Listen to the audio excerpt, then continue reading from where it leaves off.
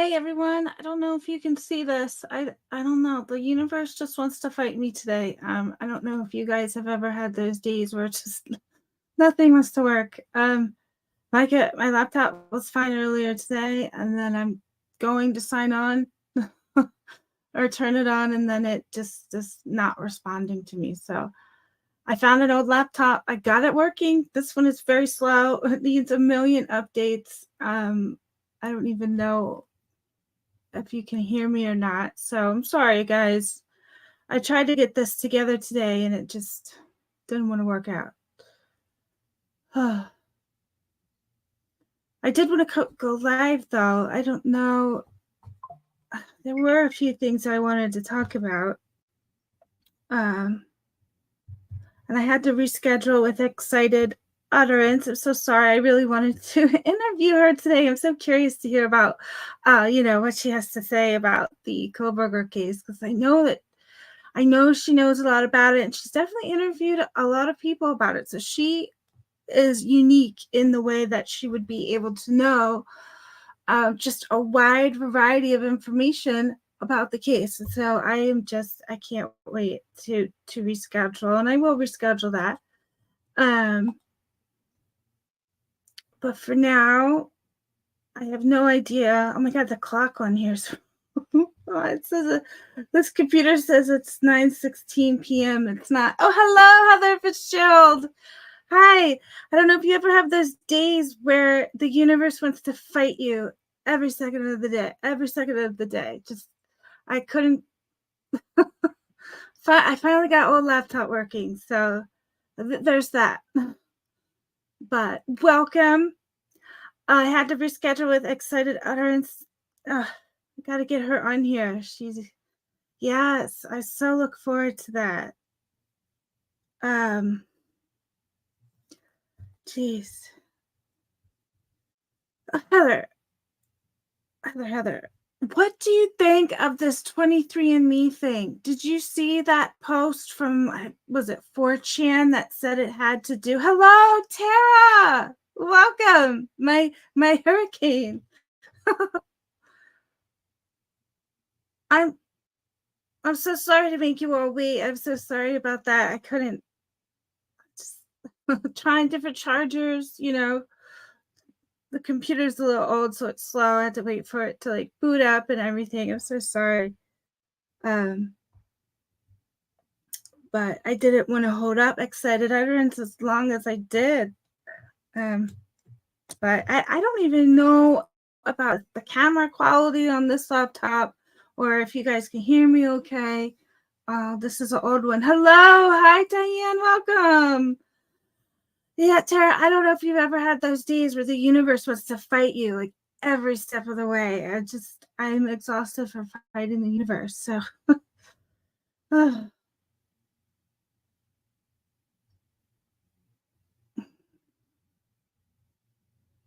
yeah.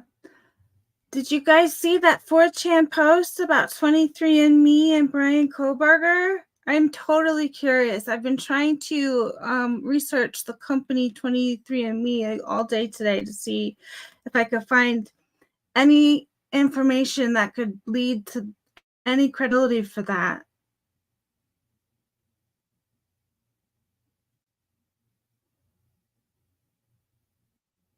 It was about the CDA lab. Oh, Anna! Welcome, Anna. Good to see you. Gosh, I'm all flustered, but I had some things to show. So I wanted to show picking up the Twitter. So I was going to have a visual. And now they're going to make me sign into it. And I don't know. I don't remember any of my passwords. Does anyone ever remember any of their password? Is it going to sign me in? Yeah. Oh, thank you, Tara. I am so curious. This 23andMe. And while I was looking up 23andMe, I'm wondering if 23 was concerned too. Interesting. I wonder, here's Heather Fitzgerald again. Heather Fitzgerald says, I'm wondering if it's not like how all the YouTubers went wonky last week, likely out of concern for the new judge. It's going to have up his sleeve. Yeah.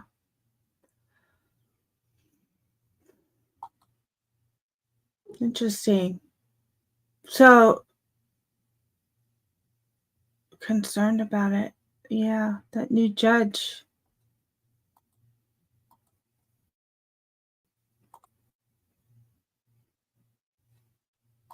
Oh, it's going to let me go in here. It's telling me I have a login alert. I got it. That was me. Let's let it over here. You didn't find anything shady on him, Diane? Well, I think someone said that he could be friends with Mr. Green, but I don't know. I don't think there's any documentation or anything to back that up. Them dropping all their narratives heavy, worried about the new judge will expose. Oh, yep.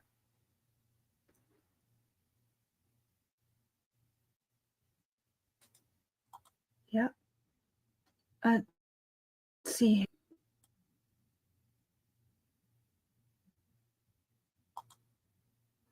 So when I was researching 23andMe today, a lot of things came up about like the people who actually did the tests, and they were saying that like sometimes their aunts would come up as their cousins or a half aunt, but like that's their aunt. So then I was wondering if DNA companies can really tell when people are closely related, can they differentiate between family members? And the answer was they couldn't. That, let's see if I have the article. The 23andMe, they in 2023 they updated their algorithm to help with that because it was really messing things up. What if I just open that?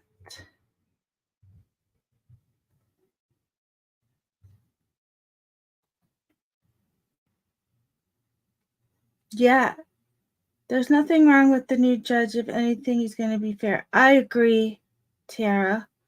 Oh, Cassidy Kane, welcome. Yeah.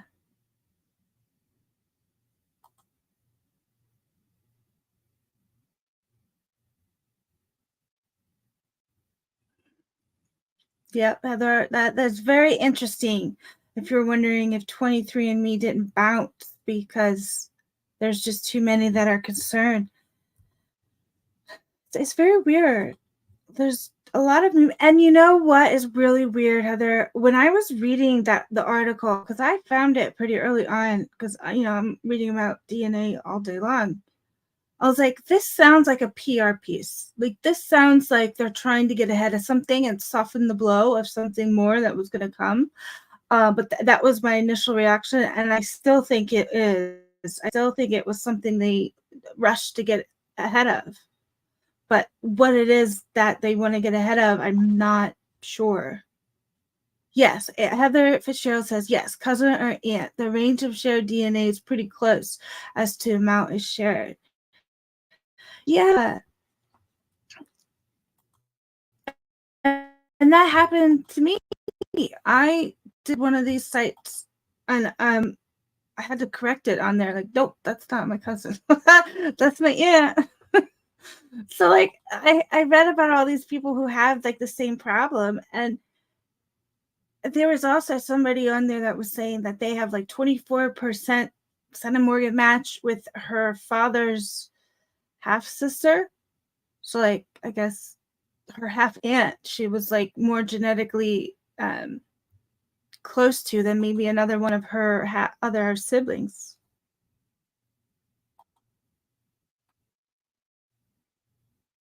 I mean, everyone don't decide to dip, right? Yeah, which is very strange because even if they are trying to get ahead of something, usually they will have like a fall guy or someone that they'll say, they worked here for so many years and like, there's been this and this and like they just have a name to go with it. Oh my gosh, it says not responding. I don't even know. This freezing, this old computer. Um, let's see. But to have all of them at once is kind of alarming. That means, yeah, I mean that means they're trying to get out of the way of coming, and they dipped out, right? Likely because of a favor for a grandparent genetically. Okay, right. Okay, Heather, that makes sense. That Colorado lady was making up for years. Yes. Anna says that's right. Santa is still in the picture. Now, that is very interesting. So, what happens if the prosecutor who pressed charges was just like, me and my office, we're not going to do it anymore? I guess that happens, and so that it's fine that the attorney general's office takes over. I'm sure that that's happened before, but I have to wonder. Diane says, was there another case in Idaho where they got the wrong guy because of IgG? Yes, Brian is not the only one. There was another one. Actually, I think there were two others, but one of them, I think what happened was they arrested a guy, but it ended up being his neighbor. So I'm sure that that's so crazy. Sounds like a soap opera.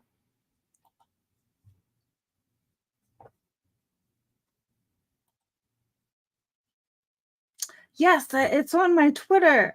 I saw that, and there's some YouTube videos on him where he was like, I was being interrogated and like they wouldn't let me go, and I had no idea what was going on. Yeah, it was a really bad situation. Yeah, I know you're so right, Heather. You're saying that we don't even know if the IgG led to BK. Right. I don't know. And I guess for now, since we don't know, we can play both sides. We can like kind of have like a thought experiment for the side, okay, maybe they did, and maybe for the other side, okay, they didn't. So then what are those options? Okay, Diane, you're saying the wrongfully arrested guy helped parents of the victim find the actual killer. That is absolutely amazing. Okay, so Diane shared that about 6 months ago. Okay.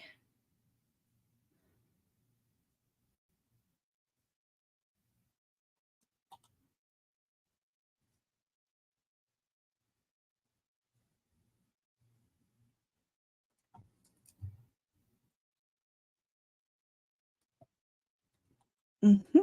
We do know the ticket.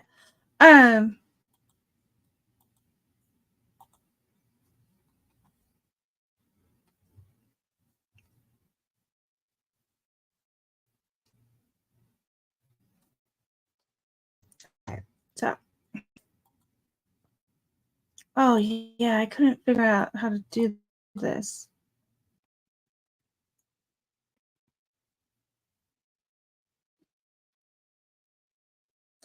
I just want to search my own profile so I can show you an article. But I don't know how to. Okay. Oh, it's probably gonna freeze again. I don't know what I'm gonna do. Like, is this the one I used? Yeah, I don't know. Hopefully, my laptop is just like out of the blue. it's going to work again. I don't want to have to buy a new one. Invalid. I am.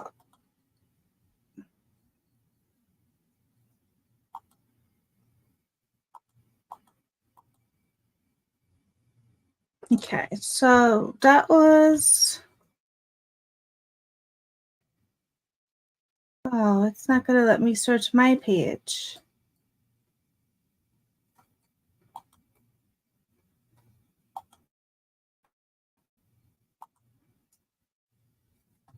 Okay, so. Oh, you know what I wanted to do, Heather? Because I think you suggested it, that we watch Stephen Mercer again. That I think that was you or Sarah D. Irish. Somebody. Do you want me to look for it? Diane, if you want us to go over that, by all means, I'll pull it up.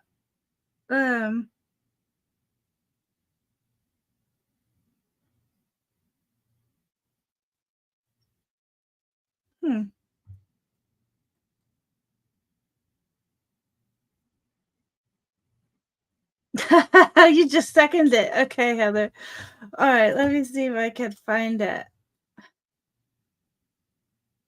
Let's see. So we can get Diane's article if she wants us to look at that, and then we can also look at Stephen Mercer. It's been so long since I watched him, and I'm sure like the second go around, that I will get some different information than what I had before. But he's fantastic, and the way that he helped create and pass the laws for IGG in the Maryland courts, it's absolutely amazing. There's just some great minds out there.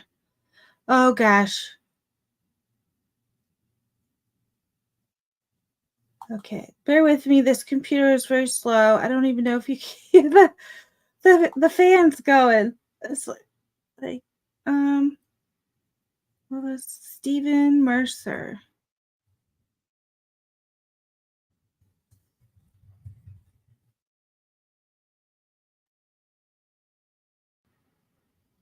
Brian Koberger. Yeah, that's you.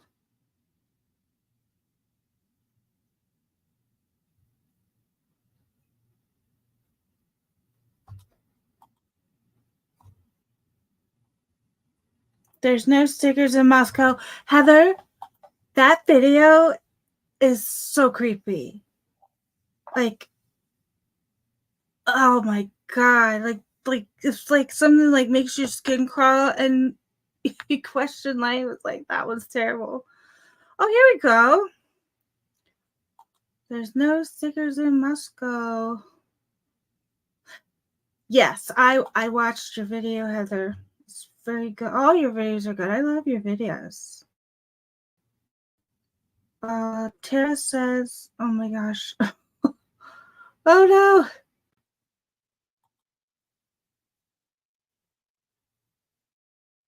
The warrant for the Coeur d'Alene Police Department forensic lab was December 1st.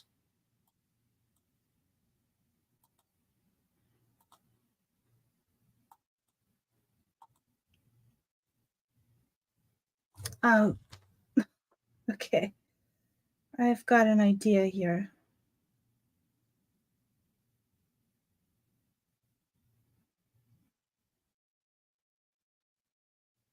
Does it even show that I'm on here?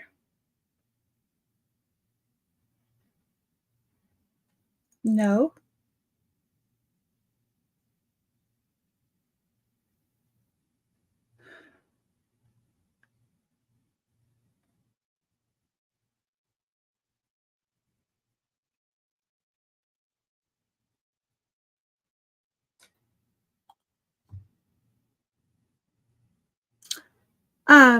So Heather says, the reason I paired it with Dan Abrams is because he and Jesse were talking about how dumb to intentionally leave the sheets behind, and the other guy.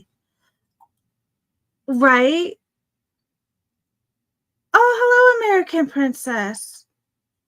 So I know that the mainstream media has really messed with logic and decision making with this case. I have no idea how that happened, but I think in another reality, it might be like, oh, well, the sheath was found next to a victim. Maybe the victim was using it as for self-defense, and that's why the perpetrator may not have picked it up because it's not his. He's not worried about it. He might even not realize it was there.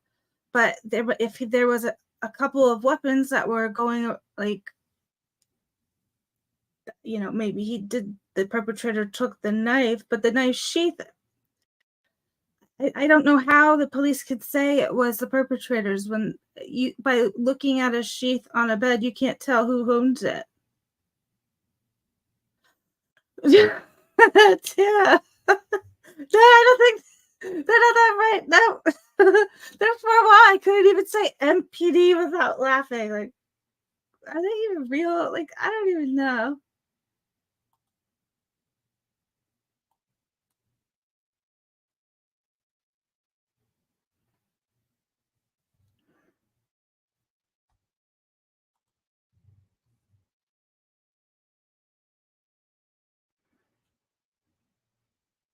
Oh, here we go.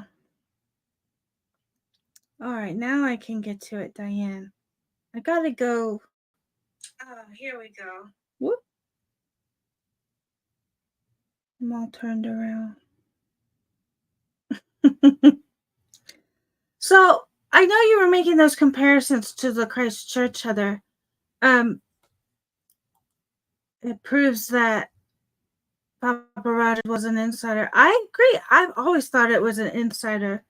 So your point was that Papa Rogers was pointing to Christchurch to make it look pretty. It's not. Does Christchurch have anything to do with this, you think?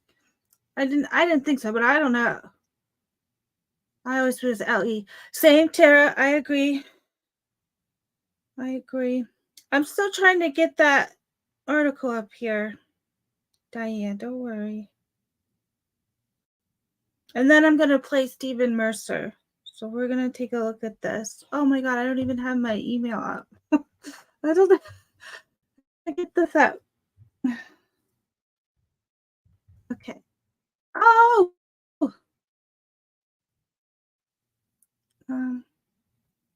Can I just click on here? A mother's pursuit for justice.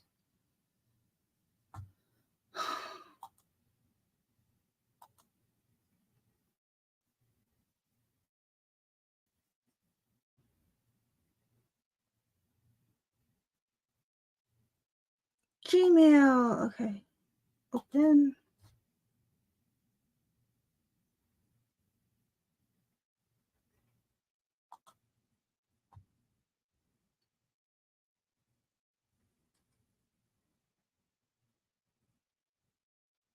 Okay, yeah, Diane, we can watch the documentary on that.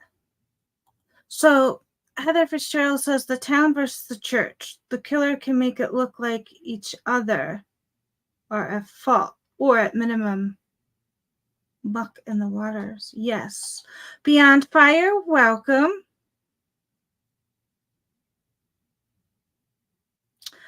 Yes, I agree. They definitely tried to use a photo that looks like BK, insinuators BK, but yeah, they're using tactics, police tactics or FBI tactics from like the early 90s. Like, yeah, like the advertising for themselves when they use Papa Roger. Like, oh, that's definitely law enforcement. There's no other way.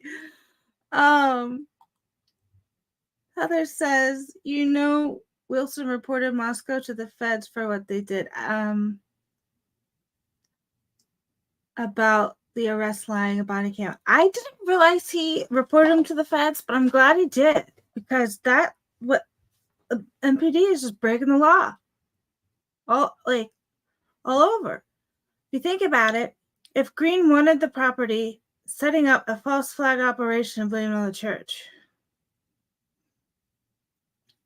Well, yeah. Yeah, he strikes me as a person that would try to devise a plan to make it look like somebody else, for sure. Or vice versa. Oh, Heather, now we get into it. Oh, thank you, Diane. Idaho and Phoenix. Uh-huh. The purchase of the Phoenix. Oh.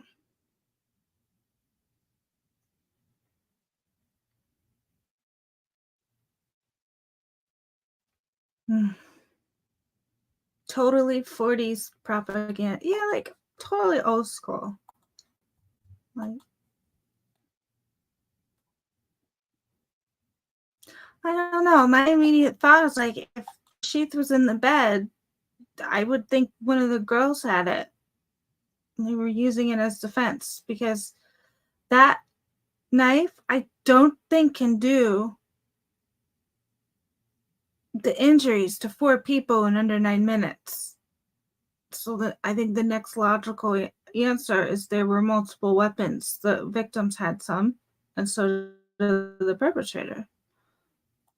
Restart your computer to complete installation. No! I don't want to do that. I don't want to update all the stuff. Okay. I can share my screen. Share. I want to pull up this article. Oh. What's the dealio? Here we go. Here we go. Can we see it? No, I still see me. Oh no, there it is. Miss Potts, hello and welcome. And Rosie is right hand family to Wilson. That is a little weird, that relationship there. 3 senators openly oppose the Phoenix purchase.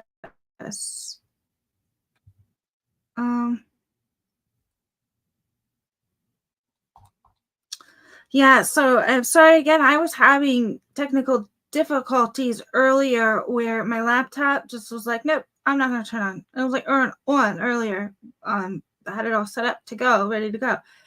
And then, so I had to cancel with Excited Utterance. So sorry about that. I will reschedule with her once I figure out what's going on with that laptop. I found an old laptop, and then it took me forever to get it working because it took forever to boot up, and then it wants me to update everything, and I'm not signed into anything anymore, and then I have to remember all my passwords, so. And I thought, you know what, I've been meaning to go live, and since I have this, I don't know when the next time I'll be able to go live is, because I don't know what's going on with my regular laptop. But since I have this, I might as well just see what I can do with what I've got going right now, because once this live stream goes off, there's all bets are off. I don't know. Miss Potts, I don't know if you've ever had those days where the universe just wants to fight you every step of the way, and that was today. So, but here we are. We're going with it. We're just gonna fight on through. Okay. So this is the article that Diane was talking about. Maybe I can go full screen. Does that make it any better? Okay. 300K. So, a mother's pursuit for justice overturns wrongful conviction, catches the true killer, Carol Dodge. Yes, this is the yes, thank you so much, Diane. This is the one I put on my Twitter as well.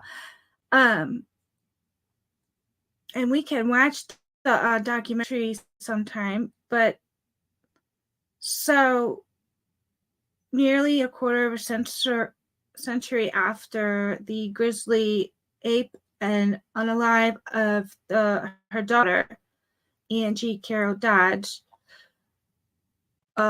tireless pursuit of justice led to the overturning of a wrongful conviction that held for 2 decades. The helpful authorities put the true murderer behind bars. I can't even express how hard this journey has been, and the hundreds of people affected by one person's choice to take my daughter's life. Dodge said during a police press conference in 2017. So Annie, her daughter, was 18 years old when she was killed at her Idaho Falls apartment in June of 1996. The teen was stabbed multiple times, according to the investigators. They cautioned me it was a pretty graphic and violent scene. A lot of blood, said the Idaho Falls detective Jeff Pratt. It was probably the worst case I've ever seen. It's a nightmare. That's terrible. Her daughter had moved out of the family home for 3 weeks. Oh my God. And I moved out after the two disagreed over a house rule. Oh, my heart. I don't know.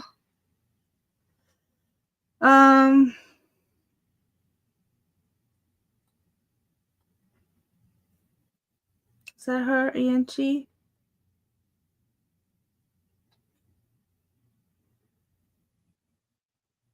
We collected over 100 different DNA samples, and there wasn't any matches.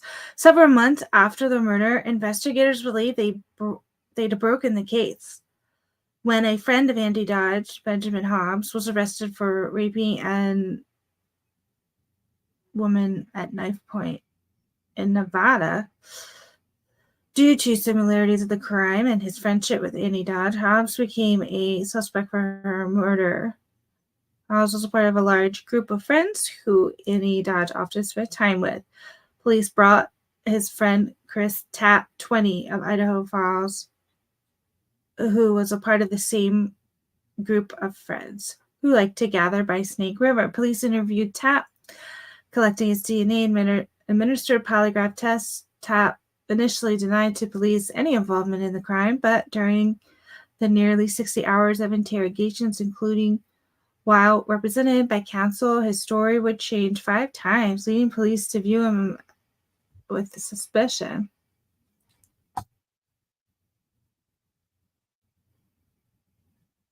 A month later, Tapp was charged with first-degree murder, rape, and use of deadly weapon and the commission of a felony.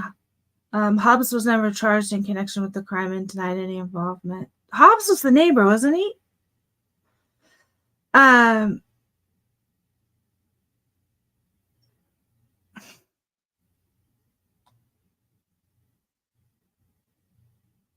So Carol Dodge went to every day for daughter's murder trial and was a visible presence in the courtroom. She wanted the death penalty. She wanted Chris Tapp to suffer the way her daughter had, said Cece Moore. Oh, we met Cece Moore, a genetic genealogist and ABC News consultant who followed the case. The jury found Tapp guilty in May of 1998. When the jury verdict came down, it was just sadness, pure sadness, and Tapp, I couldn't believe I was going away. I can't say with equivocation that Mr. Tapp, if he had not confessed, there would have been no conviction in this case.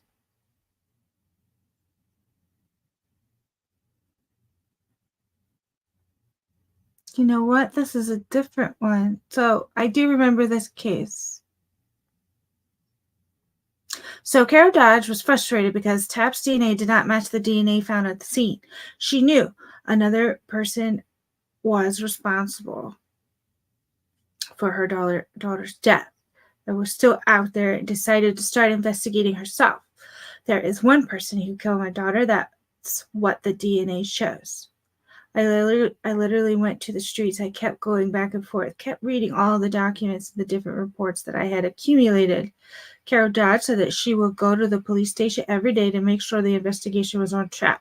She continued to investigate her daughter's murder for another 20 years. In 2008, a turning point came in her investigation when she decided to study all 60 hours of Tapp's interrogation tape. She found discrepancies within Tapp's interview answers and realized he didn't know much about what happened that night. Chris Tapp was not there. Dodge concluded. How powerful is that? I can't even imagine being the mother of something that happened like that to my daughter and watching the tapes, and 2, realizing, whoa, this guy was not there. That, I don't know. This woman is something else. Good for her. I look at Angie's case for 23 years, and I have been trying to put this puzzle together. The center is missing.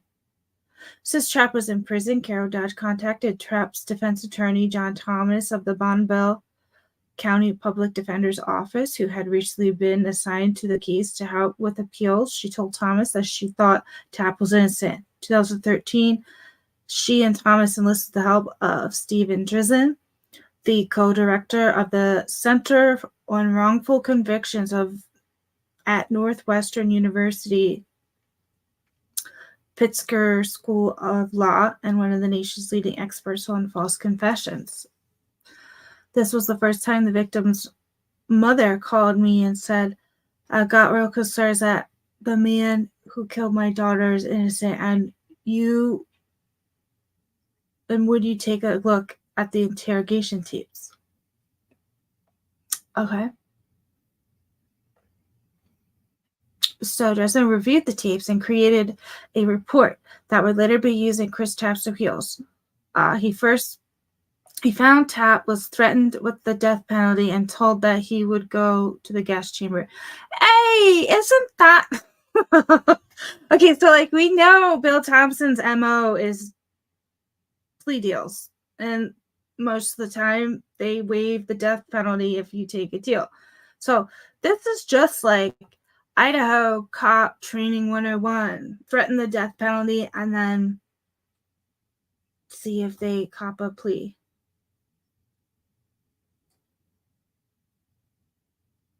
Yep, very true, Tara. Strange paralyzed, the Harm River sister, yeah.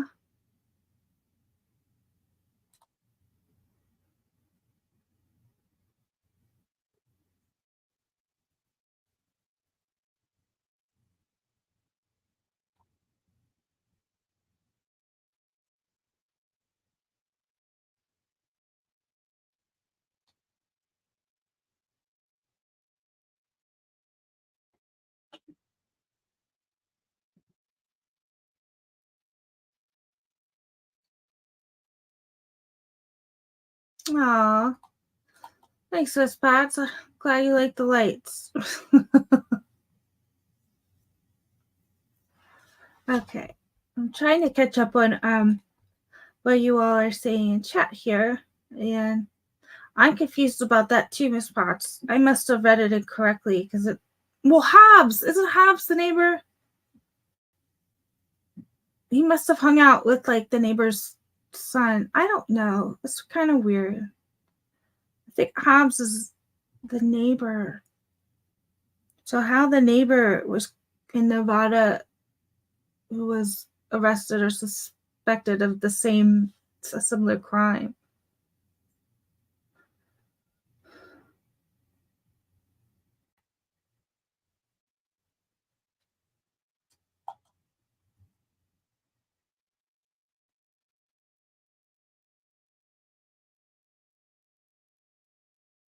Your Astro data. Awesome. Very cool, Heather. He was the neighbor. That's what I thought. So the neighbor was the one who was living in Nevada, and he was the one who was suspected or convicted of a very similar crime there. And so I think eventually the story ends up that Hobbs used to be the neighbor of, was it the victim or Chris Tapp or something? And then he was initially interviewed, or maybe they went door to door and asked him questions and they didn't think anything of it, and he got away, and then he was able to move to Nevada and do it again. And so then they eventually, at the end of the story, they figure out, okay, it is him. He did this before he went over to Nevada. Yeah. But where in the world I read that they hung out with Hobbs, I don't know. That shouldn't have been in there. Neighbors to the victim. Thank you, Tara. That's what I saw. The neighbor.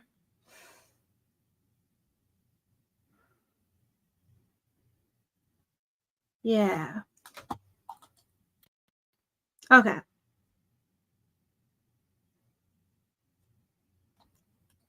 So during the interrogations, Tapp had also confessed to holding down Angie's arms while she was aped and murdered.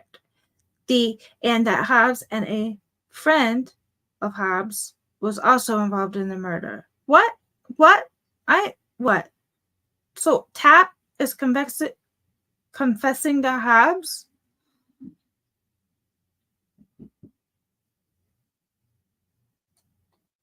Yeah, I don't know.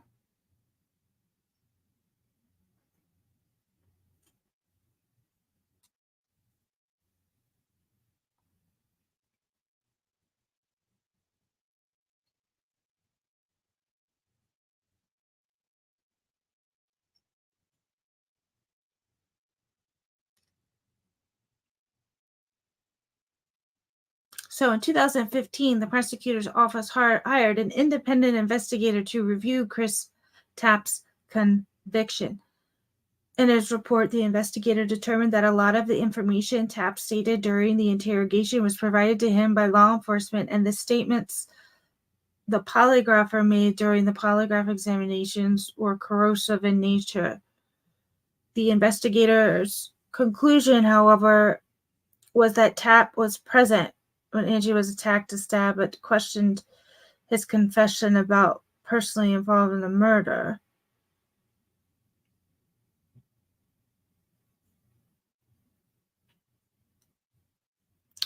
So, prosecutor Dan Clark issued his own report in 2016 that determined that statements Tapp's attorney said were coerced were similar to the statements Chris had made to acquaintances, and concluded that there was no evidence that could exonerate Tapp at the time.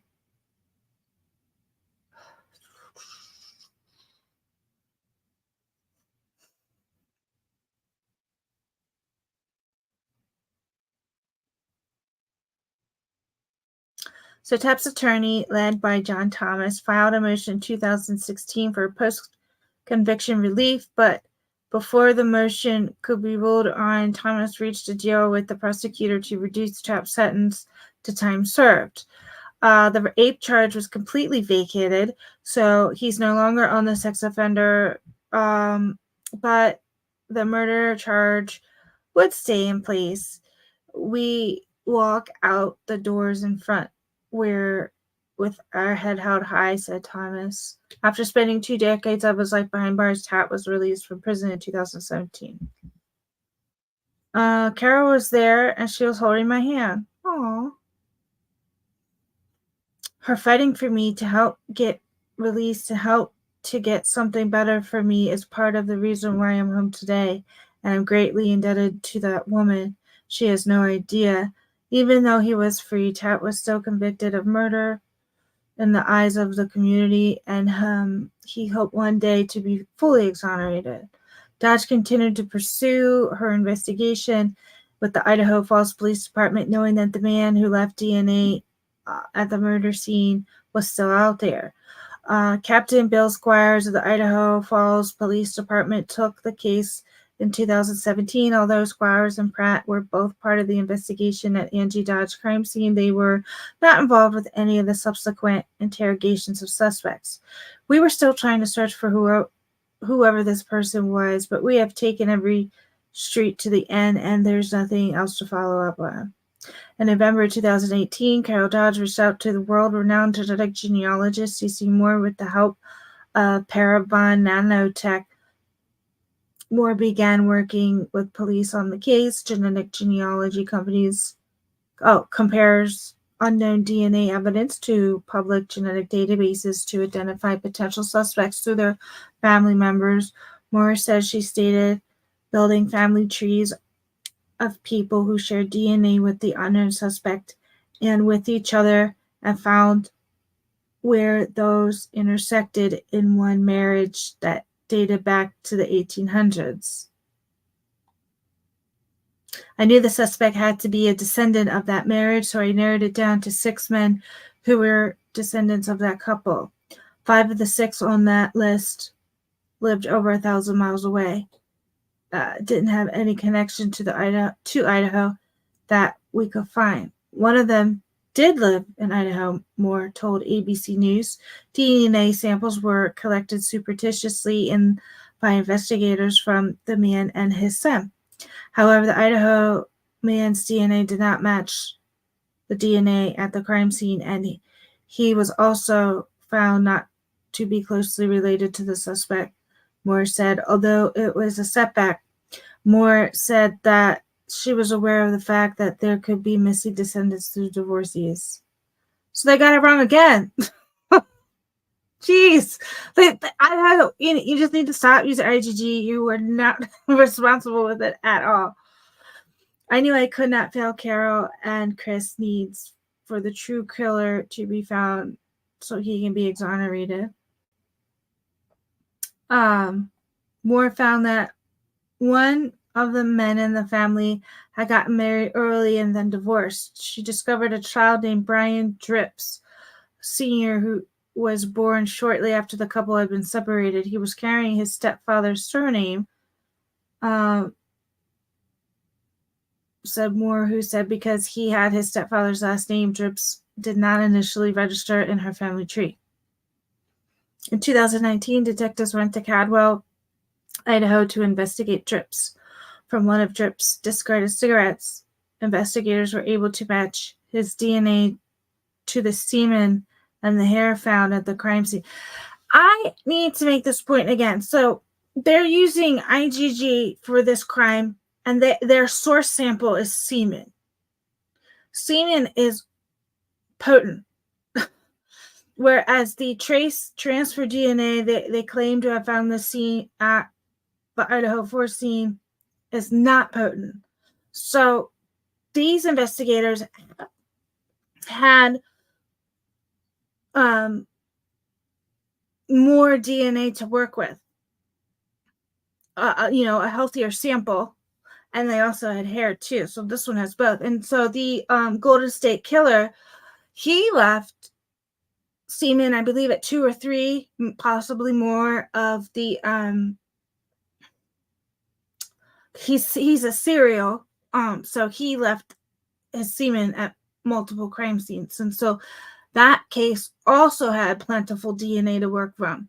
The Idaho 4 case, yes, they are using IgG, but it's suspect because the source DNA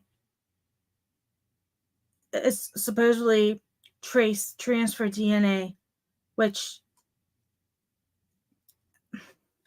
I there's problems with that because it is not plentiful. It's damaged, and it probably shouldn't have survived the entire time it did until they actually got around to testing it. So anyway, we just got to make that clear that the source DNA in this case was semen, and that's much different than the source DNA in the Idaho 4 case. Okay, so police also discovered that Drips had lived across the street from Angie Dodge when she was killed in 1996, and that he moved away from Idaho Falls the year of the murder, police said. Drips was 53 years old at the time, was arrested on May 15th, 2019, and charged with Annie Dodge's murder and rape. During the police interview, Drips was confronted with the DNA evidence. He admitted to the crime, and he said he went to Annie Dodge's apartment alone and committed the crime alone. He kind of slumps a little bit. He was silent for a couple of minutes, and then he said, I did it. I aped her. And apparently I yelled her. This was the way to make this nightmare finally come to an end. It was huge. It was a huge victory for me. Drips told police that had gone to Angie Dodge's apartment with the intention to ape her, but not kill her. Says Squires. Drips admitted that to no one else was involved in the crime. Just 23 years ago, we were in the same building, hearing the sad news that she was gone, said Carol Dodge during a police press conference announcing Drips' arrest in May 2019. Thanks each and every one of you guys for putting up with my craziness, she added. During the same press conference, Idaho Falls Police Chief Bryce Johnson said that this case could not have been solved without Carol Dodge. She's doing the work for the Idaho State Police. That's So Carol, for 23 years, every second of every day, she had been looking out for her daughter. The case begins and ends with Carol. Yeah, it does.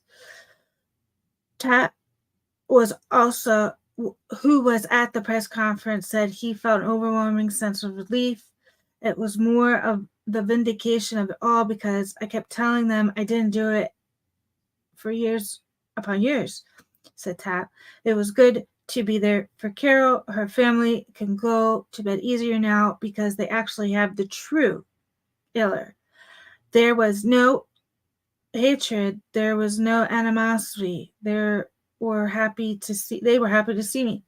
Tat was exonerated in 2019 since he has filed a civil suit against the city of Idaho Falls. Good job. And 7 former Idaho State Police Department officers. Yes, I hope Brian Koberger does the same thing. In response to the lawsuit, the city of Idaho Falls released the following statement. The city has an obligation to the public to exercise great care in all legal matters. In any pending litigation, public statements always carry the possibility of being used by the various parties involved to benefit or detriment of the others, which is why we generally do not provide comment on legal matters. We are aware of the lawsuit and the demands being made by Tat's attorney and intend to respond to them through proper legal channels in the course of the legal process. The defendants as a group have filed a motion to dismiss. On February 9th, 2021, Drips pleaded guilty to the rape and murder of Angie Dodge. In exchange for Drips' plea, prosecutors recommended that he serve life in prison with parole eligibility in at least 20 years. He is scheduled to be sentenced on April 27, 2021. Without Carol Dodge, Annie Dodge's murder would have gone off into the annals of boxes upon boxes in some basement, said Thomas. Over the span of almost 3 decades, Carol Dodge said what kept her going was thinking about the last night.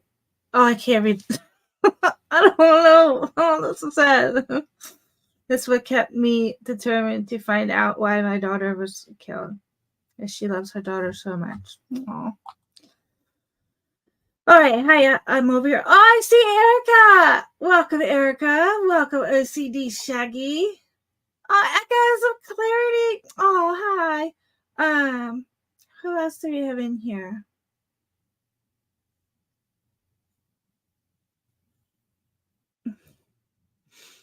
Dolly Talk. Welcome. Oh, Dolly Talk is from Excited Utterance. Welcome, friends from Excited Utterance. Welcome, Dolly Talk. All right, let's see. Where did I leave off here? Okay, I would love if you could explain. Yeah, let's get together, Diane, and let's figure out what we can do on a live. Wonky doppelganger situations. Oh my gosh, I don't know if you guys listen to what's her name? Raven? Was it Raven's Reading Room? Anyway, she's a woman who reads stories. That's sometimes I put her on in the background. She's a doppelganger. Like I don't know like where her accent is from. Like when she reads, it doesn't really sound like she has an accent, and then she's like doppelganger. Like you think doppelganger, real funny. All right. Anyway.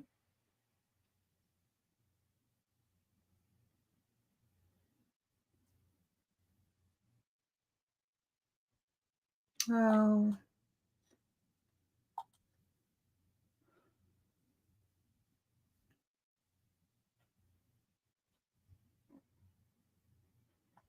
Yes, Diane, they messed up the DNA big time. I mean, even when they were trying to correct the DNA, they got it wrong. It's like,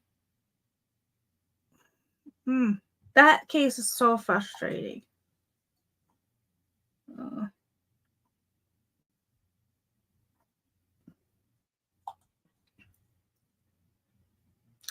Tara says, did you know Eliza Massa was co-counsel for Dodge? She got the DP taken off the table. Here we go. She's a force to be reckoned with. You know, maybe like a storm or two.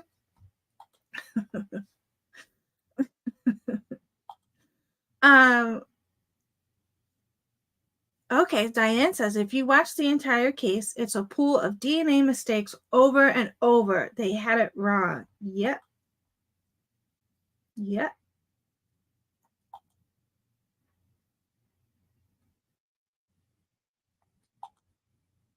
Heather Fitzgerald says, oh, I can't add yours. I don't know if I first, but Heather Fitzgerald says, our military doesn't use such DNA. That should tell people all they need to know. Exactly. They don't trust it. They don't think it's reliable. And they understand how it works. And, you know, the case that we were just reading about is a perfect example that, gosh, they had the wrong person to begin with, and then they do the IgG, and then they find someone in a family tree, but since the actual person who matches the DNA was somebody else under a different name, and like all of these factors can happen. And you know, that case alone, okay, I don't know, because sometimes the DNA has nothing to do with what happened at the crime or during the crime. So that case happened to be okay, so the guy confessed to it. But I know that there's, yeah, they still got it wrong.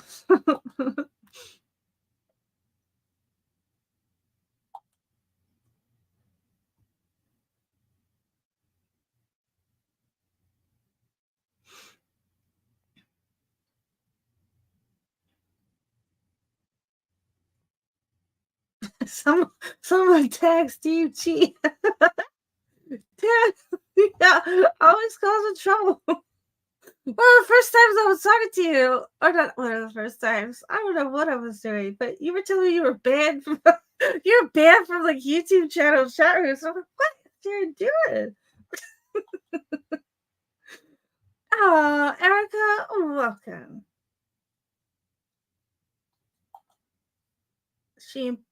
Diane says she embraced the guy that went to jail and didn't do it. Yeah, that would be me. If that was me, I would be calling Bill Thompson every day, be like, what do you got now?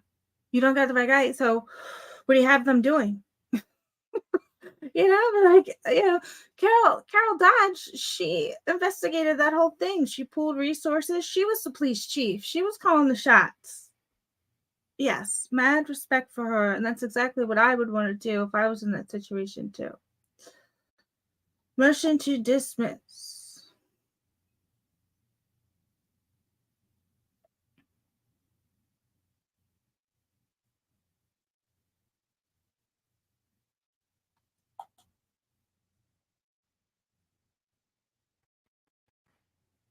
Well, OCD Shaggy, welcome. So here, we are very happy to have you here. So, well, next time you come, you won't be extremely new anymore. You'll be one of us. Oh, thank you, Heather. Heather Fitzgerald has great videos. Check out her channel, and so does Echoes of Clarity. Very good channel as well. Oh, thank you, Echoes of Clarity. It's so sweet.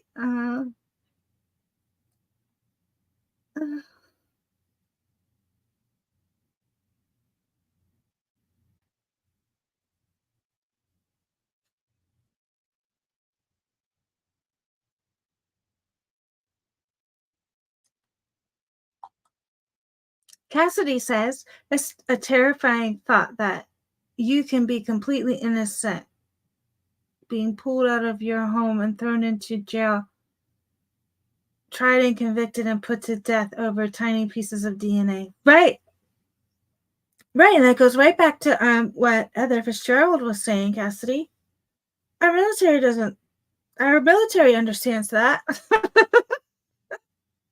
You know? Oh, 30 years and still didn't learn. No.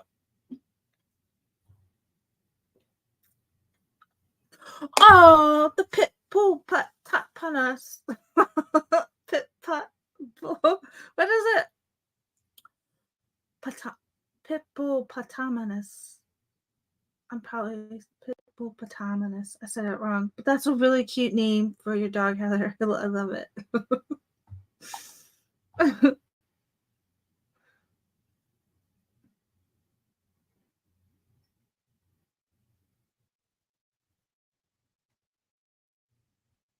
Right? Oh my gosh, Erica, the 23andMe, I think that's absolutely fascinating. There's something wrong there too. Something very wrong. And if it is in any way related to this Koberger case,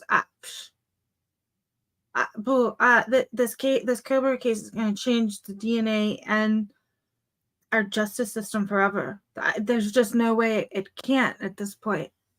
Like, fascinating. I can't wait to find out more information about that 23andMe, Erica. Pitbull Pataminus. I feel like I'm at Hogwarts. Hold on. Okay, so clarity. Just tag Crazy Jen with mine and Heather Fitzgerald name. I'm sure it'll get to him.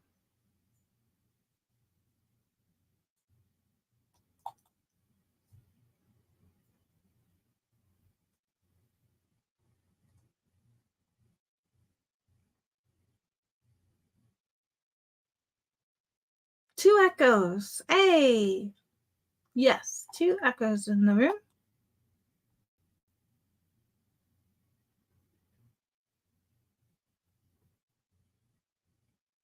It's like Europe, World War II. Huh.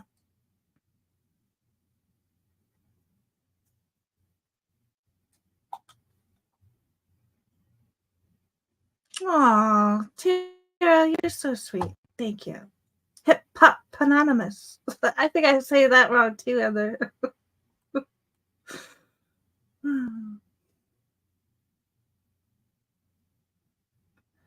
Echoes of Clarity.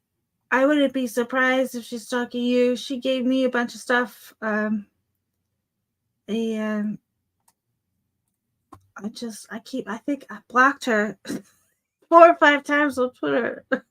it just keeps coming back. I agree, Tara. Knowledge is power. Yeah. I agree, Cassidy Kane.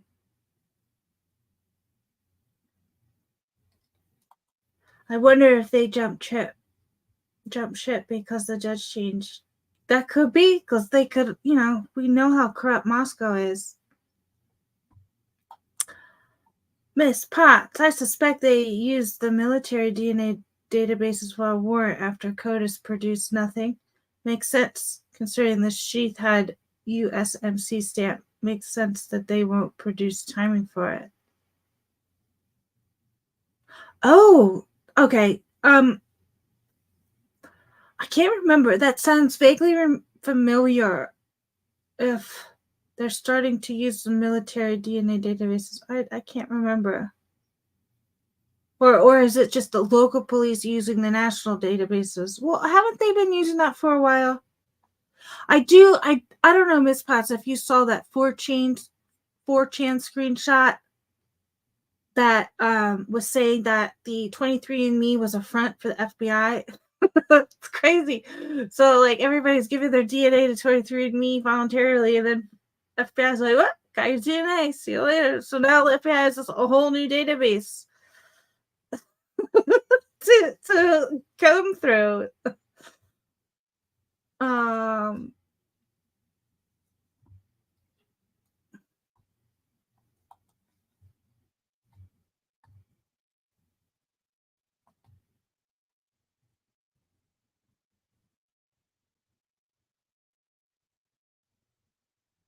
they had fires in a lot of labs.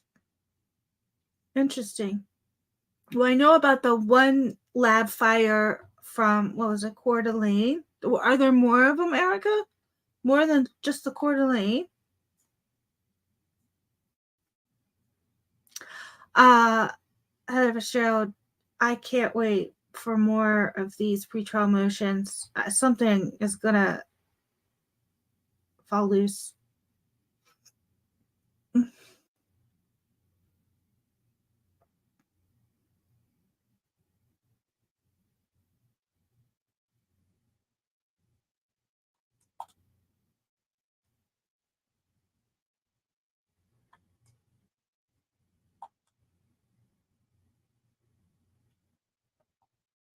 Okay, I think I am caught up. I think Erica's the no, we got Tara here. Tara's the last one.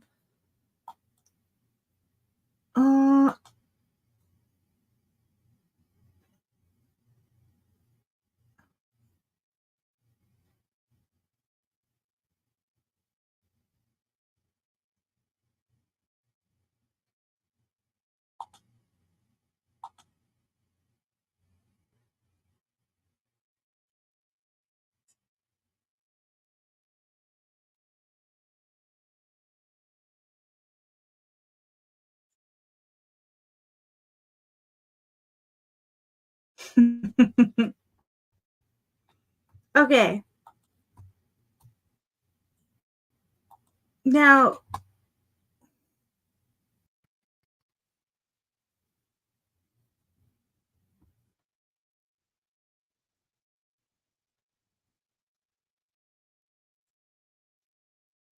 you know what? I feel like long crime give me a copyright strike. I just have to figure out what date this is.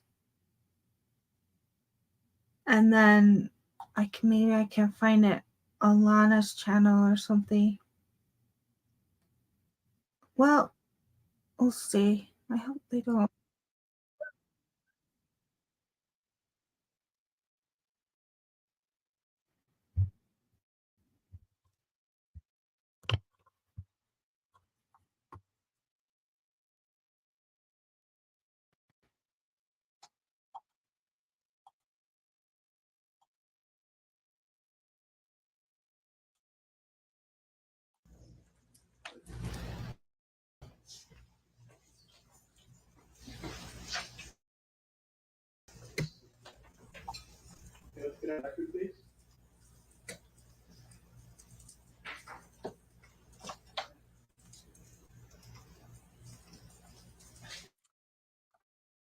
August 18th. Okay.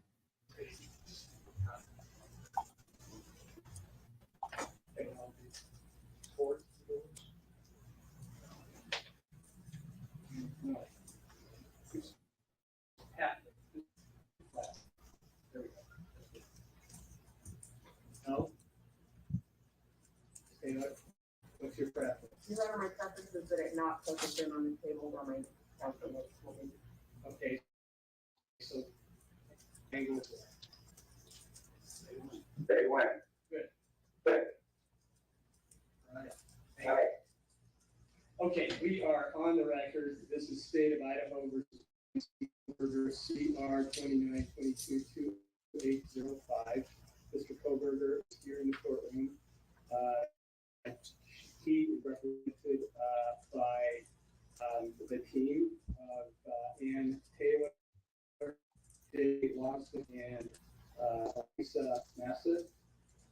We also have representing the state, Mr. Thompson, Bill Thompson, Ashley Jennings, Ingrid Beatty. We have several motions set. The state's motions are motion for protective order that is related to the investigative genetic genealogy DNA issue, which is related to the Mr. Koberger's motion to compel, seeking those genetic genealogy information. discovery. We also, there's also in opposing that, a second motion to stay proceedings regarding alleged irregularities of agreement. And from the state, we also have a motion to compel notice of defensive alibi and a motion for scheduling order. So that's what we're going to hear today. I think we're probably going to use most of the morning with the motion for protective order and the third motion to compel. We expect some testimony from Mr. Koberger's team, and that's where we're going to start. So, Mr. Thompson? No, Your Honor, thank you. Okay, Ms. Taylor? Nothing preliminary, Your Honor, we're ready to call it. Okay, we'll do that, and then we'll move to the next. I thought about who should go first in terms of the arguments. Mr. Thompson, go ahead. No, that's good.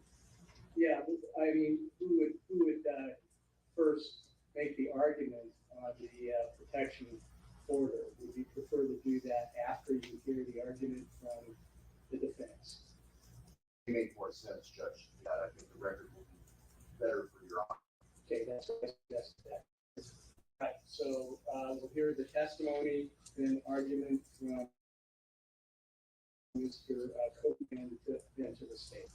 Your Honor, just for the record, Mr. Nye, baby, or in this particular state, the proposed witnesses, Mr. Koberger and Mr. Nye, of course, that will be prepared for. Okay, excellent, thank you. All right, call your first witness. Your Honor, along those lines, inform the court that I'll be handling all of the witnesses that we call today. Ms. Nassau will be our argument for the Barlow house and probably the rebuttal to the order. Okay. Need to remind me as we go along here. That's fair enough. Okay, Ms. Beatty. For other housekeeping matters, that I'd like to put on the record. Okay. With regard to these witnesses. With regard to Ms. Barlow and Mr. Mercer, the state made its concerns on these two witnesses clear in its reply brief filed on July 14th. But the state believes that calling two attorneys to testify about legal conclusions during a discovery dispute is not proper. Both Mr. Mercer and Ms. Barlow consult with defense attorneys on discovery issues, calling them to testify about legal conclusions, and a discovery dispute is handed out to the state, calling prosecutors to staff witnesses to testify about training that they've done in a specialized particular area. That's a path I don't think we want to go down, and it's not relevant to the court, and it doesn't fall within with knowledge for the fact finder, which is the court in this case. Additionally,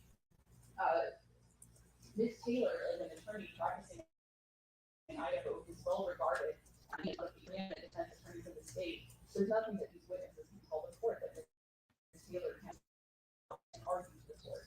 So our position is that these witnesses testimony of and it does not fall in this sort of setting too. With regard to Gabriela Vargas, the state is objecting to her testimony as well, Your Honor. We received her declaration just yesterday. There was no CV attached. Ms. Vargas is being submitted to this court as an expert witness, and the state has no way of vetting her expertise without a CV. There is no way for us to verify anything in her affidavit. It puts the state in essentially an ambush position where we're being presented with this witness with no type of qualifications. We would ask that this witness be excluded from testifying today as well. And then finally, the state would just make a blanket motion of limiting that these witnesses not be allowed to testify about legal decisions or legal arguments. Thank you, Your Honor.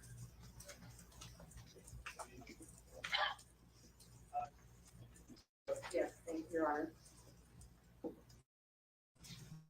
Your Honor, first two witnesses to Bicka, Barlow, and Steve Mercer are two people who have been known to the state for quite some time. What I say to you in court now is was made by court apply to in support of the order, to the motion for protective order, and an objection to it. That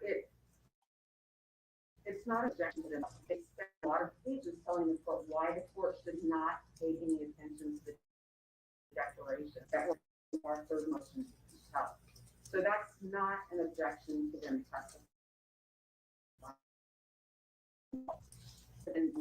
Long time. They were certainly known last week when we had a planning session and we talked about the number of witnesses that were going to testify. No objection was stated at that time either. Waiting until today, when those witnesses have both traveled and been here and been prepared to testify, that's an ambush, Your Honor. They're here, they're prepared. Their testimonies are relevant to the issues that the court has to decide. They're going to the court about two different things as it relates to our discovery rule and the information that Mr. Silverberg is seeking so that we can do our job. Your Honor, you're going to hear from witness Leah Larkin, Dr. Leah Larkin, of genetic genealogy. Oh, I just want to say, thank you, Tara. Tara has sent an awesome DNA article that we'll definitely go over soon. Oh, the audio is too low. Okay.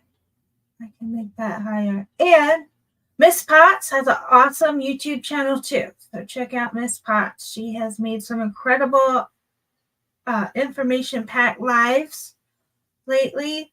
Gosh, in your last live, this class was excellent. I've been fighting with the universe today, so I didn't get a chance to comment on yours, but I was listening. I can't wait to find out more about those Frank's motions. All right, let me see if I can fix this volume.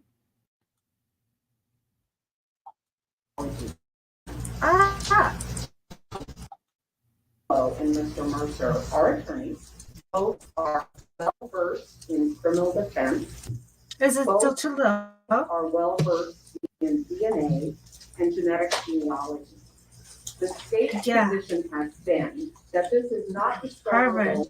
I saw that. Biotech, That's bioethics. Not the end of the story. That's not the discovery rule.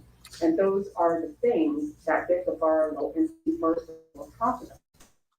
Barlow has a lot of training in DNA.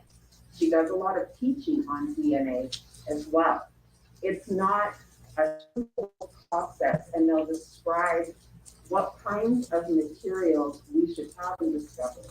Mr. Mercer will talk about what to do with those kinds of materials and why they're necessary in the presentation, the preparation of this case.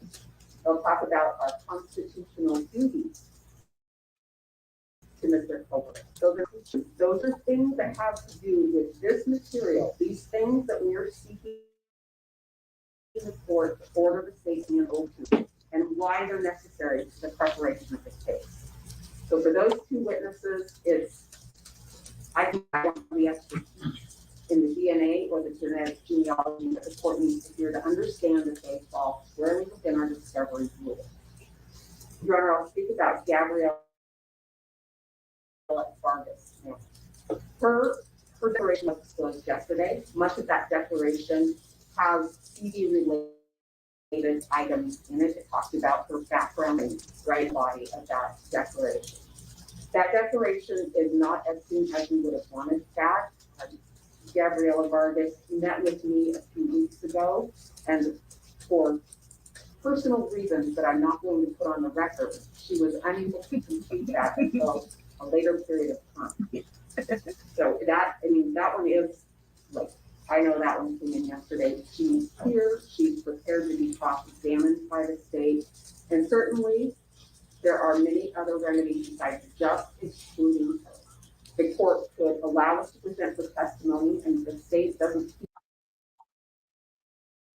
I'm sorry, I'm laughing because because of clarity is what they're calling her. WTF mom now. Oh my god, that's so funny. I can't even handle it. But I want to welcome Amanda Smith. And is Too Fast, Too Fleas in here?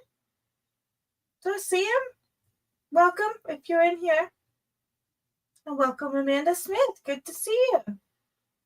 A link to Miss Paschow. Yeah. Yeah, we could do that. Oh.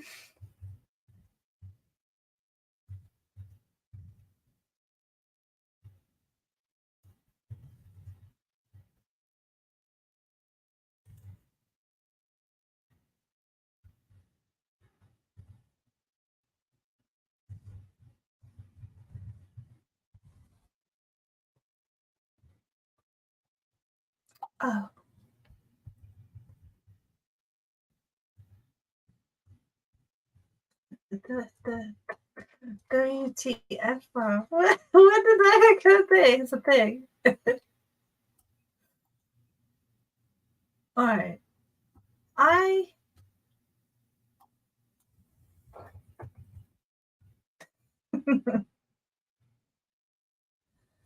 Okay.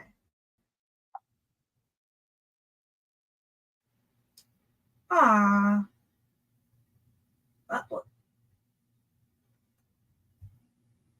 I would like to link you, but if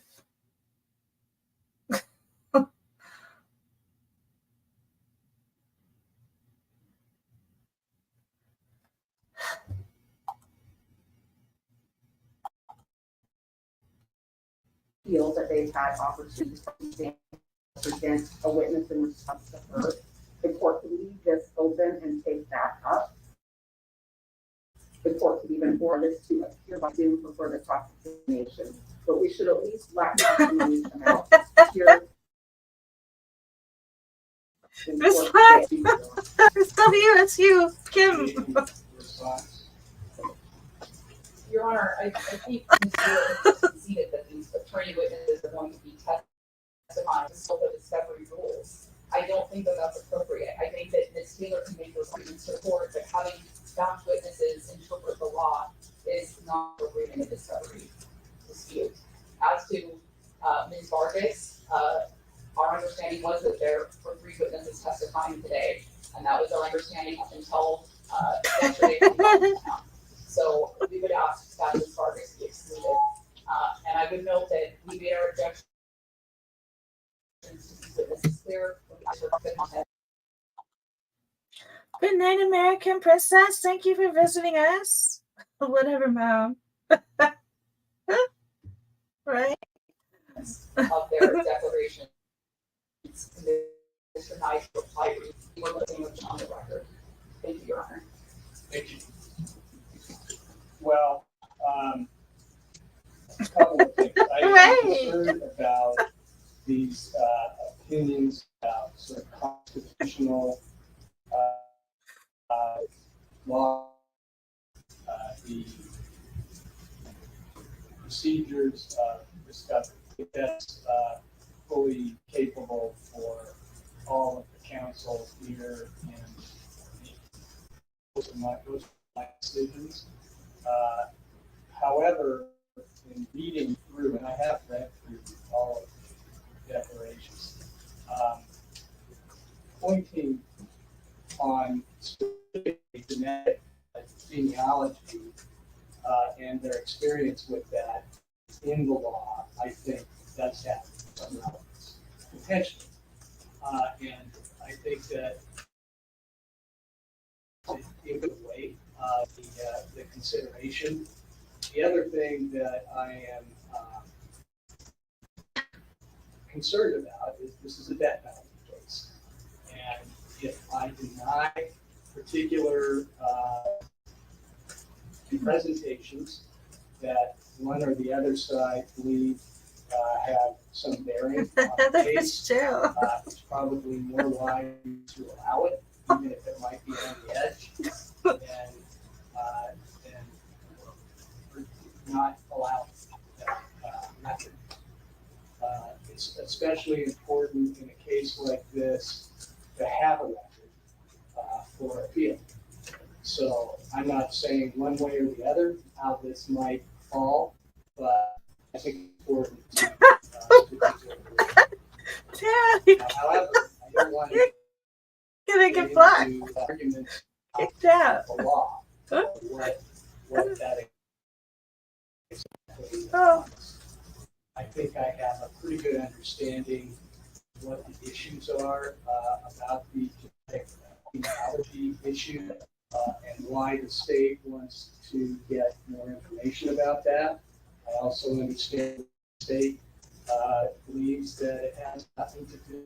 Oh. That's what I'm here today.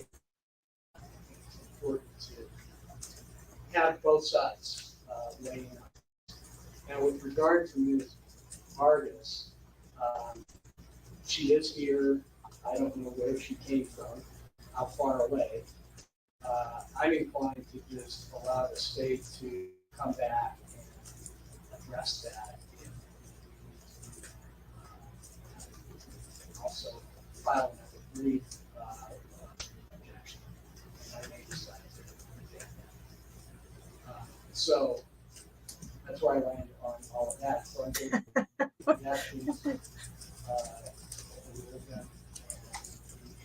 proceed with hearing the estimate. Now, if you get too far into this is what the law requires.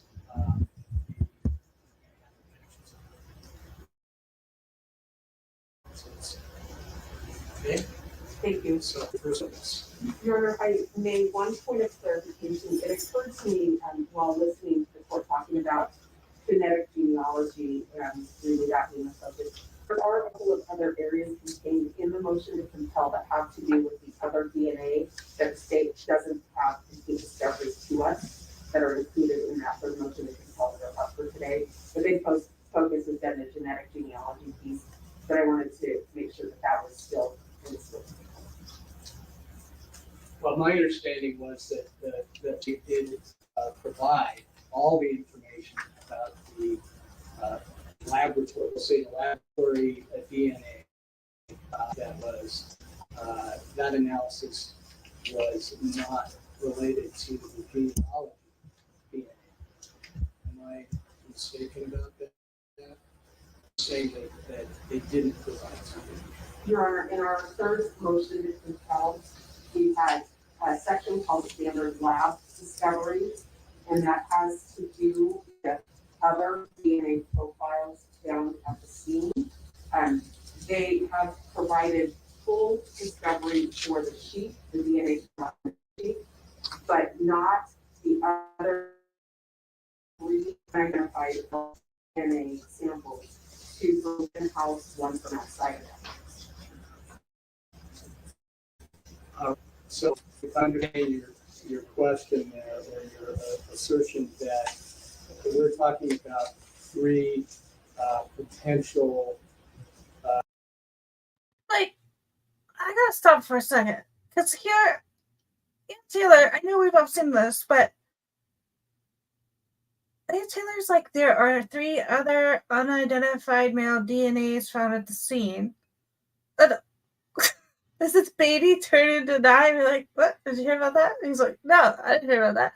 Like, you would think that, like, you would be up objecting, or like, just, you would try to put a stop, or even like just stop her from like talking or something, just to like break up the concentration of like hearing her. Right? But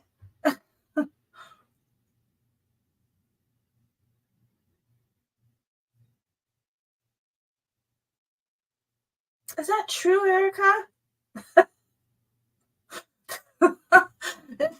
Does everybody lie that the 2 unknown DNAs were actually found on the sheet? Or they were just rubbed off somewhere else? That's so terrible.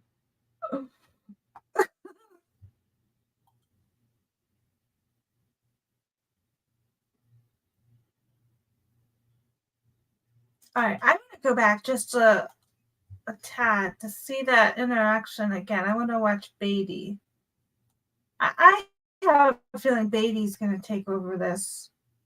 So I've been giving her a hard time lately. I don't know if you see my videos and my posts about Beatty. All right. I'm going to watch Beatty this time. Because, like, they should have had a better reaction. I would think that, like, especially there's some things on the record that I would think prosecutors would never let go unchecked or undisputed or untalked about. So, okay. Other Fitzgerald says, I thought there was 2 additional at the scene inside at the home. Yes, and one on the glove found on the 20th. Not McDonough's glove. That was my understanding as well. That the one found on the glove, it was found on a different day. So it's not the one Chris McDonough found. And that there were 2 inside the home near the bodies.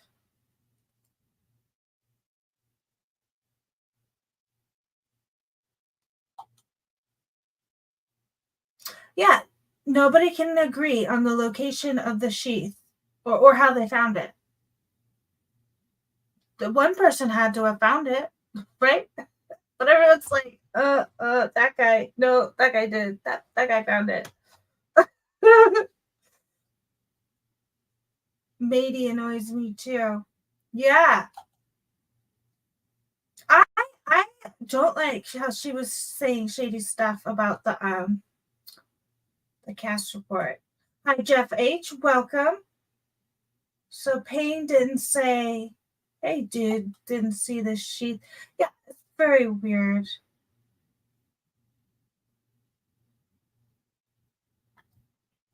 Wait a second. Not police. So you read it way back, Erica, that they had other profiles, but oddly were X'd out.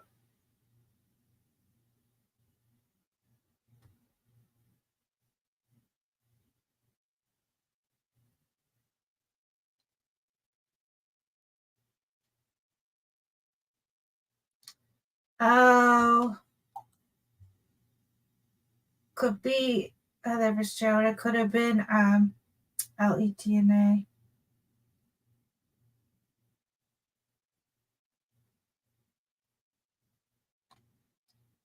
So OCD Shaggy, I think we found out with the PCA.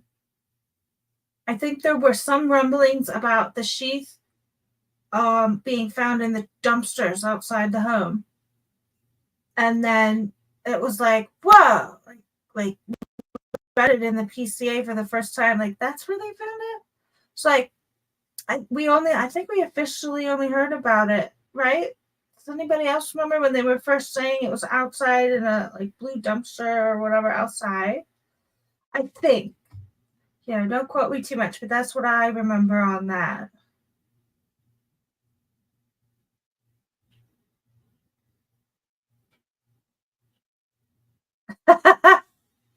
Yeah. All right. I want to look at Beatty's reaction here. I think Beatty's taken over. If she's supposed to be good. So I'm hoping she takes a look at this dumpster fire of a case Thompson gave her and is like, I can't work with this. But we'll see if she's part of the corruption. Here we go. I want to provide all the that's what was in the laboratory DNA was that analysis was not related to the DNA. Am I mistaken about that? What are you saying that they didn't provide something? Your Honor, in our third motion to compel, the section called standard lab discovery, and that has to do with other DNA profiles at the scene. They provided discovery for the sheath, the DNA. But did she even blink? Beatty just was like, I'm gonna move my head in slow-mo over tonight. Did you know about this? Oh.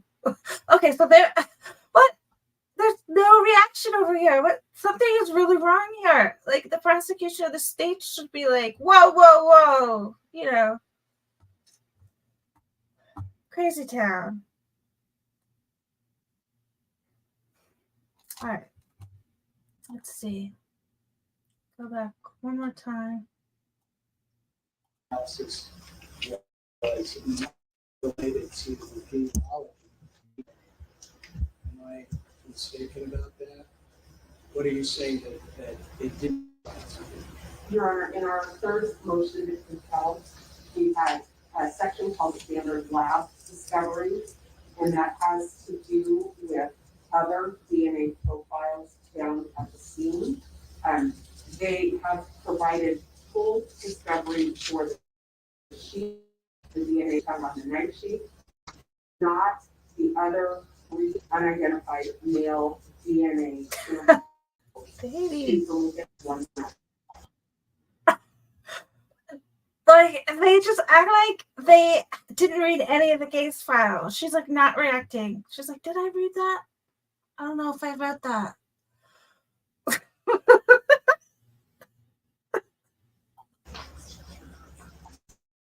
All right. So if I'm understanding your question, that we're talking about potential analysis of DNA that was not provided to you, but has no connection to Mr. Kobe. Correct. Okay, any response? Your Honor, I didn't realize that we had given the defense everything that we received from the lab. They'd asked for DNA workups on other people. To the extent that they don't have them, they weren't done. We can't produce something that doesn't exist. We provide everything. There's one outstanding lab report. The forensic examination by the lab personnel at the crime scene itself will be received today. That's the only outstanding lab report. Everything else, long notes, is what there is, and it's been provided to the defense. And if they're hoping that there's something else there, it's not there. Taylor? Your Honor, as part of our third motion to compel, it's still something that we don't have. Unexpected corrective actions, unexpected from the Idaho State Police Forensics Lab for the 6 months before and after November 13th, 2022. We did some, but it's a narrow scope, and we asked for the full year, 6 months before and 6 months after. That's also in our. I understand your responsibility is to turn over after can't get things that as well. So, I mean, there has to be trust in discovery. You're all sworn. So, Mr. Thompson is saying that there will be more lab report that is coming your way today. I heard you say. Maybe not today. We were waiting to receive it so that we can process it for this. It's supposed to be in any time. Okay, I misunderstood that. So it's coming soon. It has to come soon because we're 6 weeks away from a trial. So be rushed about a lot of things, but I'm going to talk about that later too. So what about the other claim, Mr. Thompson? Do you want to address that? The other mistakes? Corrective action log, unexpected log. We have that in part, but not the full scope. I don't know what it is that we haven't received. We provide the lab. They've assured us that they have provided us with everything that they have within the scope of those. I'm not sure what else to say.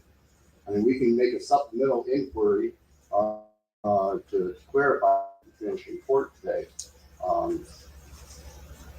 But I'm kind of sure the judge has given me everything we know to exist. Well, that would be wise to check on that, We will. because we don't want this to come back on the eve of trial. Yes, sir. Or, 4 years from now and repeat. Yes, sir. So we want to make sure that we comb through all the information that has any argument of bearing on this case. That's all. The June is making a note right now. We'll send the inquiry out later today. Okay. Thank you, sir. Your Honor, just for point of clarification, we also ask for all emails, text messages, electronic messages, or other messages. And some provide, we don't have assurance that that's all. And so the reason, we want to make sure that we have the complete part. Okay, Mr. Thompson. We have told them, we have given them everything that we know to exist. That's what provided sent to them. At this point, all I'm hearing is speculations. They think maybe, or they wish something else was there. But as far as we know, it doesn't exist. Don't know what else we can say. You can't respond to something that isn't real. Sorry, Judge. We're just sorting it out. Yes, sir. Making sure that everything is shared. We'll Except for the ones that you don't want. Absolutely. Yes, sir. One of the reasons. We'll make an additional inquiry to the lab to see if there's anything else in the form of emails that they haven't already provided to us. I would add, there are times, okay, in the world of the law, that sometimes people forget to do things, or sometimes things fall through the cracks. And so it's always healthy to make sure that it is done thoroughly. Absolutely. Thank you, Judge. Thank you. Jury, I'll Steve Mercer. Okay.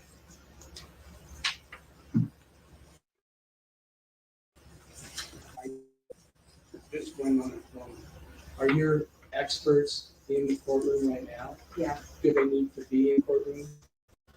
Your Honor, I asked if they be allowed to remain in the courtroom where they are, so they're just kind of. Right. Any objection to that?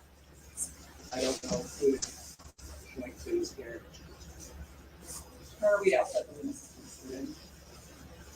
I'm going to exclude your witnesses, so they're not hearing what the other witnesses are testifying by, and that'll be, I think, a cleaner, more accurate response. So I don't want to have them reacting to the other testimony. We'll hear each testimony, each witness testimony be. So, if you please have your other experts excluded from court. Where would the court like them to go? This is a media intensive environment, and I don't want them to be bothered by media while they're waiting to The law library. go. May I listen now? Sure. Thank you. Sorry, Ms. Mercer.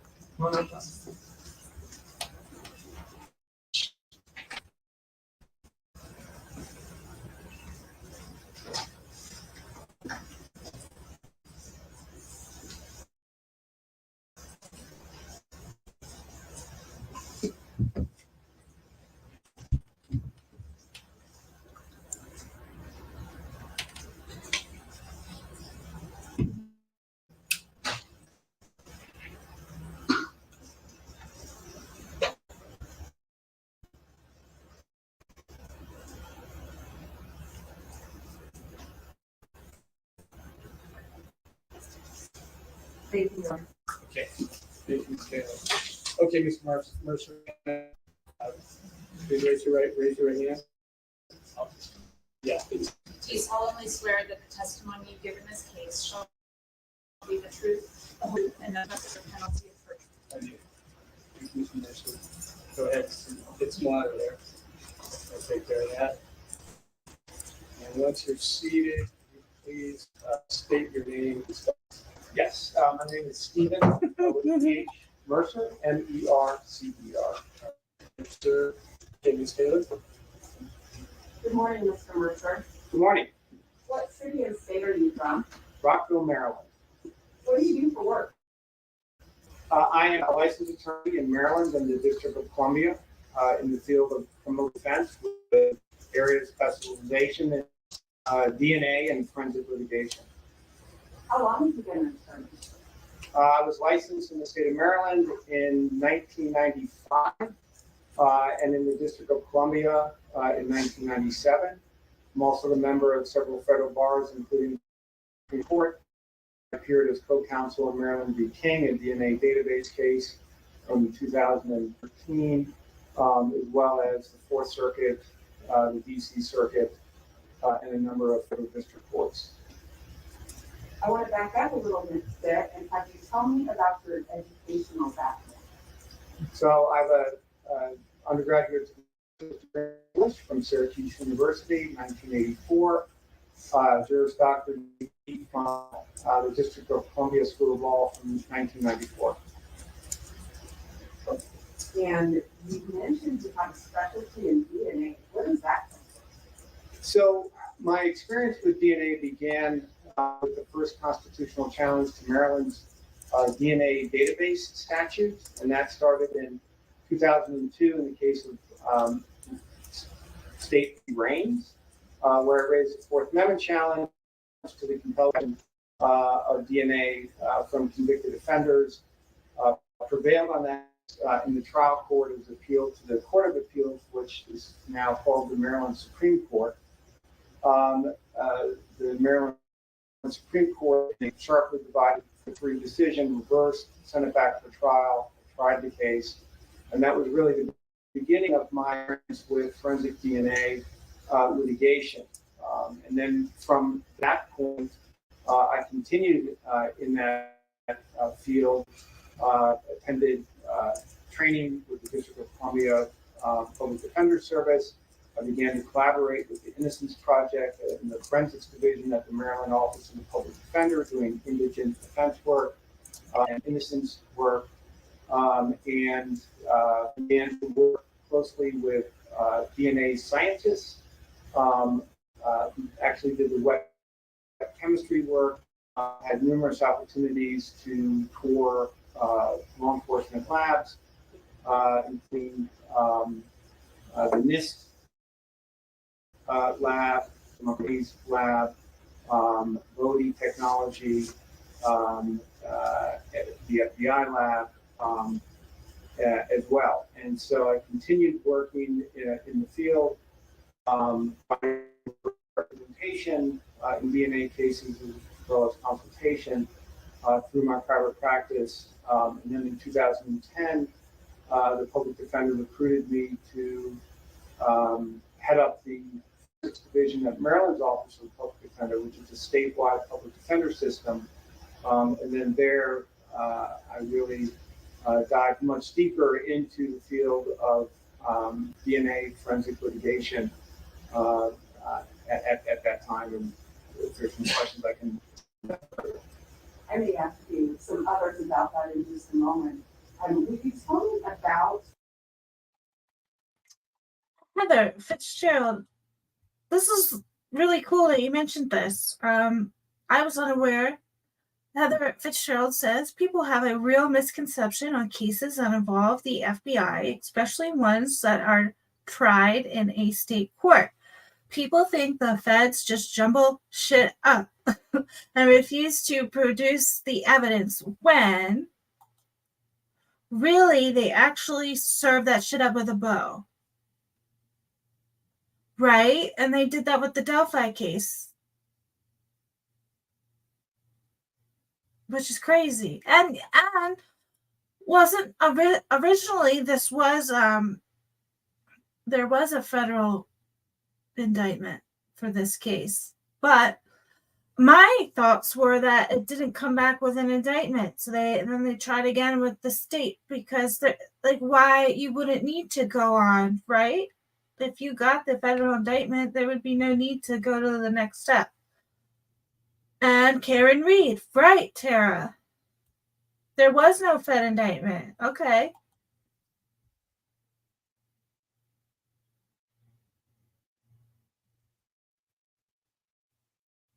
Oh, an investigative grand jury. Right. So what did okay, Heather, does that mean okay, so that means there was a grand jury, but it was only investigative. So that's not the same. Okay, that's good to know. So they have the investigative grand juries and then the other juries that come back with a verdict do not indict. Okay. That's very good to know. Thank you, Heather.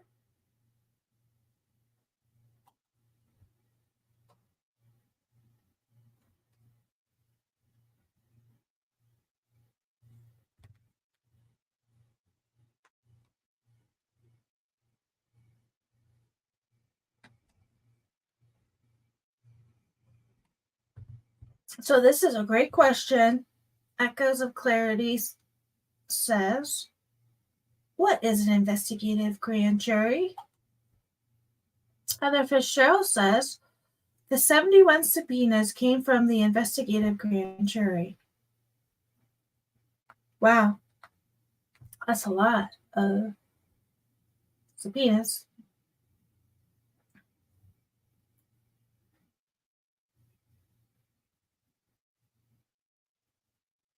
Yeah, a ham sandwich. Oh, there's 101 state search warrants and 71 subpoenas that came from the grand jury. 71 subpoenas came from investigative grand jury, and 101 state search warrants. Loosely, a search warrant and a subpoena is, again, loosely the same thing. Okay. Now, when you're subpoenaed, does that mean they call you to court? Or I guess, well, in a warrant out for someone's arrest, they could call them to court too. Okay, yeah, I see that.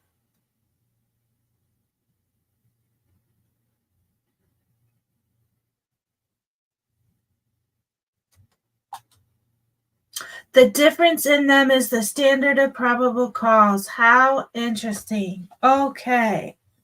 So, Heather, that must be met. So are there two different bars for probable cause?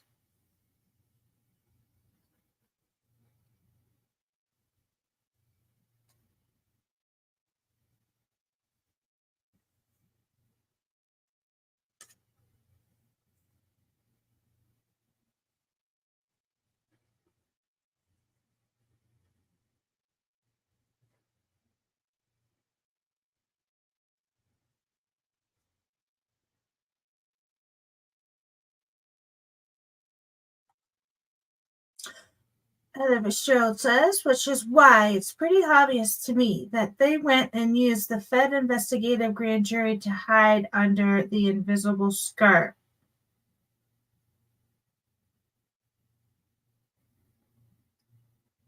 Wow. Yeah. Yeah, because now they're like, well, we don't want to turn over anything that they found.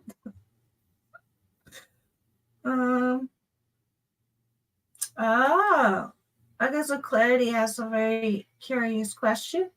Are they using that for the excuse as to the second search warrant for the phone?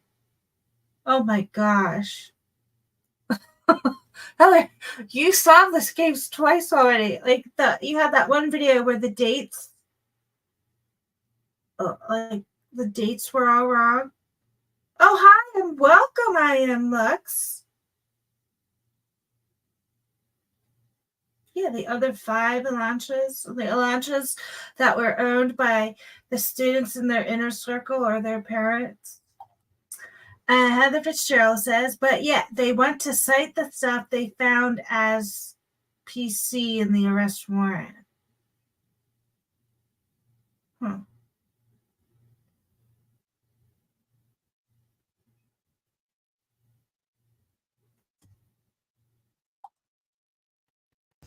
public places, any articles that you Yes, so I published an article, in Maryland's DNA data bank back in the 2000s about the Sticking Brains decision. I also published an article, the NY used law review about data banks with a co-author, Jessica Grable, and those are the principal articles with respect to forensic DNA. And I think you mentioned a couple of professional organizations that you go with. Yes, so I'm a member of the jurisprudential section of the American Academy of Forensic Sciences, and I've been there. For example, in 2018, I gave a presentation on proposed regulation of the field of forensic genealogy. And then I'm also a member of the National Criminal Defense Attorneys Association and a number of local bar associations in Maryland, as well as the State Bar Association. You mentioned forensic genetic genealogy. Can you tell me your background in the So following really the advent of forensic in 2018, that is when I had the opportunity to face criminal cases involving that technique, the testing and the investigation related to the testing, and to receive discovery of the testing and the implementation of test results that were obtained through searching of genetic databanks. You are here on Unintended. How do you Next question was, what would a reasonable defense attorney do when confronted with DNA evidence that needs to be litigated? What are the minimum practice standards? So I'm not here to discuss Idaho's discovery rules or offer legal opinions about constitutional standards. Rather, my experience training.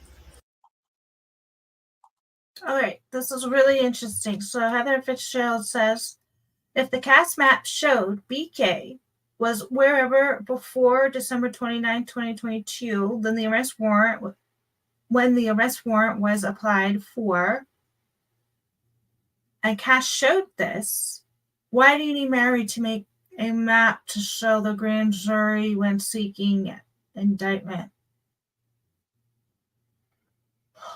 Man, this case is highly illegal.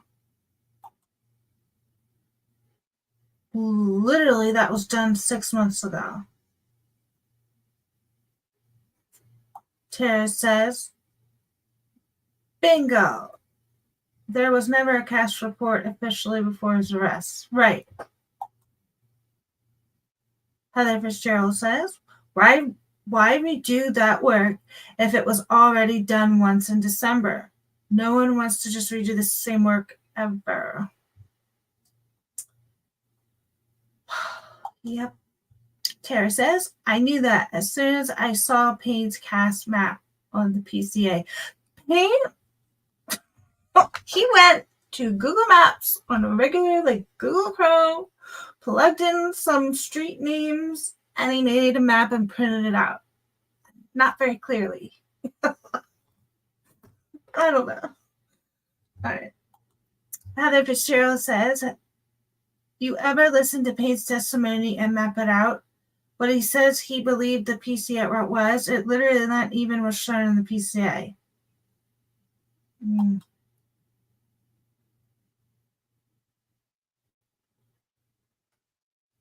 Great question, Echoes of Clarity. How are they redoing anything with DNA if they... I don't think they had enough. I don't think they had enough either.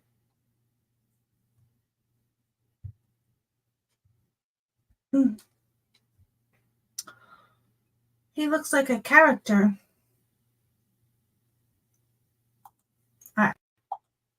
And expertise in forensic DNA litigation, and what a what a minimum practice would be for a really competent trial attorney who must comply with their duty to investigate the case on behalf of their client.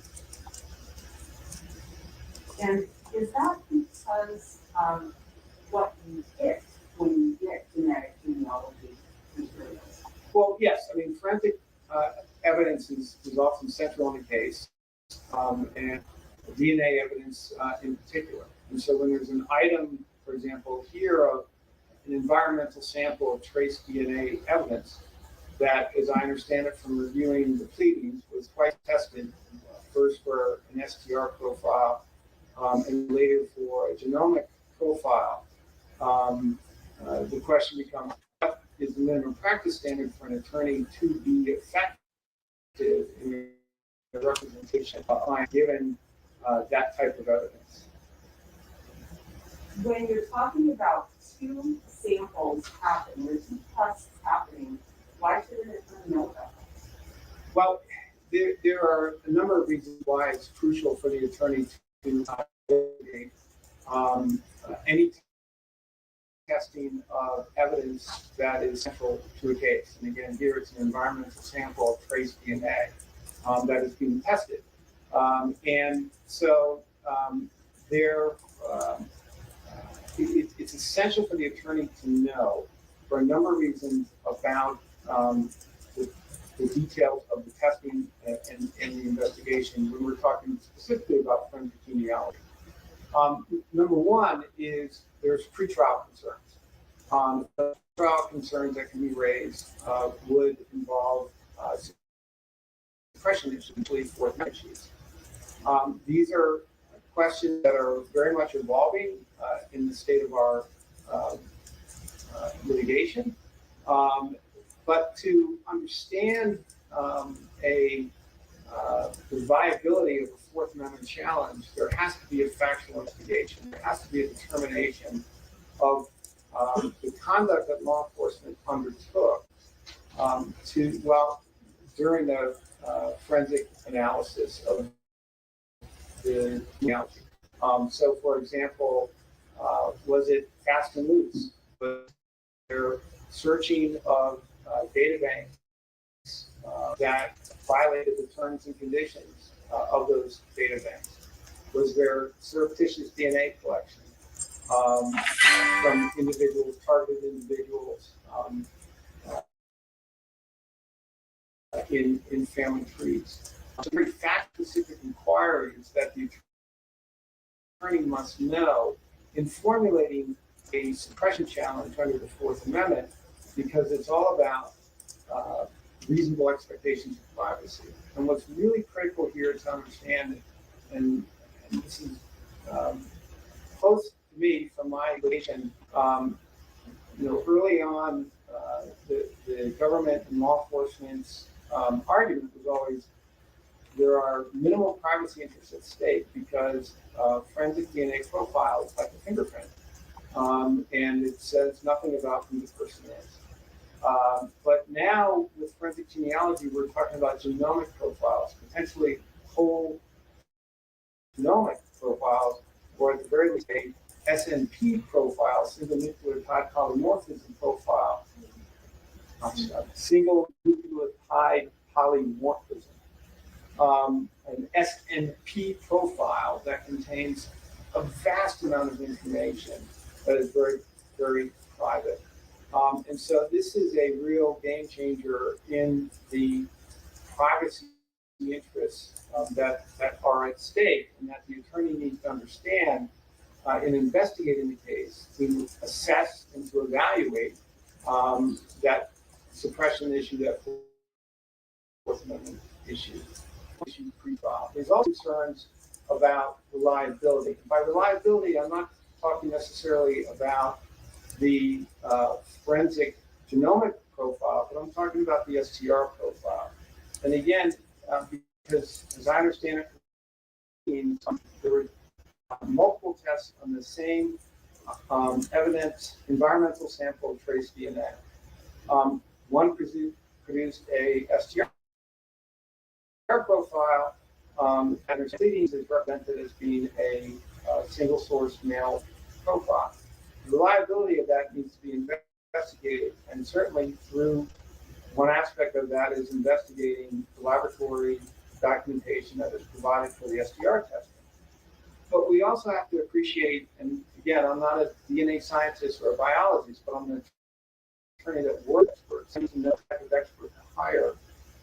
And one thing that I do realize in looking at this is when there's multiple tests of the same piece of evidence, and you have a genomic profile, in other words, potentially the entire human genome that is from this environmental sample DNA, produce an MP profile, which is somewhere in the neighborhood of 700,000 locations of data. What does that tell us about the STR profile markers? STR profile markers, which are typed, are 20 out of 30,000 STR markers overall.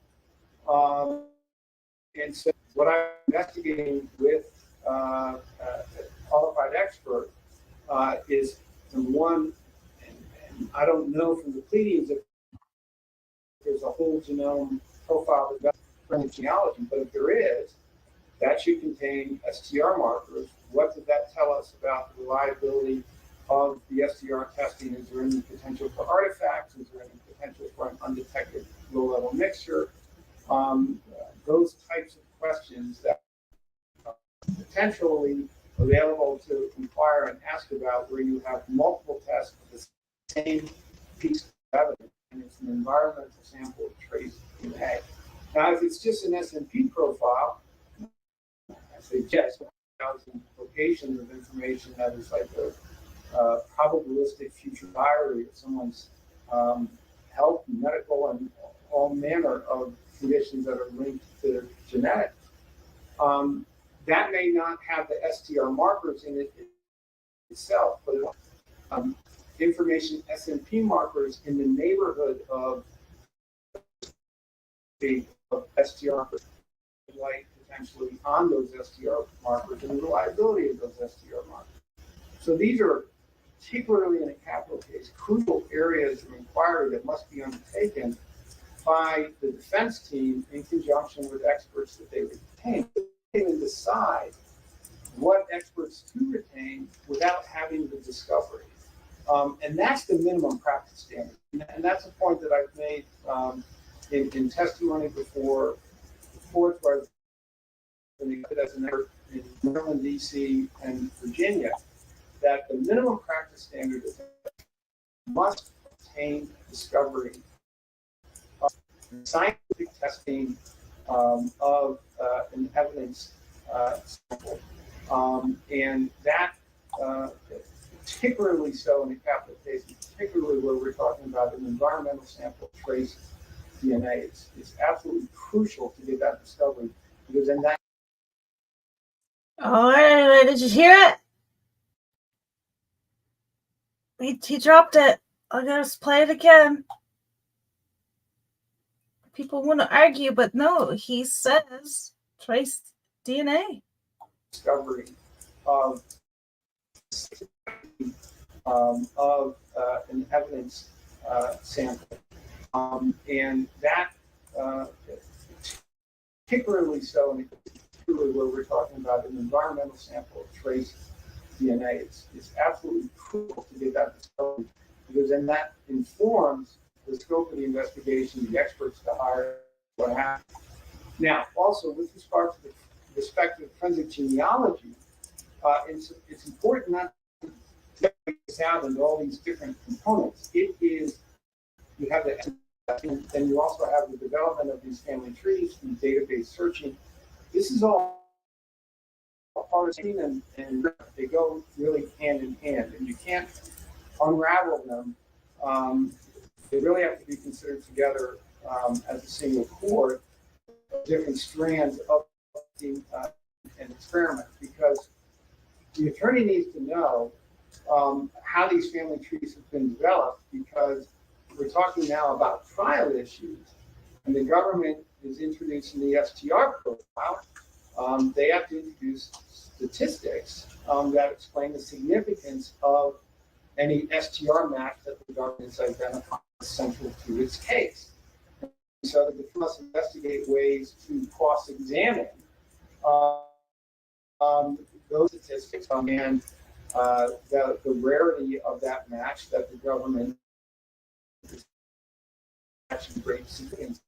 And areas to look into and to inquire about are the limits of the statistical tool that is using the state using, which is based on the premise that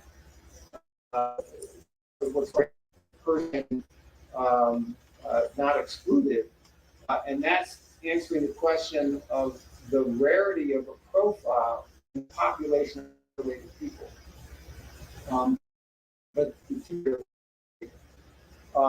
So we know there's no universe where a STR profile has no relatives. And in fact, in the case involving forensic genealogy, the way that the defendant is identified is by searching a pool of related. And so we need to be able to investigate and evaluate the rarity of a profile within a related population. And that's a different question than what the government answers with its random person not excluded statistic that is typically used. That's insane. Okay, so he's saying that when you're looking at IgG and the family trees, you're looking at related persons, but then the statistic that the state is using is not using related people. So that's a contradiction. And then now he's going into how flawed the statistic or their methods were to come to the conclusions that they came to with this DNA. Let me play that again. When I heard this the first time, I don't know if that sunk in. That was something that I learned over time. But he said it right here these months ago, like everything that I've been researching for a while. All right, I went back a little bit. Maybe. Tool that the government is using or the state is using, which is based on sort of a random person not excluded. And that's answering the question of the rarity of a profile in the population of unrelated people. But the key point there is unrelated. So we know there's no universe where a STR profile has no relatives. In fact, in case involving forensic genealogy, the way that the defendant is identified is searching a pool of related people. And so we need to investigate and evaluate the rarity of a profile within a related population.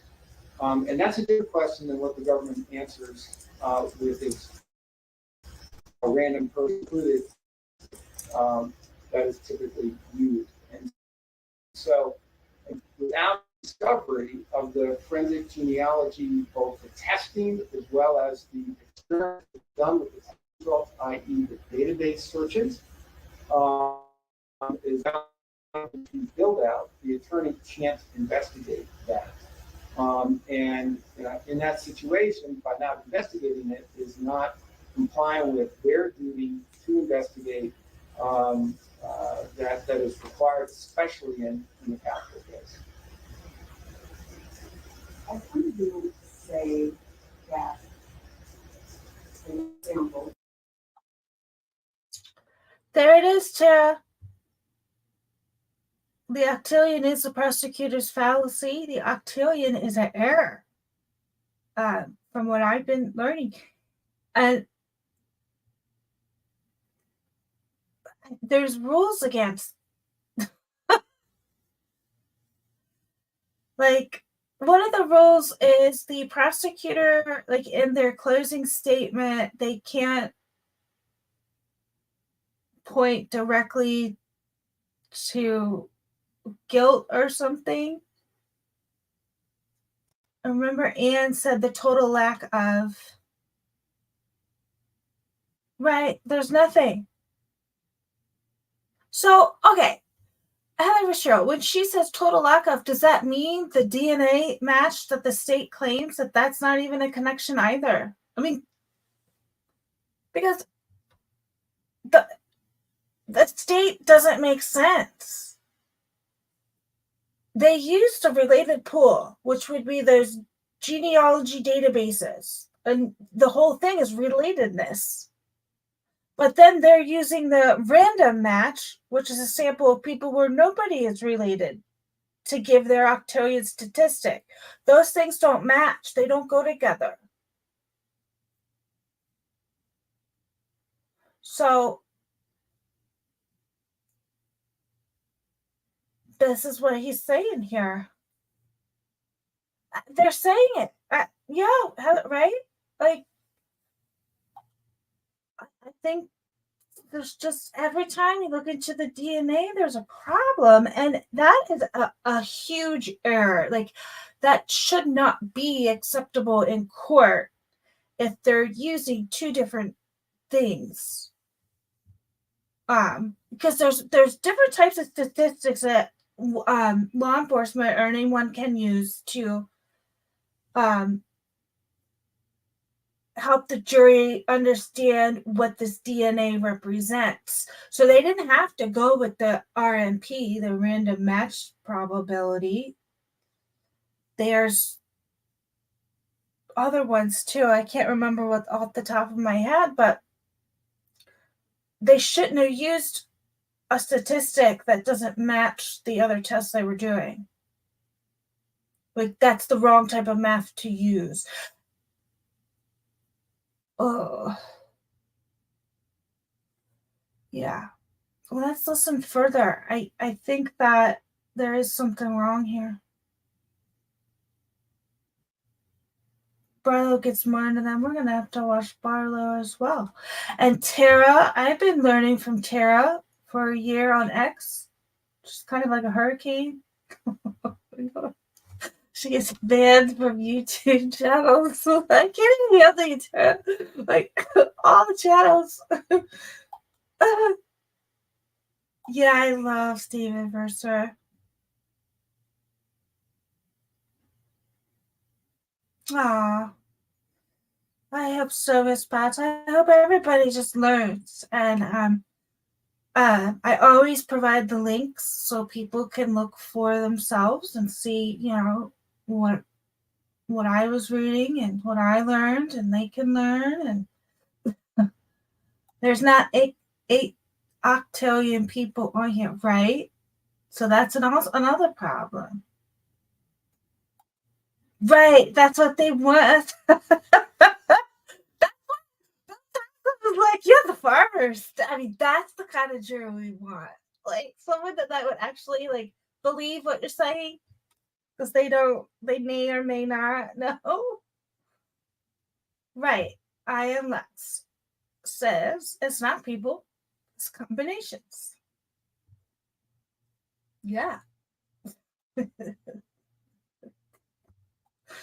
All right, I'm gonna hit play. I think this is really interesting. I'm learning a lot more watching this again. I should watch this even another time too. And because when I watch the Ray, the motions to compel, I learned so much, and I broke them up all into little snippets. So we had little snippets of Ray's responses, and as I was doing that, I learned about more of what he said. Brett Payne did not use the required information to make the statements that Brett Payne made in the BCA. Yes, this is how I met Tara. I met Tara through DNA on X. Yeah, Tara sent me some of the best articles that I have.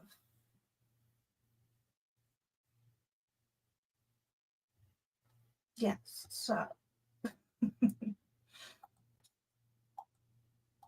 In this case, the DNA sample from an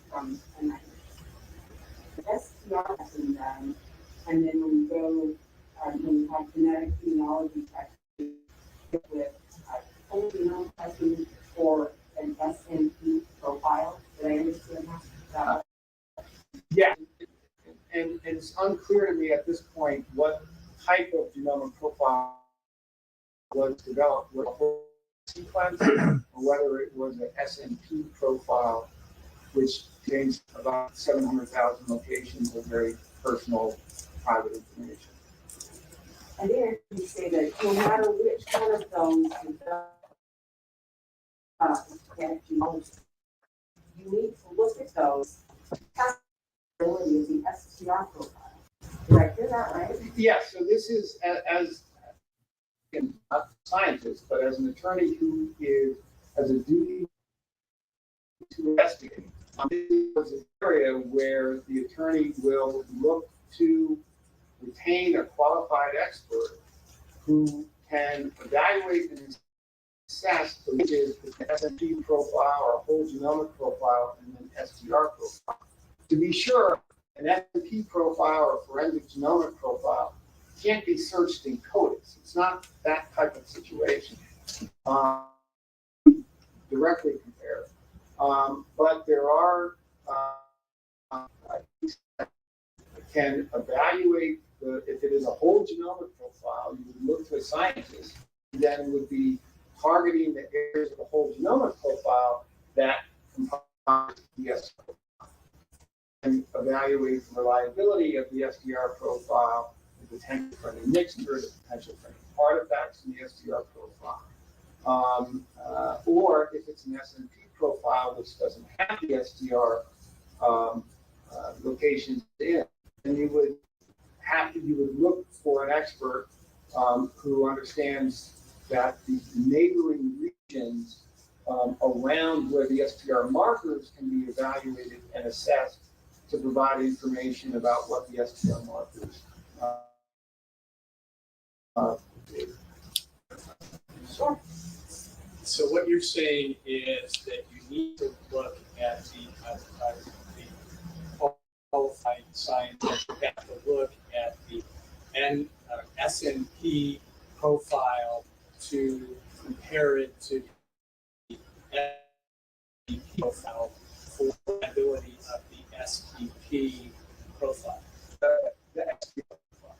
STR.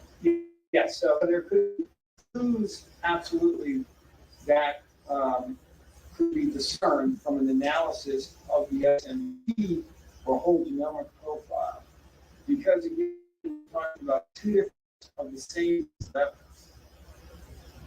And in one that comes to mind is Jae-Wah Kim, who published in the journal Cell about how an SNP profile can be linked to an STR profile. And that's by zeroing in on neighboring regions and examining those. So not a biologist or scientist, but I'm an attorney, who has a duty to investigate.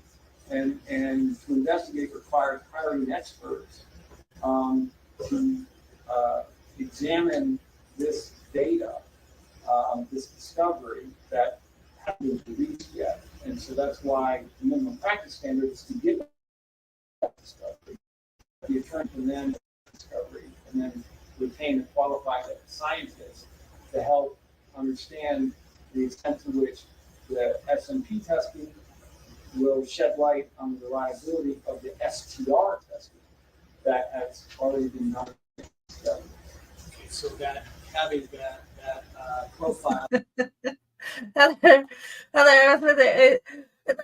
The camera zoomed away from Beatty, and Beatty's just sitting there like, I don't know.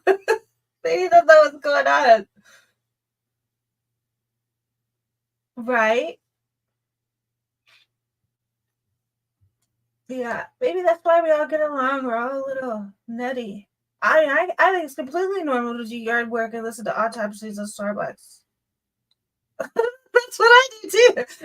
Well, not like exactly, but yeah, I've always listened to like that stuff. But then people are like, how can you listen to that stuff all day? It's so depressing. I'm like, no, it's not.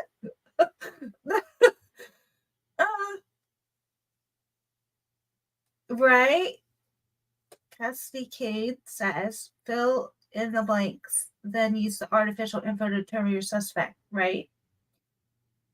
I'm sorry I keep stopping it. I hear that if you stop it ever so often, you're less likely to get a copyright strike. So I stop it every once in a while. Um,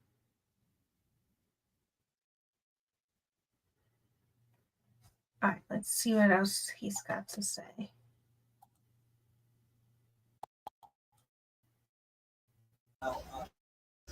He can verify the legitimacy of the SEO.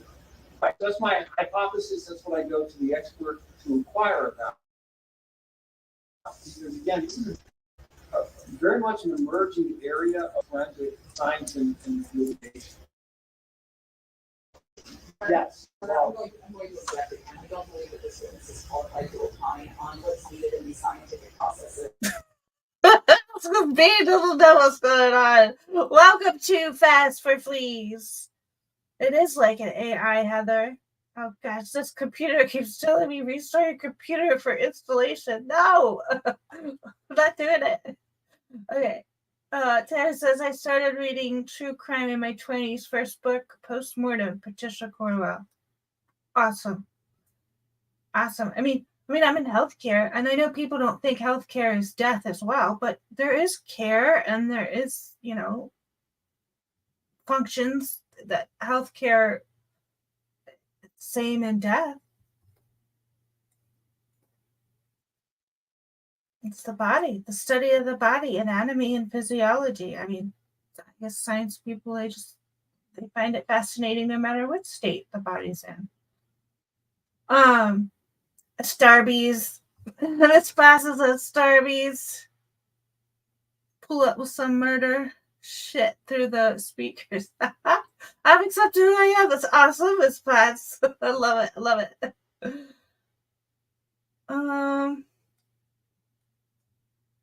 Idaho math, right? Jeez, these people, they need farmers.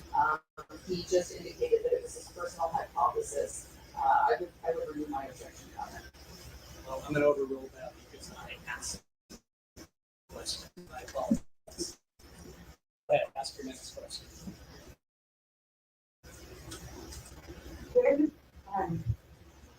When I'm talking about either the whole genome or the SNP, am I looking at just a sheet of paper that has a bunch of numbers on it, or is there a packet of information that I need to go to my expert? No, you need the raw data of the profile along with, it's similar to the sort of data that you obtain for the SBR testing. You get the raw data of the profile, you get the laboratory protocols, you get all the bench notes, how the profile was generated, but also you should get how the profile was then searched in different databases, family trees constructed. That was going to be my next question. I heard you say that you can't look at this whole genome sequencing or the SNP in one category and then look at the building the tree to identify from the genealogy piece, the genealogist piece, in its own separate areas. They're not two separate lanes. Right. Yes, they go hand in hand for the other. I mean, they go together. Why? I'm sorry. Please tell me when you say they go together. Why you tell me? Oh, well, the SNP profile is what is searched in the chemistry database to then identify and then family trees. Now that's testing. Wait, look at Beatty. Her ears are on fire. She has no idea. Bill Nye's doing this. He's like almost covering his mouth, like, oh my god, oh my god, oh my god. They're freaking out. Oh, Beatty, you have no idea what Bill Thompson gave you. Or you do, and you just haven't dismissed it yet. Ugh. What we know from a defense perspective in terms of trial work and potential areas of cross-examination, none of it's going to be that is premised on the assumption of an unrelated universe of people. So how a chance of finding a profile in a population where there's no relationship relatedness between that profile and anyone in that group. And so, as you know from talking about this whole concept of forensic genealogy, people who are related have similar DNA. And so the statistics change when you are talking about a chance of finding a profile within a related pool, a related universe of individuals. And that's typically required in cross-examination for the defense to demonstrate the limitations of the statistical questions that is presenting to its expert witness. And to do that, for example, who the population of related people are, because often from my work on the forensic genealogy, what I've seen is that when a match is found, when the STR match is found, then all building out further testing stops on the forensic genealogy side. And so it's important to know who hasn't been tested on the related person side in terms of examination about the limitations of the statistical tool that the state uses in its case to demonstrate the rarity of the match that you're presenting. Have you received genealogy materials and you can say that? Yes, so which was surprising to me because even though typically use in its case, it nevertheless is evidence that is a scientific test of material. And so the discovery rules typically call, for example, Maryland, Columbia call for discovery of scientific testing of evidence in a case, and that's regardless of whether the government is going to introduce it or not. DC is a little different. It requires either a materiality showing or that the item is evidence. And so even if there's a limitation on the item being introduced in the evidence, that really goes to the item tested, which here is the environmental. And of course, the government has twice tested it. And so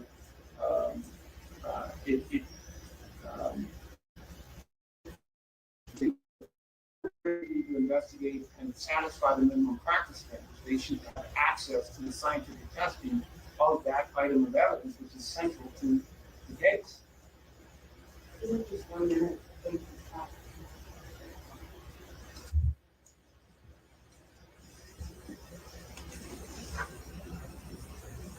Mr. Mercer, I don't have any other questions. I'm going to be hanging on just a minute. Thank you.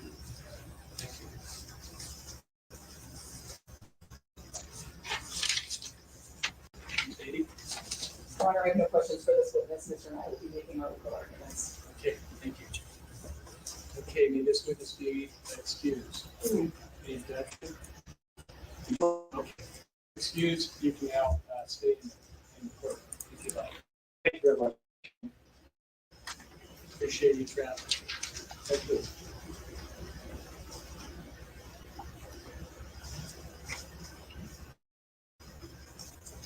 About an hour, maybe I need to give the court reporter about 10 minutes. 10 minutes, maybe 10 minutes. Yeah. Your Honor, I will give you time.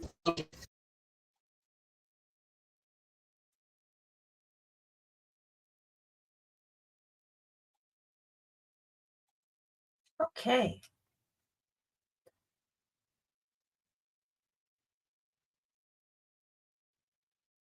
So Heather, are you saying that they took the trash DNA and sent that in?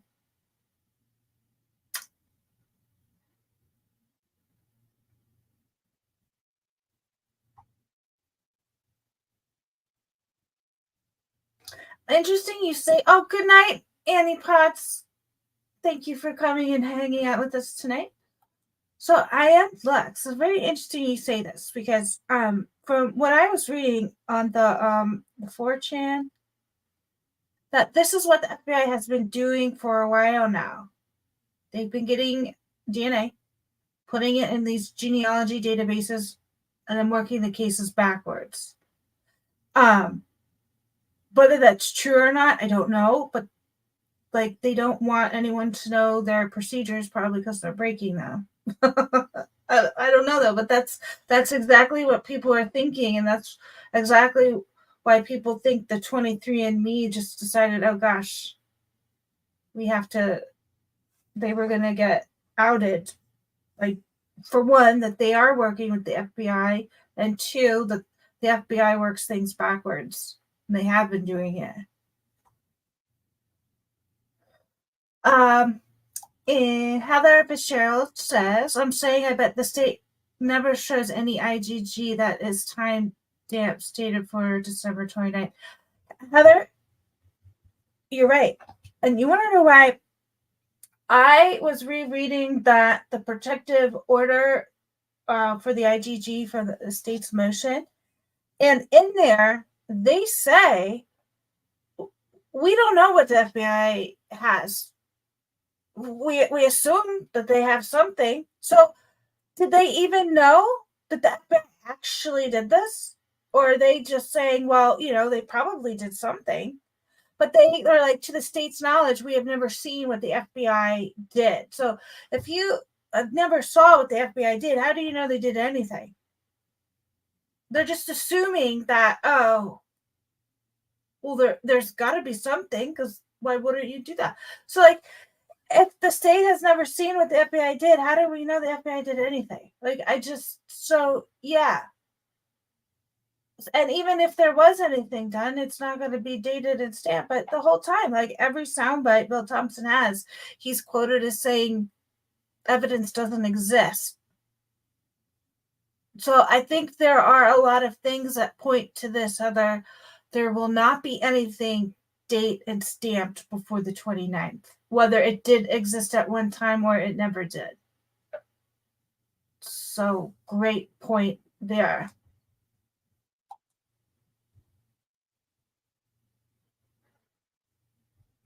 Okay. So you think that they could have actually done it, but they just want to hide it under the imaginary skirt. Imaginative skirt. Oh, welcome back, American Princess.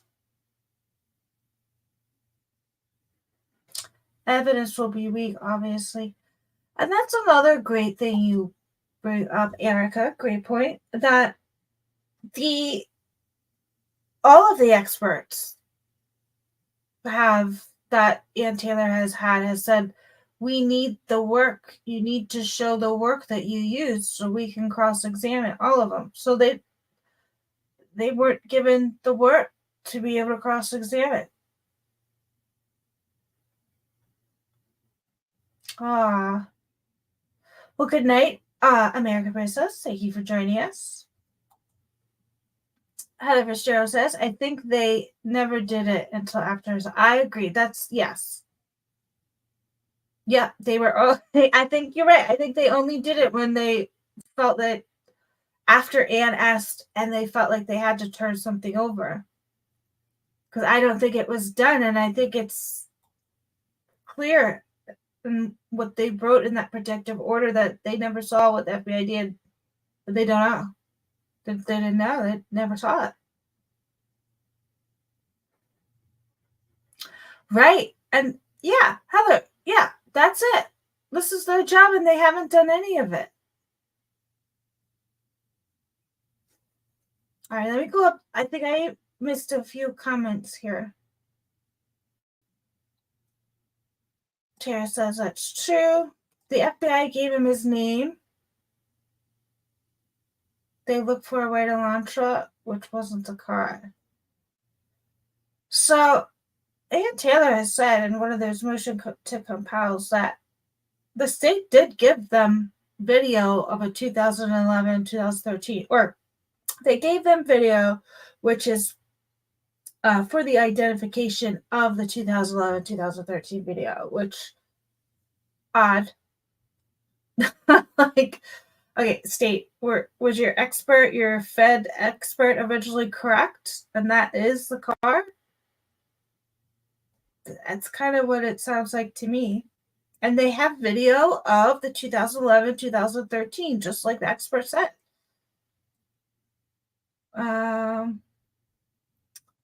Payne testified. Oh, here I missed this one. Heather Fitzgerald says Payne testified that the car seen in the immediate area is a 2011-13. That's right. And there's, wait. And no, there's not any footage of the South House of Moscow. Right.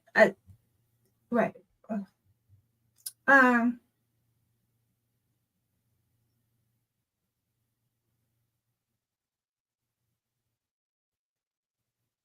And MPD worked it backwards.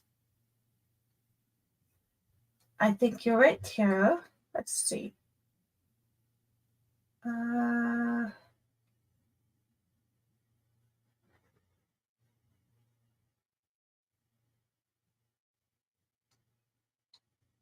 Okay. I think caught up. Let's see. Produce guilt. Erica says, what do they have unless under suppression? It has to be protected because I think they are grabbing at straws. I think you're right, Erica. That was not his car. Right. Heather, this case is crazy because it wasn't his car. The FBI expert said it wasn't his car. The video that they actually did turn over to the defense is not of his car. And the lead detective said he never saw his car on any video. So they don't have that. And then I think you're right. We're going to find out later that there are no dates and timestamps for the DNA prior to the 29th. So how can you know you match DNA to anything when you didn't have anything? Right? So, like, they're not proving guilt at all. At all. All right, here's Erica. They work backwards. That's odd. Even Diddy was videotaped getting arrested. Very true. They gave her video that was not even a BK's car. Right. That's messed up. Like, no. You're supposed to say, hey, we have evidence of my client's car, but you don't. Right. All right, Tara. I wonder what the new judge will think going through the evidence. Tara, I am hoping this judge takes one look and is like, I can't work with this. If you're not going to turn over the evidence, we can't take this case to court. The car is a red herring. Yes, definitely, I agree. This is going to be interesting. The fireworks have yet to come, I believe, Tara. Erica says they don't have any photos of the car. They don't have any, right?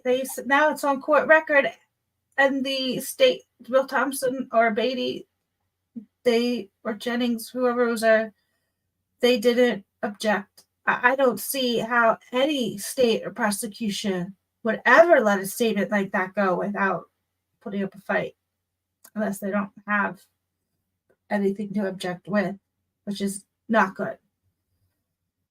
Heather Fitzgerald says, remember when Santa said, the publicity in this case is a red herring, Judge.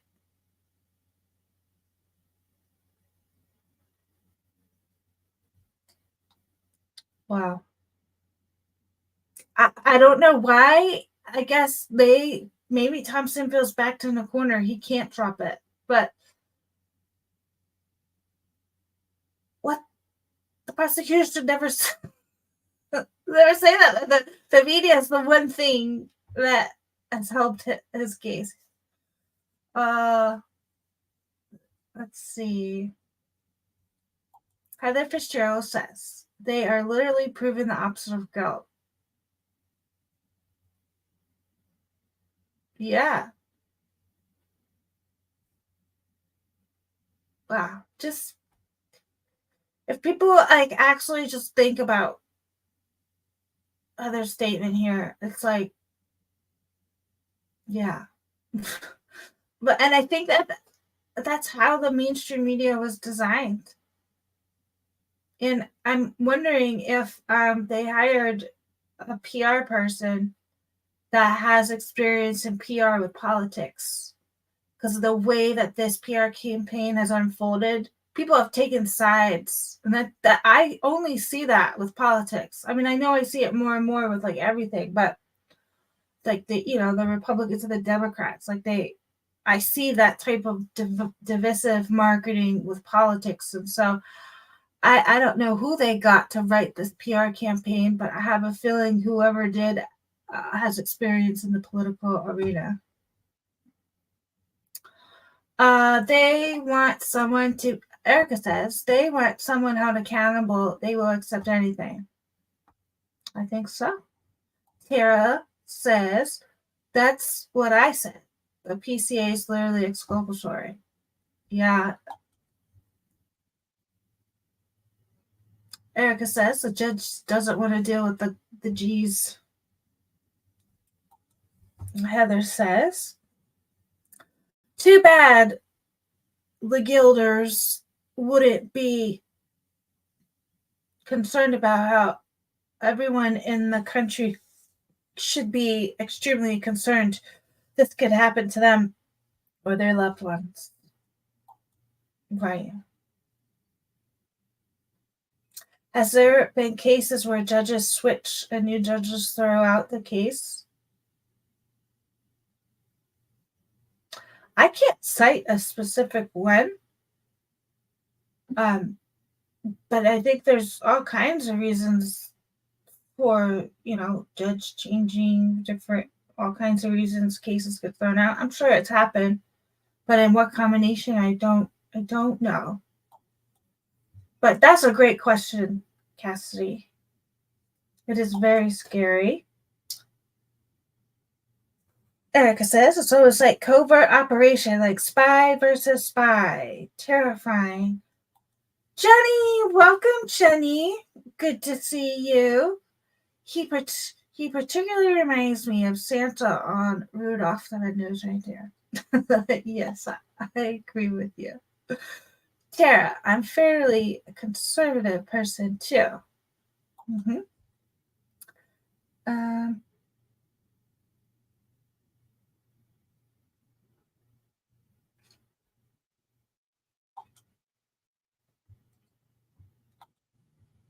PR is the University of Idaho. They hire crisis consultants.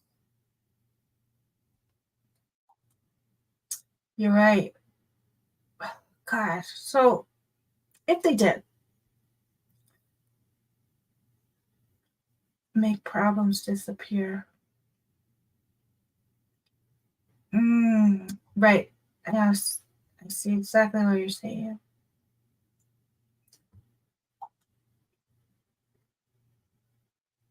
Muddy the waters, keep the truth buried.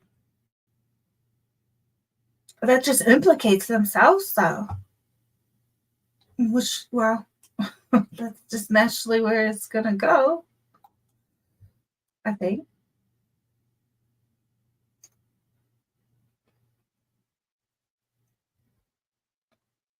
Civil rights violators all over this case. Yes, I agree.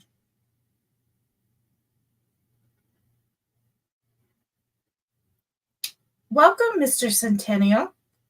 I agree with you. I think Judge was under a lot of pressure. He may have actually been relieved when he was able to get off the case. That's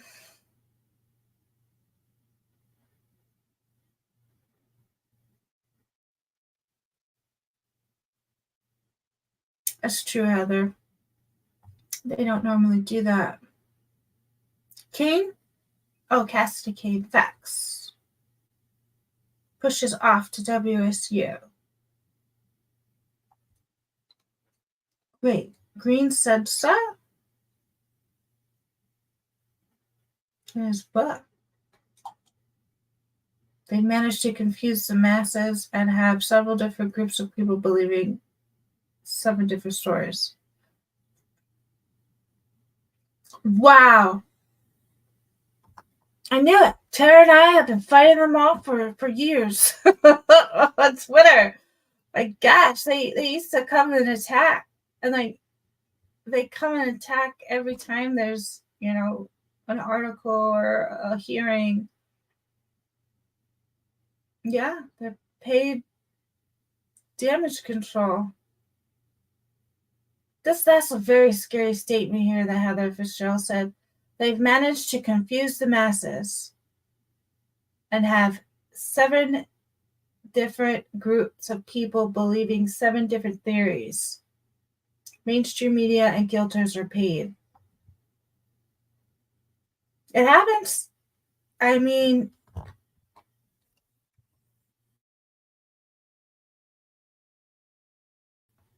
you have to be very skilled to be able to do PR with that.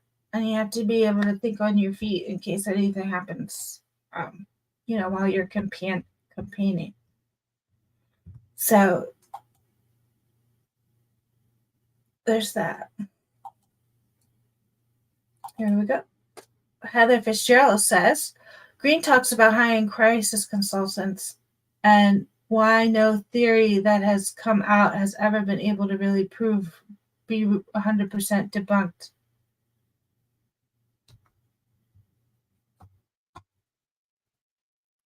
So, Heather, you inspire a thought. It's not going to be a good one. Okay, so in the beginning, we all heard about this 4chan post about the frats. Was that PR from the university? Or do you think there's legitimacy to that? Because that is a very interesting to think about, if that was paid PR and for what reason. Why do you want to steer people to the frats if you're trying to steer them away from something else? I'm just kind of thinking out loud here. I think that's a fascinating thing you're talking about here. Bury the true facts. Right. And it's working. It definitely worked very well. Literally 40s war propaganda. WTF, Mom Kim. Spin me a tale linking all the theories ever out on social media about Idaho 4. Yeah. Chat GPT up and poofed. What about what the fuck? Mom Kim.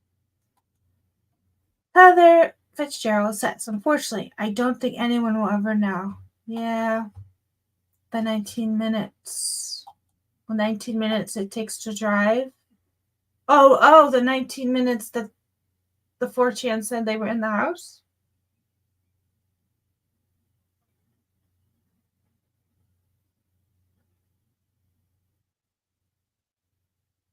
Fortune, yeah.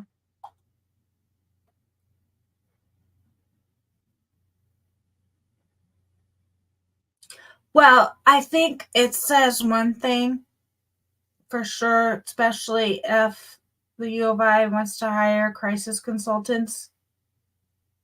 Whatever happened is local and close to home. So it's not Coburger. There would be no reason to hide it like this. Yeah, I hope we get at least something.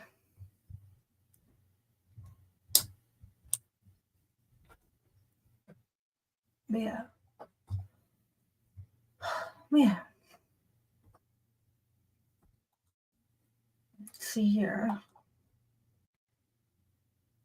So Tara found this article from Harvard Law examining the intersection of health, law, biotechnology, and bioethics. This article is titled State Generic Privacy Statutes, Good Intentions, Unintended Consequences, dated August 10th, 2023. Medical privacy? Criminal law, genetics. CC Moore. Oh my gosh, CC Moore is writing for Harvard? Whoa. CC Moore is that famous IgG expert.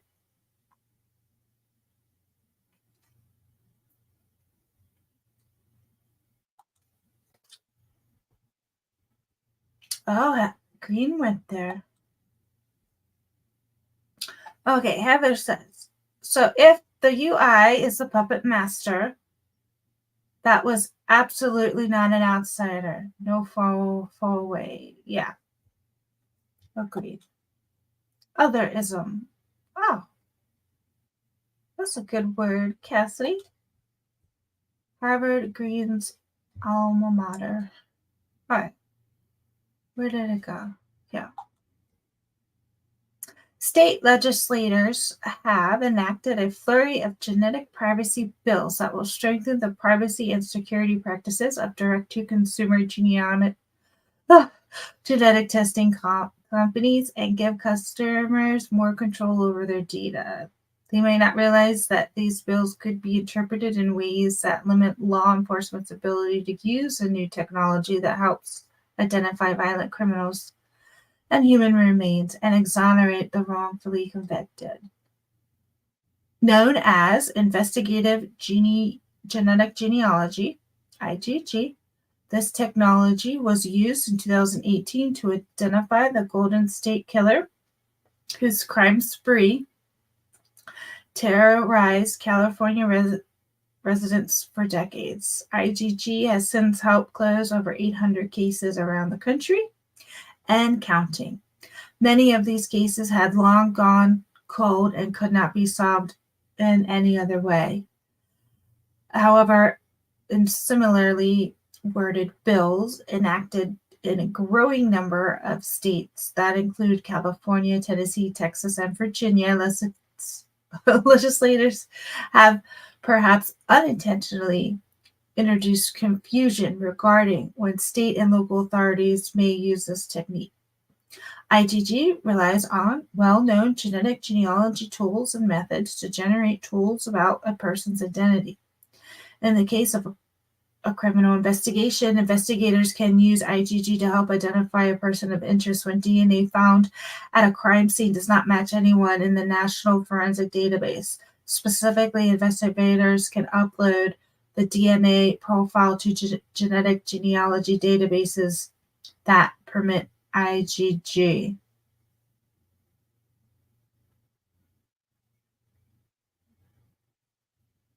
The same database is used by millions of genealogy hobbyists.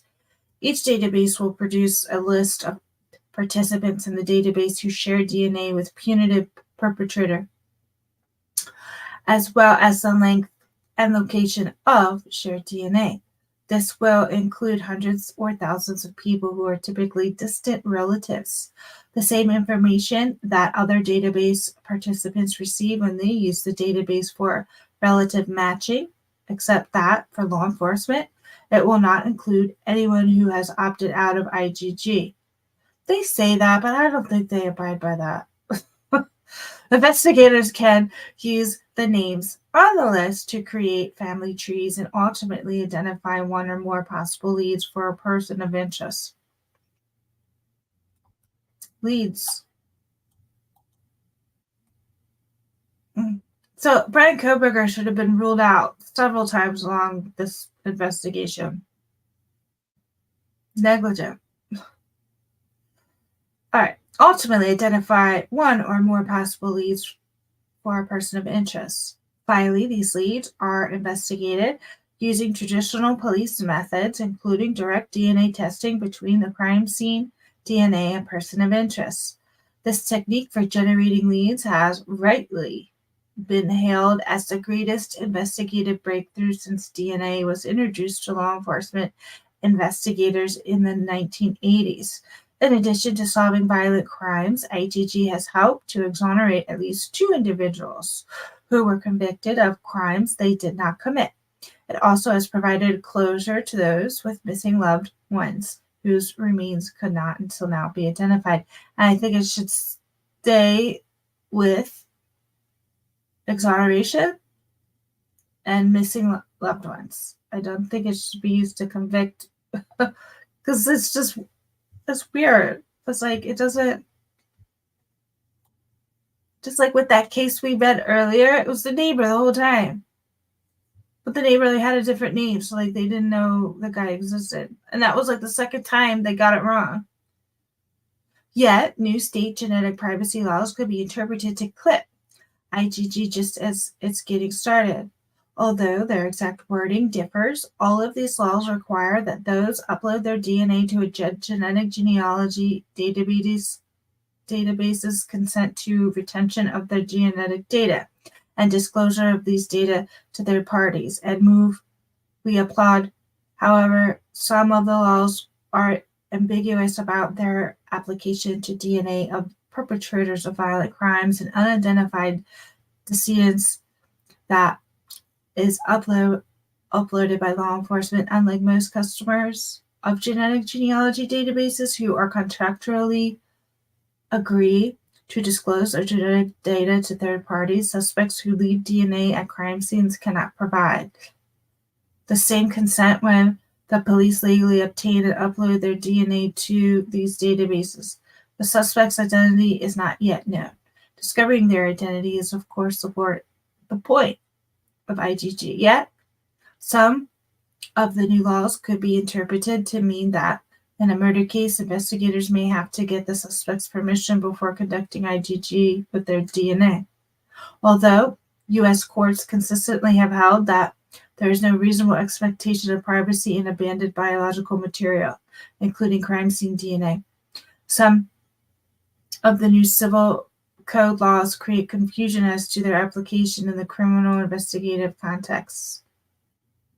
Moreover, some state statutes indicate that participants must provide express consent for each disclosure of their genetic data named third parties, depending on how exactly the law defines genetic data. Some say it includes anything derived from genetic data. This could be interpreted to mean that in every investigation, law enforcement is required to obtain new consent from each database participant, at least every participant who is related to the person whose identity is under investigation before the database can identify them as genetic relative of that person. But compliance with this requirement is not practical. It is impossible to know in advance which database participants are related to the unknown person and therefore who exactly to ask for consent. Some statutes identify an alternative to these requirements that involves law enforcement obtaining a warrant or using other valid legal processes to conduct IgG, assuming that IgG can satisfy the legal requirements for a warrant or subpoena. That path is more privacy intrusive than current IgG practice because it invites law enforcement to conduct IgG with DNA profiles of database participants who opted out of law enforcement matching in databases that do not all permit law enforcement matching with respect to any of its participant profiles. Warrants and subpoenas can also be used to request information about each participant, such as their private family trees and contact and financial information, which is off-limits to law enforcement under current practice. It is possible that some legislators did not anticipate or appreciate these consequences when they passed their new statutes. For these legislators, the good news is that the problems easily can be fixed. First, legislators can exempt criminal investigations from their new statutes provisions. Alternatively, legislators can unambiguously exclude criminal perpetrators and unidentified descendants from statutes consent provisions, which would eliminate the nonsensical possibility that law enforcement might be required to obtain consent from these unknown persons to use their DNA to help identify them. Second, the applicable legislator can replace provisions suggesting that law enforcement ask every database participant for consent for each instance of IgG, with one that codifies the current database practice of disclosing if and when law enforcement is allowed to participate and allowing participants at any time to opt in or out of IgG. These small changes will ensure that participants remain in control of their data while allowing IgG to be conducted consistent with individual privacy selections.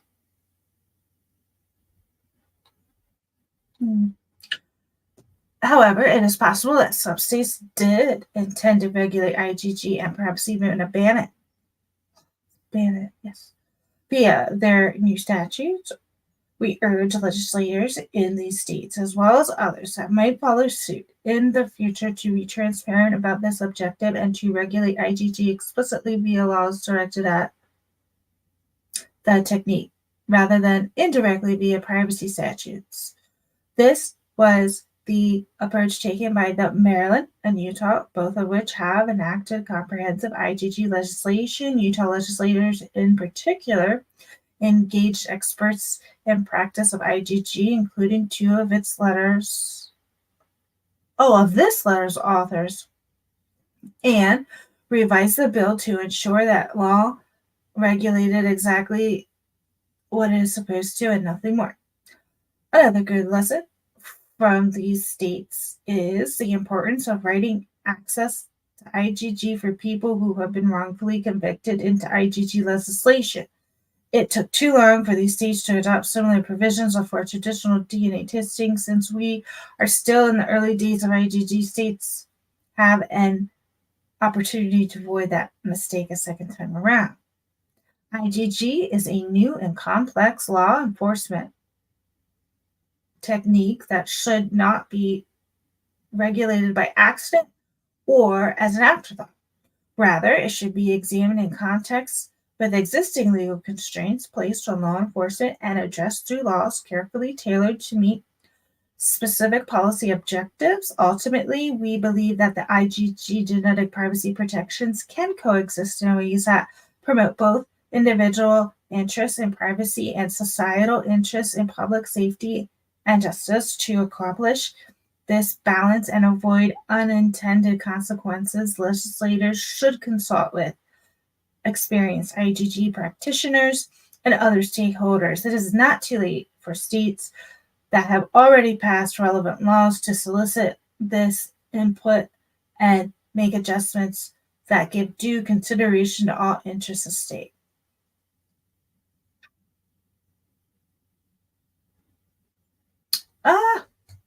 Okay, so one of the authors, Christy Gervini, she is a member of the Genealogy working group of the Scientific Working Group on DNA Analysis Methods. I feel like that's the same working group that we read about in another one of these videos I did. We went through an article about the NIST Institute and the working group.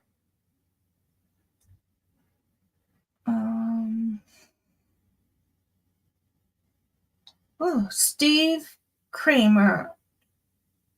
He's the president of Indigo Solutions. He is a former FBI attorney. Whoa. And led the team that identified the Golden State Killer using IgG. Okay. And we know Cece Moore. She's chief genetic genealogist at Parabon Nanolabs, CEO of DNA Justice, founder of the DNA Detectives, and co-founder of the Institute of Genetic Genealogy. She is a media consultant and appears on television series The Genetic Detective and Follow Your Roots.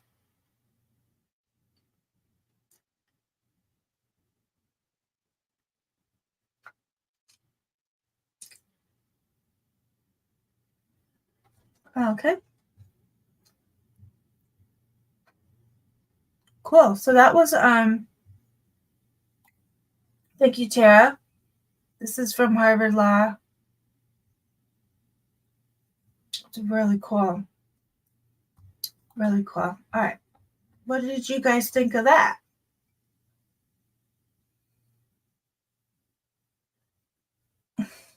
Okay. Heather says, I don't dispute that IgG can produce results, but I dispute that what is alleged in this case. I 100% agree. Tara says, just to show that there's been a lot of controversy around IgG for a while, so I wasn't too surprised by the latest 23andMe.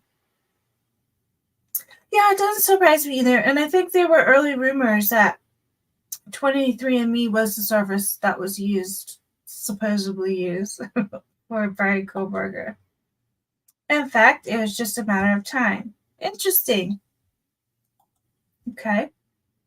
Cassidy King says, we should get Vargas on board and fight for people who are innocent. Yeah. American Princess, welcome back. American Princess says, wasn't there a statement from 23andMe shortly after Gabrielle Vargas' testimony, or like 2 months later back in 2023? Interesting. I would like to see that if there was. Something about terms or something. There was a hack. This case was the first time IgG was used in an active case.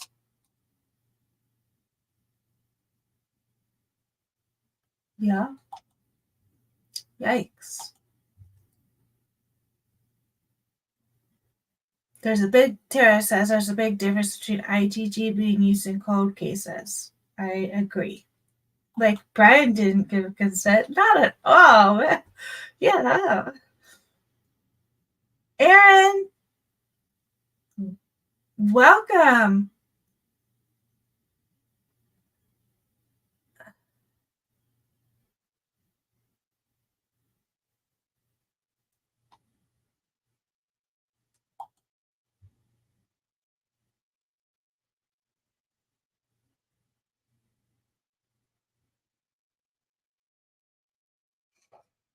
Yeah. Well, so 23andMe was hacked, and I think they had to pay there was like 7 million or 7 billion users or something, and they paid 30 million or $1 billion they paid out for that lawsuit. But I don't know.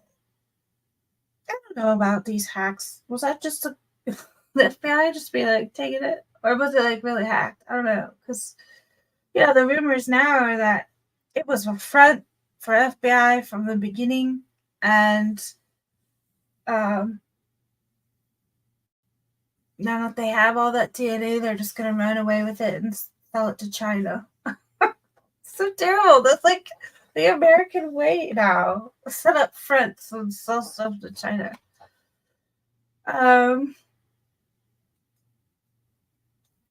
well, I caught up with all of your comments here. Let's see. Didn't you send me another one, Tara? I think I emailed it to myself.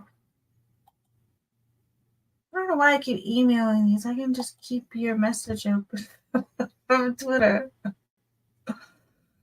I don't know. The universe is fighting me today, so I just.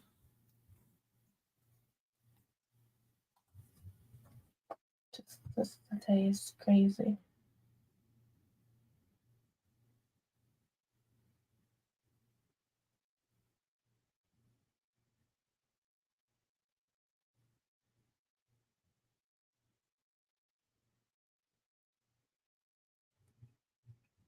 Yeah.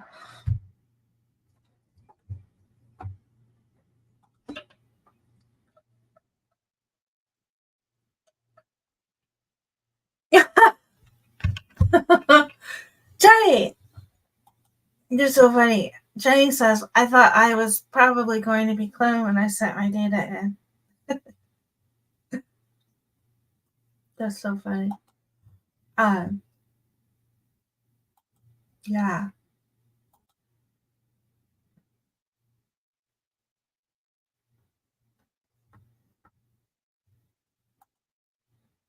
So this one's from Tara as well. This one said the title, Lawmakers Cautious as Genetic Tests Help in Cracking Cold Cases. Law enforcement's use of DNA evidence to find perpetrators of violent crimes has led to breakthroughs in dormant investigations, giving hope to victims' families while raising privacy concerns. Kate Bryan, this was dated October 23rd, 2023.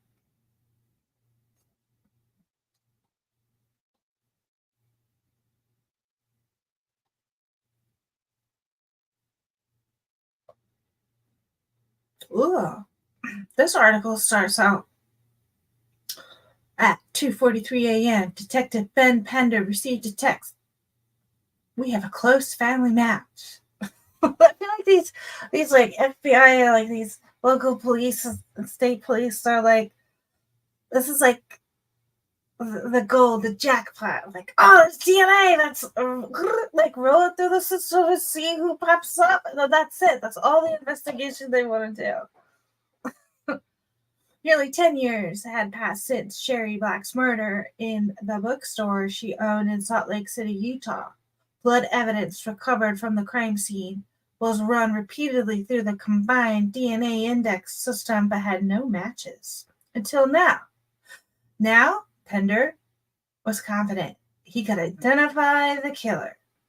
Having taken over the case a few years earlier with no suspects, Pender turned to the investigative genetic genealogy, or IgG, in which DNA evidence from a crime scene is entered into voluntary genealogy websites to find relatives of the culprit, allowing investigators to deduce the identity of possible suspects. Ultimately, this forensic technique provided the lead integral to the arrest and conviction of 29-year-old Adam Barlow, who is now serving life without parole. One of the important things to note is, up until this bill passed, there were no guardrails in place in state law. It was kind of a free-for-all. Stated by Utah Representative Steve Eliason. Black's case is not the first to be solved using IgG. I don't like how they say that. There's Brian Koberger's name next line. It shouldn't be insinuated that case is solved because it's not solved. It's still ongoing right now. The method has been used in high-profile cases such as the Golden State Killer and more recently the arrest. Okay, so they did clarify that with this word. Arrest of Brian Koberger in connection with 4 murders in Idaho. But as officials use the technique to find perpetrators of violent crime, IgG has raised questions among both the public and lawmakers. IgG's use of voluntary databases, some privacy advocates argue, not only exposes the personal information of innocent individuals, but can undermine constitutional protections such as prohibition against unreasonable search and seizure. The idea that they uploaded their data for genetic genealogy purposes is used in a different way that really surprises some people, says Benjamin Berkman, head of the bioethics department at the National Institutes of Health. So I gave you a thought here. Like, that's like anytime, police find DNA at the scene, they're like, well, yeah, then we're going to go run it. But the problem is, especially in this case with a removable object of transfer trace DNA that may or may not have anything to do with the actual act, that his DNA could have been on there, or it's probably not there at all. But just, just because DNA is found it shouldn't mean that there's probable cause for these law enforcement to put that information or request the information from these databases. Because sometimes DNA can be present, but that doesn't mean anybody did anything or was even there during the crime. And I hope that these laws adjust that.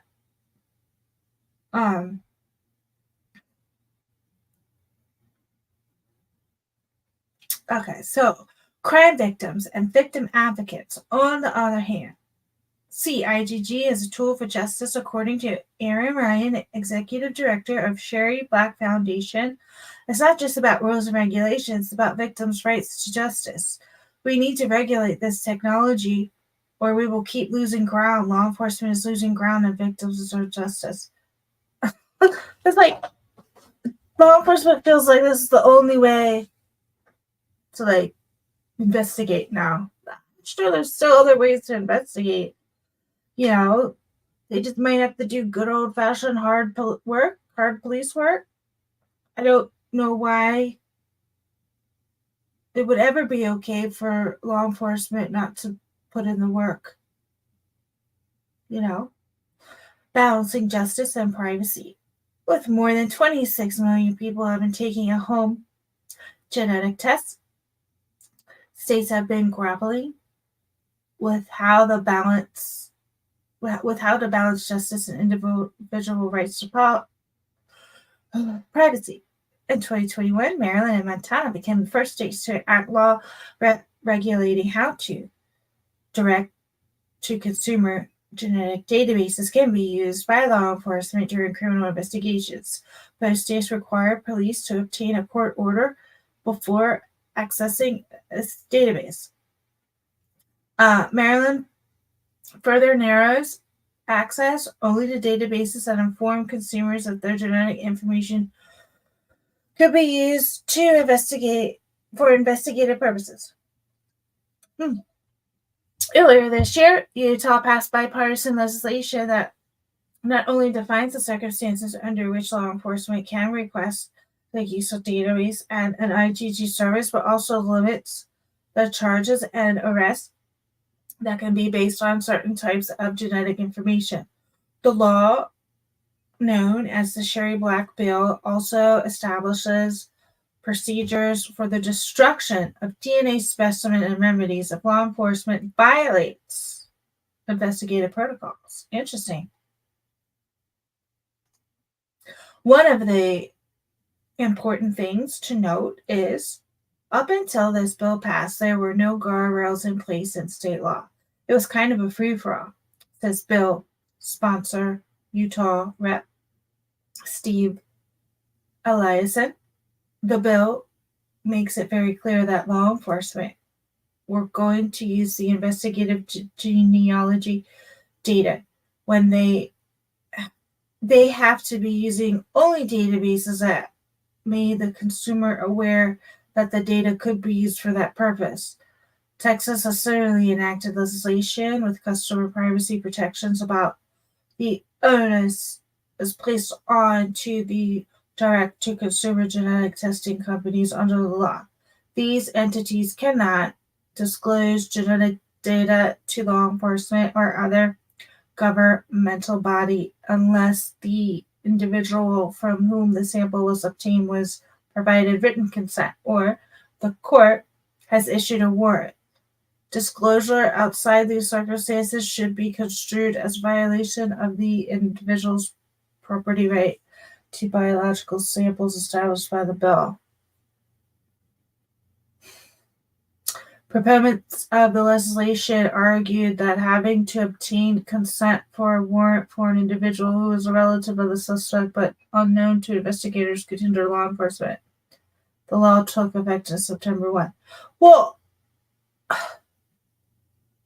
no. Law enforcement should do good old-fashioned law enforcement work. That should not change. So, no. I don't know why anybody would ever want to talk somebody else into not letting them perform the thorough investigation.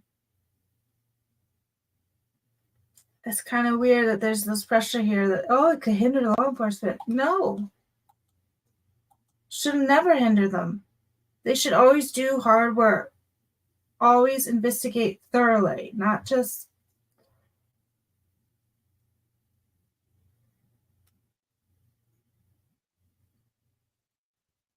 investigative genealogy is significant DNA advancement.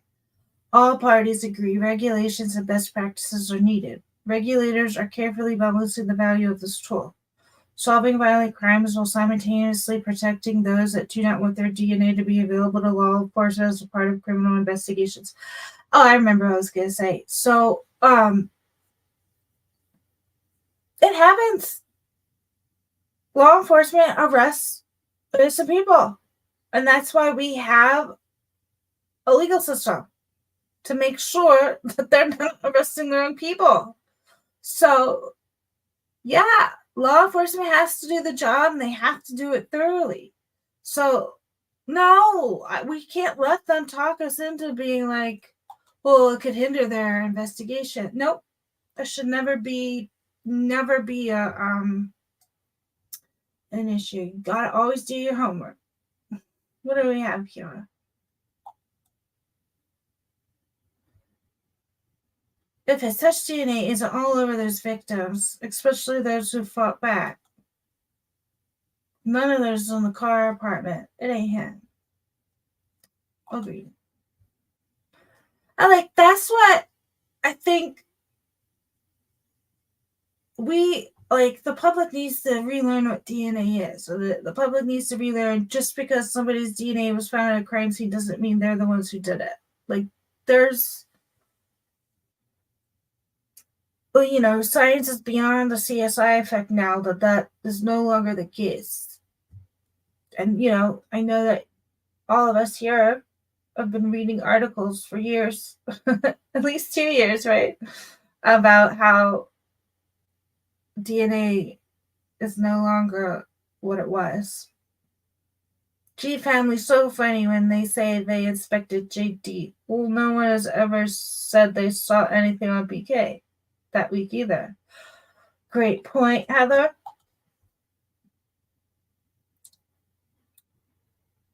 I agree, Erica. Good point. A murder scene in one person is horrifying. Before, it would be a swamp. True. Excuse me. Tara says touch DNA should not be used in IgG, period. Agreed. Absolutely agreed. Touch DNA is a different breed. Yeah. Heather Fitzgerald says, I just picture a set of bushy eyebrows floating with a K-bar knife. Liz, what? Okay. Right past the Erica says, it's against the law to search someone. Why would police agree you're rich though you did it illegally?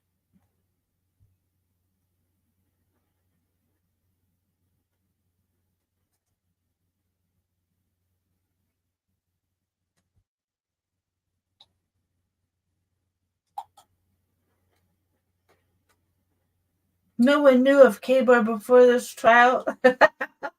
Yeah, Erica.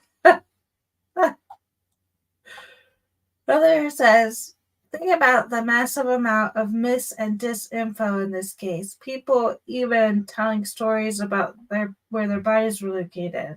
Yeah. I just called it a buck knife. Yeah. So, you bring up a great point here, and they're telling stories about where the bodies were located. I think Leah Taylor's did a great job of demonstrating that there is misinformation and misstatements in the PCA. So then I have to wonder what actually happened. So if Brett Payne is lying about this element and that element, but he's telling the truth about the third element, I don't think so. Now I'm all confused. I don't even know if he's being truthful about that. So how do we know about anything that happened in this case, right? I'm so sick of seeing the ugly days, right, Teddy? Elvis Shero says, wasn't it that Mark guy you stated that rumor about the knife or leaked info about the knife? Mark Foreman. I don't know if I remember that. Berman blamed the French for the bayonet.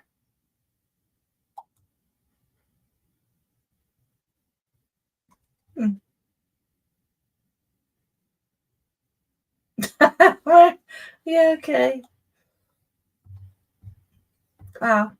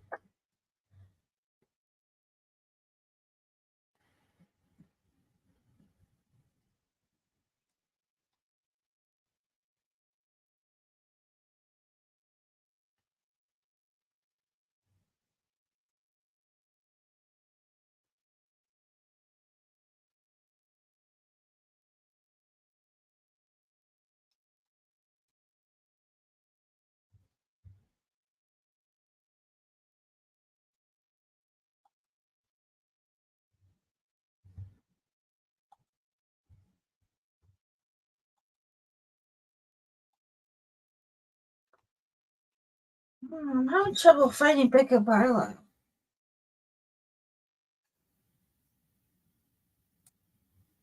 Bicka. Well, that's not it.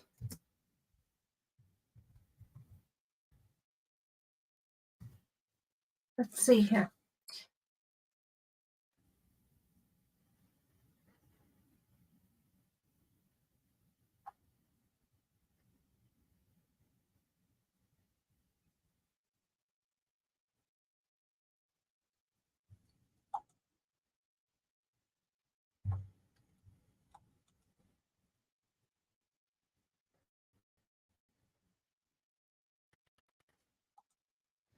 So we're going to talk about discovery, because from discovery we're So loud. that are boring. That we have DNA discovery, SANE discovery, data discovery, serology discovery, crime scene discovery. You can read the rest. That's all the discovery that I usually ask for, with the exception of the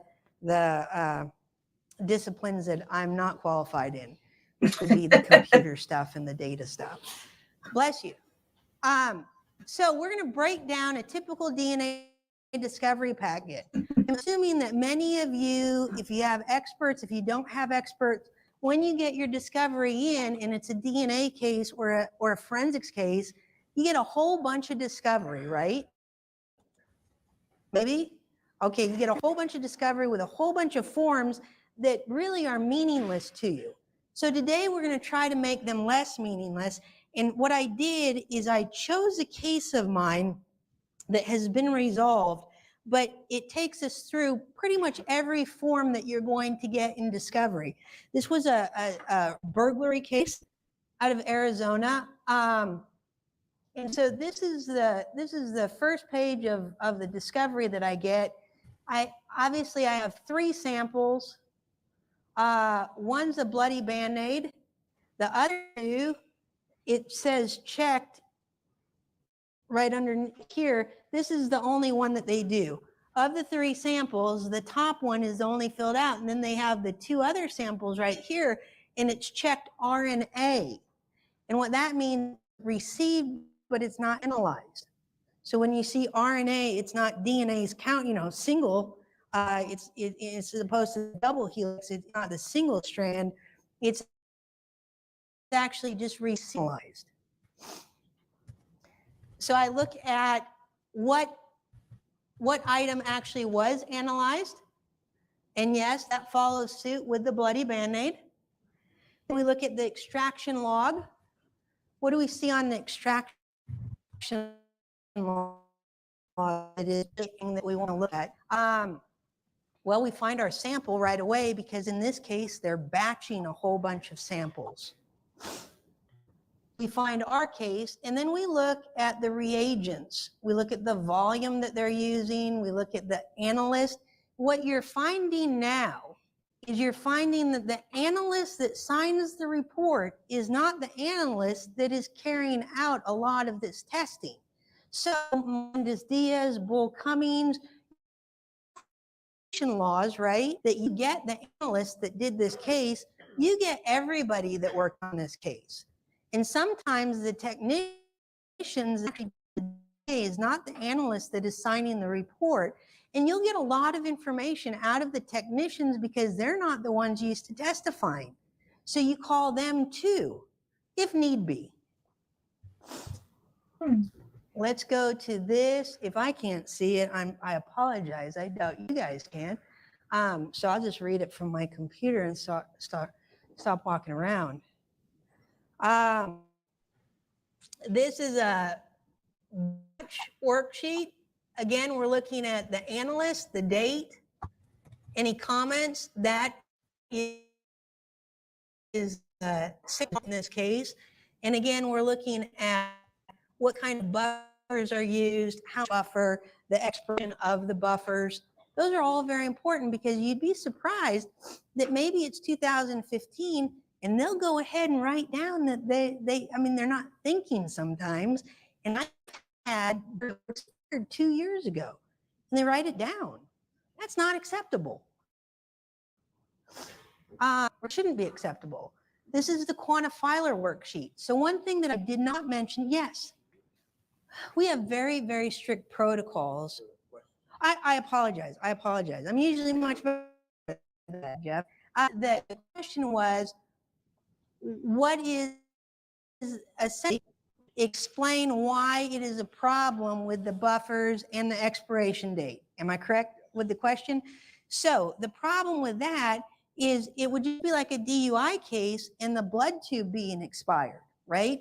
So the buffers, the TE buffers, any buffer extraction mix, anything that we utilize in the amplification, the extraction, and the run of the DNA, if it is expired, a lot of the buffers will not perform and you'll end up getting additional preferential amplification. You'll end up getting results that are not what they should be. You might even get contamination because that buffer has been repeated by other analysts in the lab.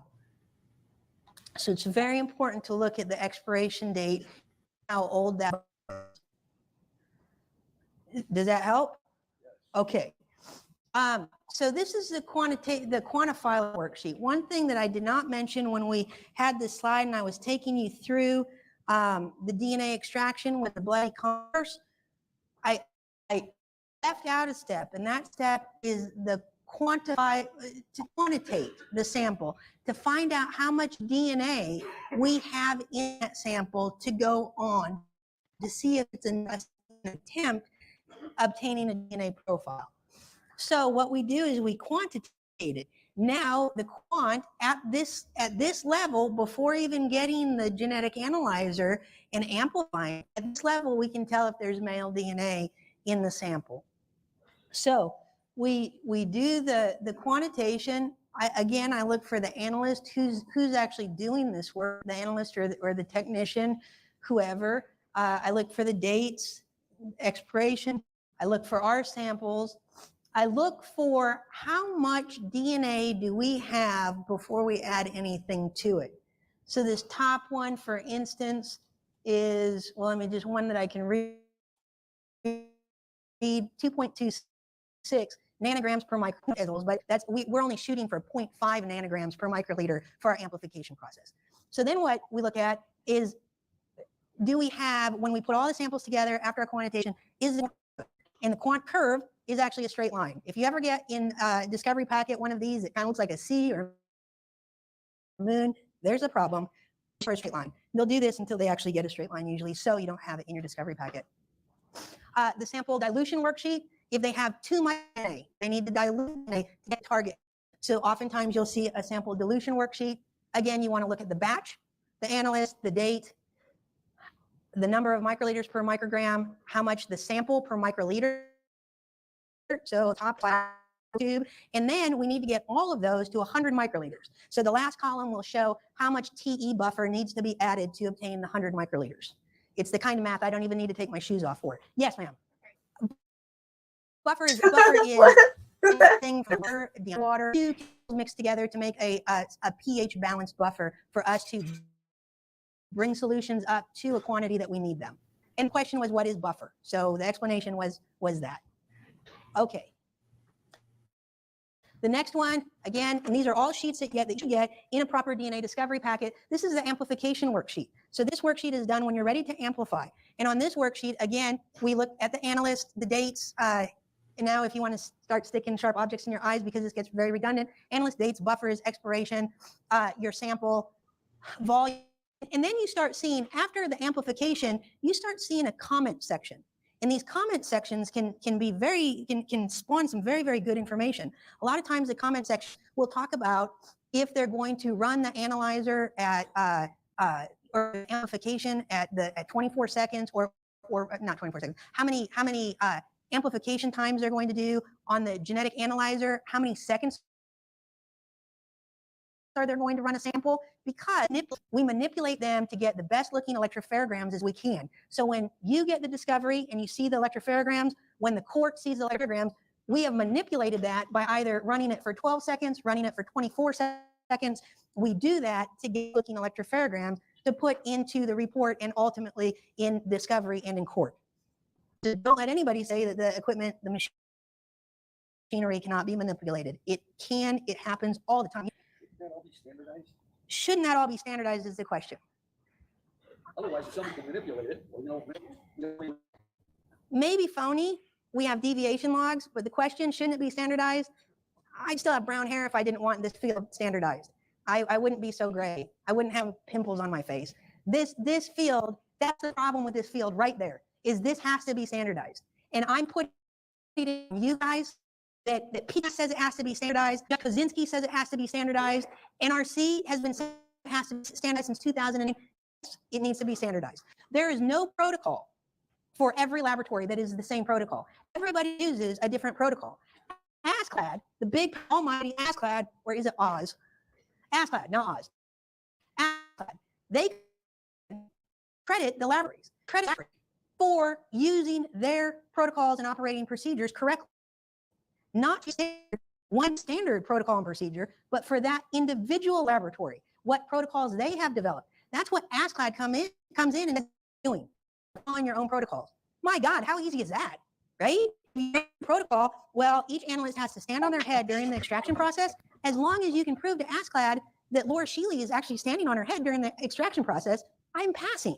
There's a little bit more to it than that, but not a lot. So yes, we should be standardized. This is a 3130 sample sheet. The 3130 is a genetic analyzer that had the multiple capillaries in it.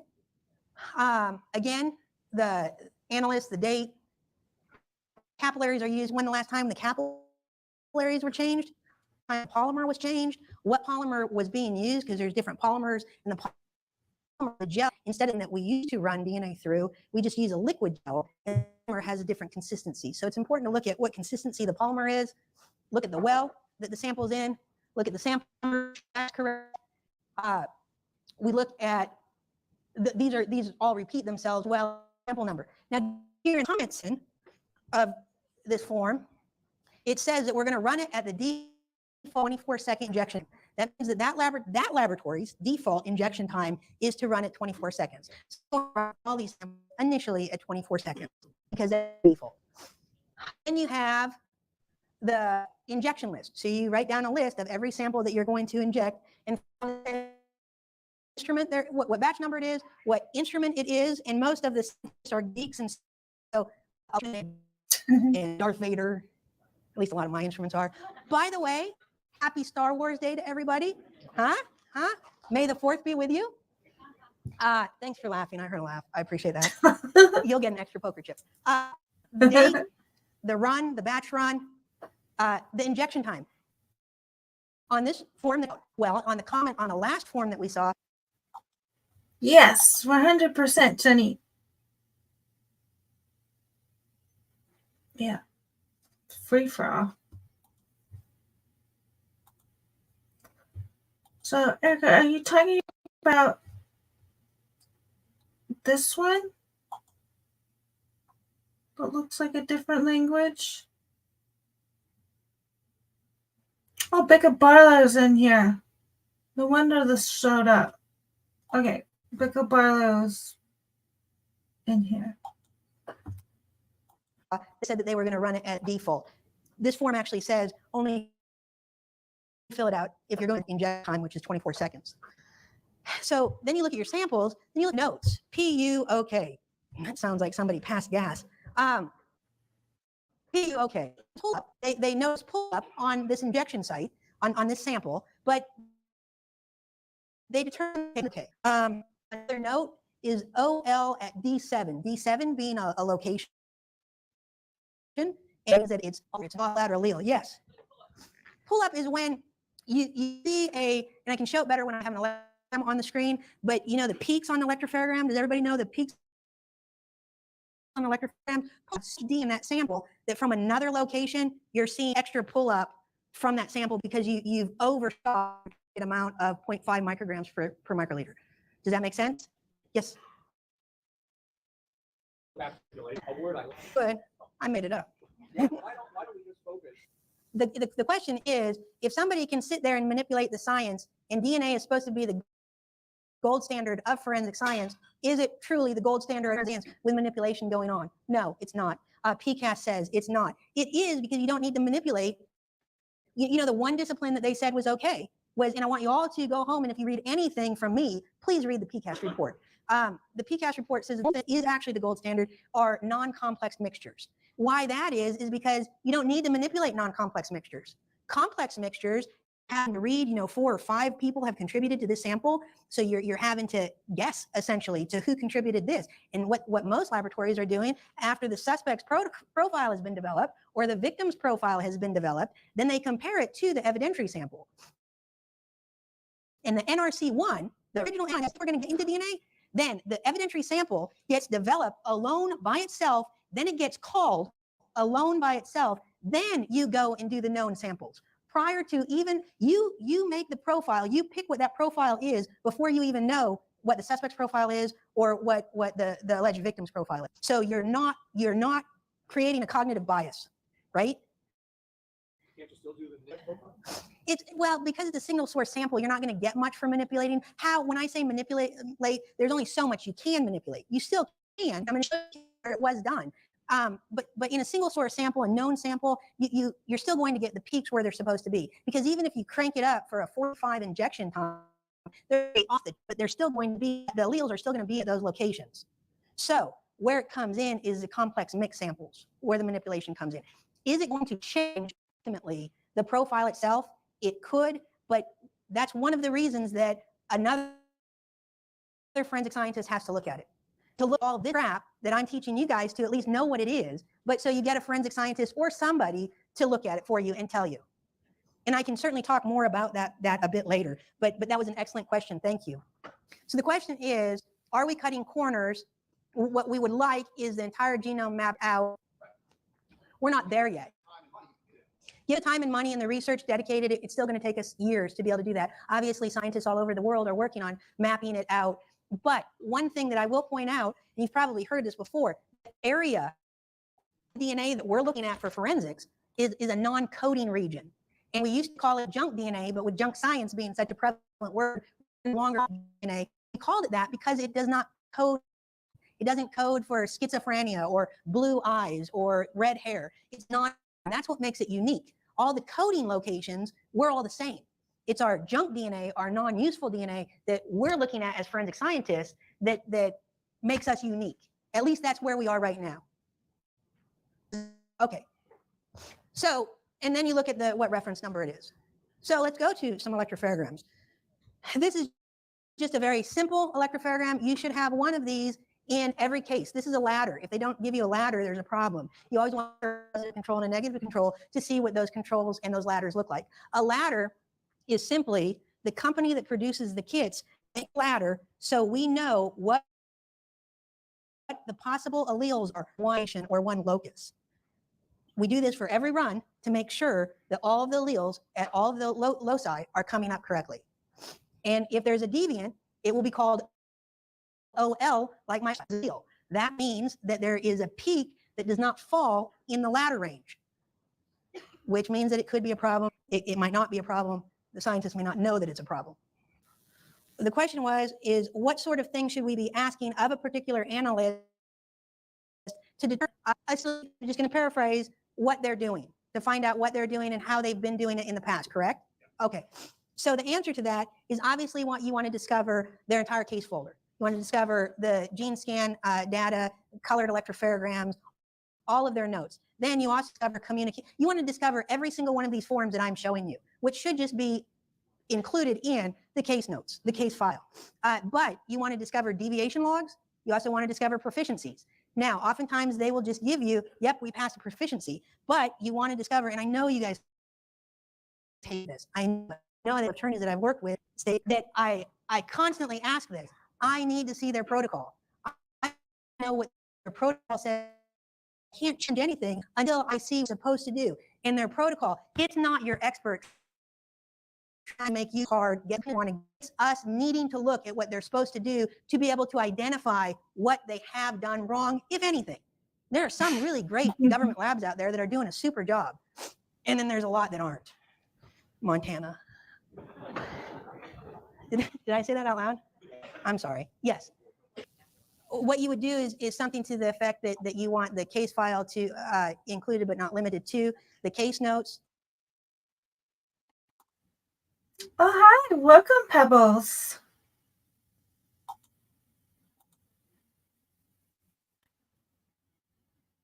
Aw, we appreciate you too.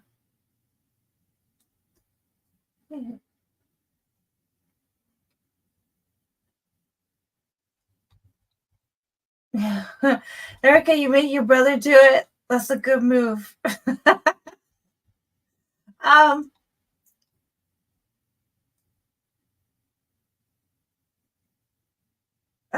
Wait. So, yeah, like Heather Fitzgerald, did they scrub Bicka Barlow's testimony? Because I can't find it. So if Clemenani does have it, that would be great if I could watch that at some point. But why would they do that? Aw, thank you, Pebbles. That's so nice.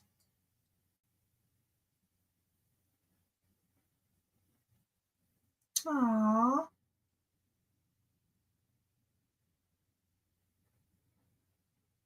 Oh. Okay, Heather. All right, let me hit play again. Hard colored copies of gene scan analysis, including colored electropherograms. And I've got one for serology and I've got one for DNA. And I'm happy if you choose to pick up that really cool business card that I laid forth, contact me and I'll send you a discovery motion. And that's for anybody here. Maybe you'll have to buy me a drink or something. So this is a negative. This is a negative control of an electropherogram. That's like it's supposed to look. There's no peaks at any position that would be a real loci. This is a positive control. Positive controls, I don't know why. What am I looking at immediately? Oops. I look at these electropherograms. This is immediately what I look for. I look at the peak height. The peak height is the refraction fluorescent unit, and that's how we measure the peak height of these alleles. And if that peak height, this is a 13 allele. So this is a negative. This is a negative control of an electrogram. That looks just like it's supposed to look. There's no peaks at any position that would be a real loci. This is a positive control. Positive controls, I don't know why this happened, but a long time ago, when I first started, I was doing RFLP and then but when we finally got to PSR or PCR and identifier, what we started to do, because we've always done it in the past, is the kits that you get from the manufacturer, the two companies that make these provide a positive control to run. But many labs prefer to run a positive control of somebody in their laboratory.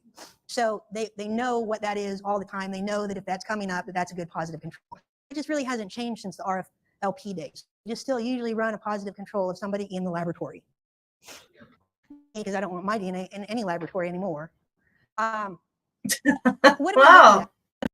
DNA person saying she doesn't want her DNA in the laboratory. That's bad. Puddles, are 23andMe and Family DNA, are they related? Did they both have board issues?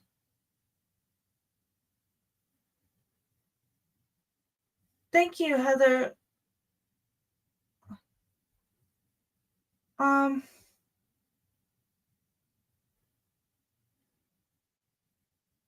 What's her name again? There in hot water.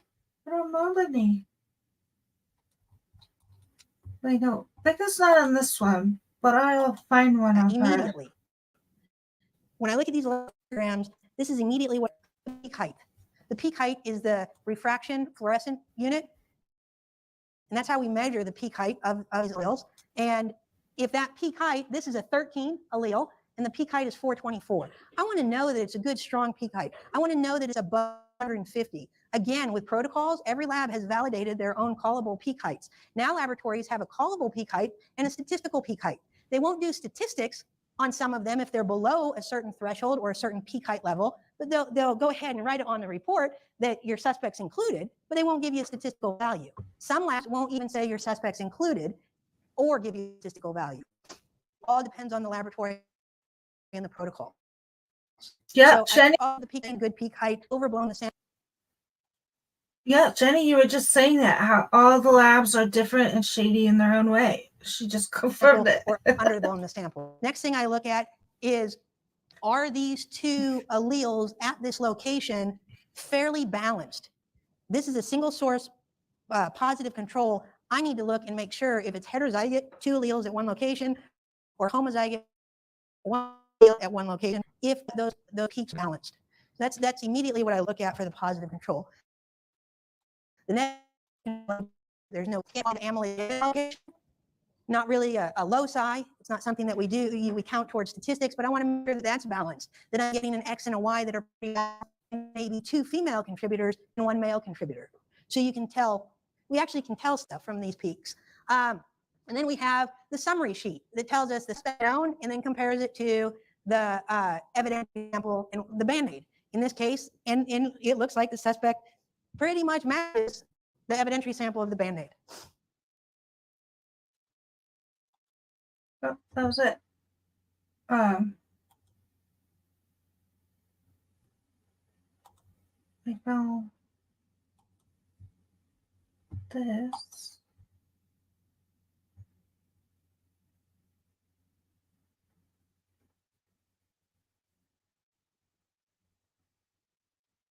What is the threshold? The amount of DNA that is enough to generate a profile of a potential suspect. Do you stop at nothing? Spare no expense. You can identify all the different sequences of letters, A, T, C, and G, and match them to a DNA sample that was collected and swabbed from the suspects. And if the two match, you can be relatively confident that the DNA at the crime scene did come from this person. A sample of major crime cases before early 2018 were fully tested unless they returned a value under 0.001 nanograms per microliter. Unless you're a scientist, this number does not really hold any significance to you. Hopefully you can visualize how much 1 gram is, right? So if you measure a gram of sugar or a gram of kind of fill a spoon, then you divide that by 1,000, that is a milligram. Divide that milligram by another 1,000, then that is a microgram. You divide that by 1,000 again, then that's a nanogram. So gram to milligram to microgram to nanogram. And here it's saying it's 0.001 nanograms. So you can divide by 1,000.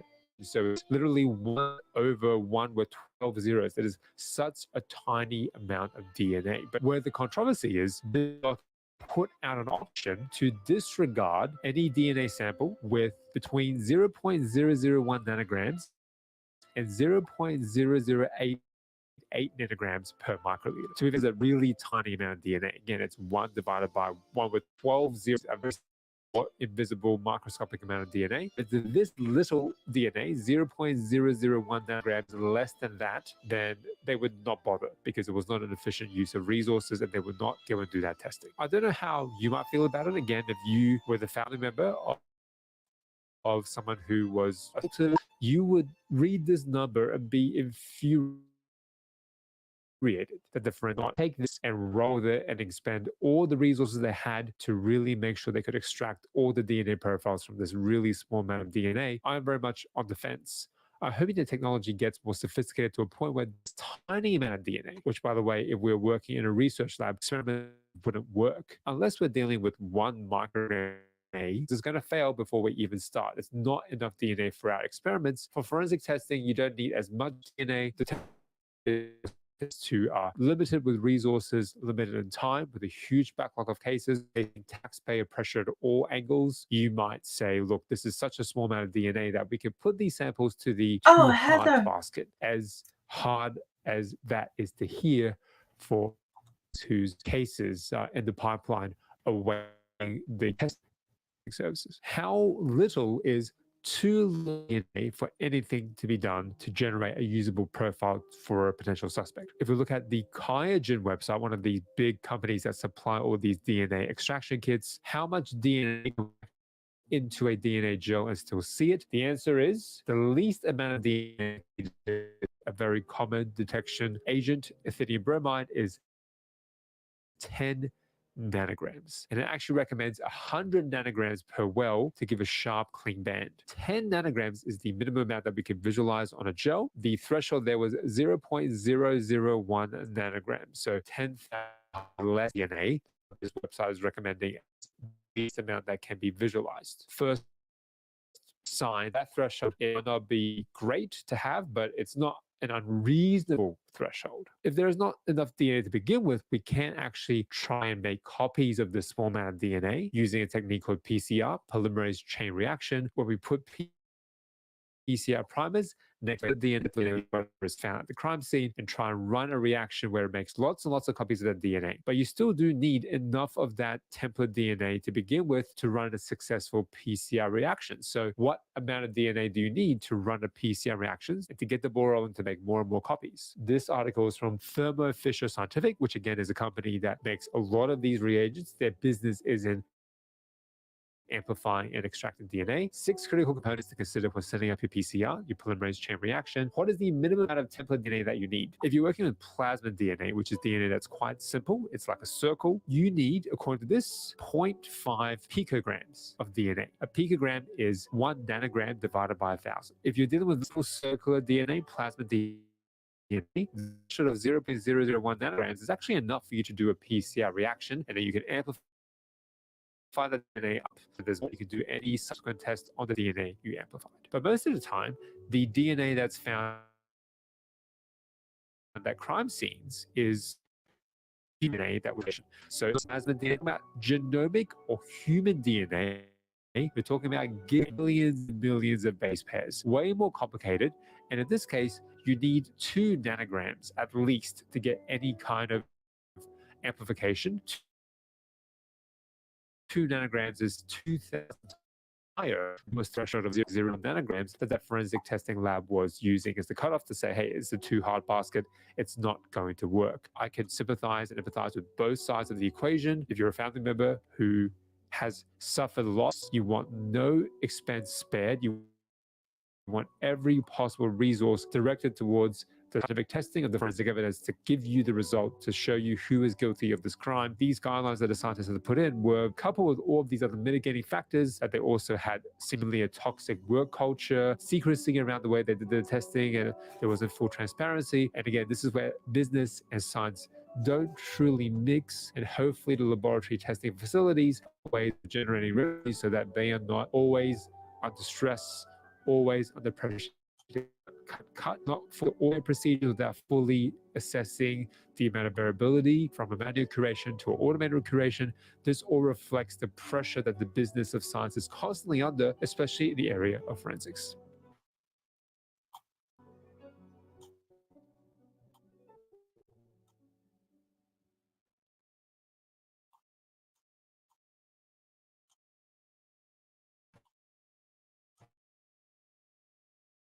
And joining us, Edwards, staff attorney at the Criminal Law Reform Project.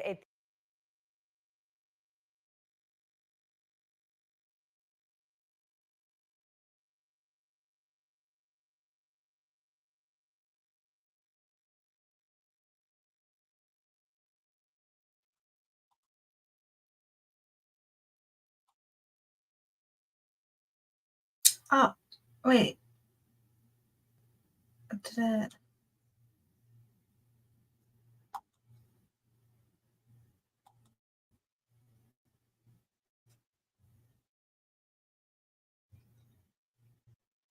Do you want to show play this?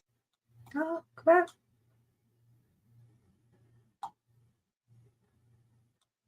Okay, Heather, are you back here? I think I found it on Dinky's channel. I hope you don't mind if I play a little clip of Bicka Barlow.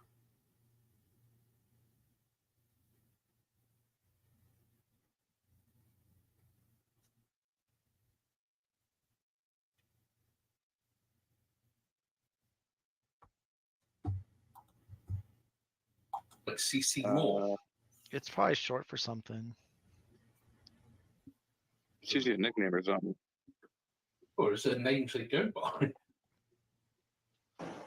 But tell me if you can hear it. Oh, I'm sorry. Okay. I thought that was all right. So, you're Ms. Barlow? Yes. Please come forward. Right. Can you hear this? Tell us the spread of the testimony you give in this case shall be the truth, the whole truth, and nothing but the truth under down to your country. Speak there and state your name and spelling your last name.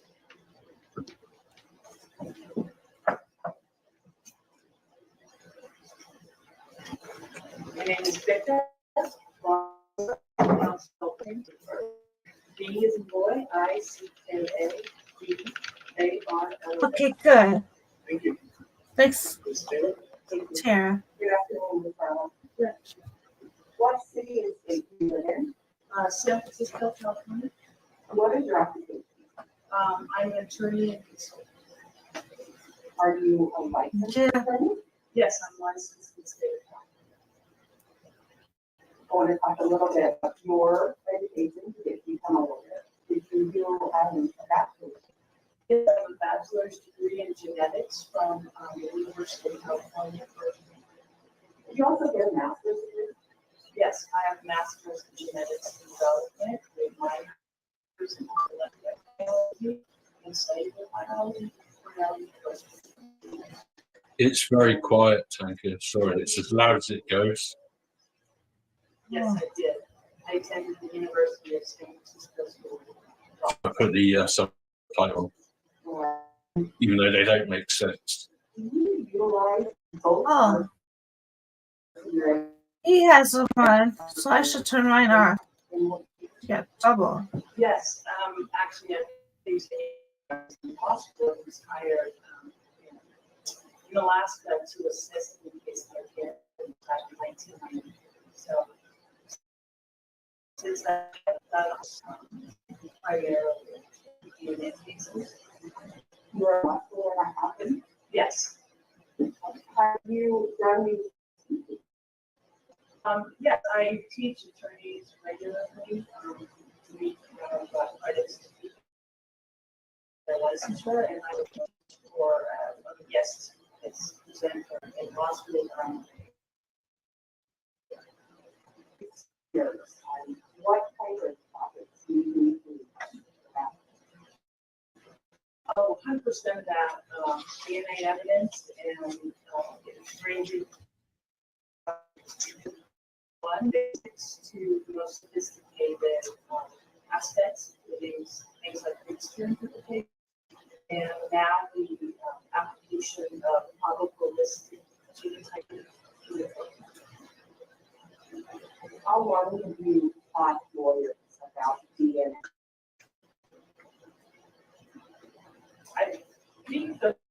time represented was probably in 2000. So,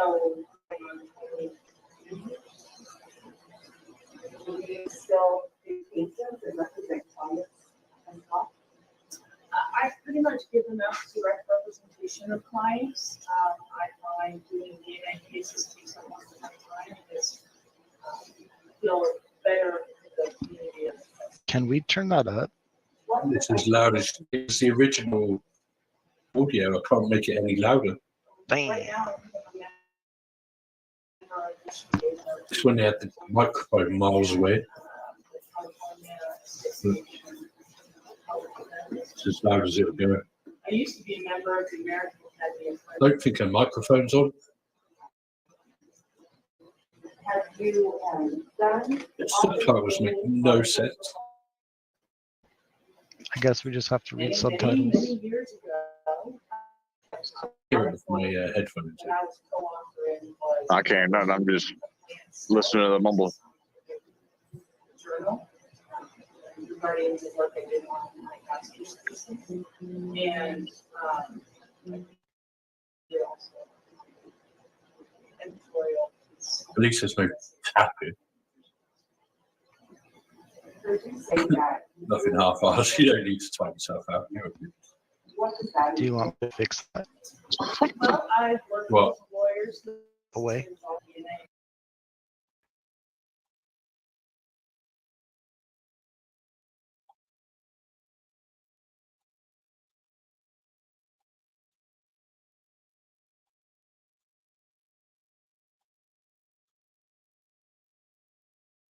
Oh.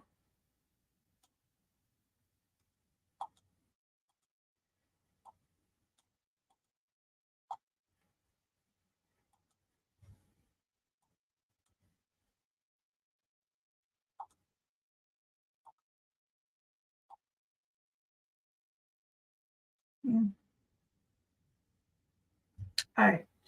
I don't know if you guys heard all this. Press play again. So loud. I'm sorry about the sound on this. About DNA, because many people don't have it. And I sit with them and explain what they have.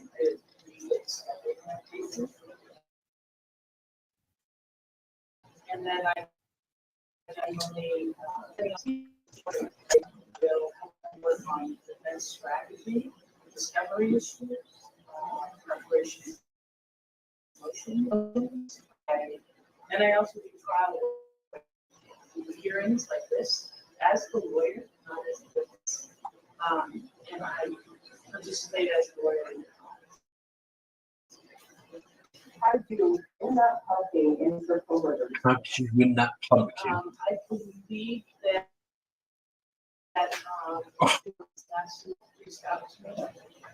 what is your role? I'm assisting. My understanding is I'm assisting in this second case, helping to discovery and consulting on right now discovery issues.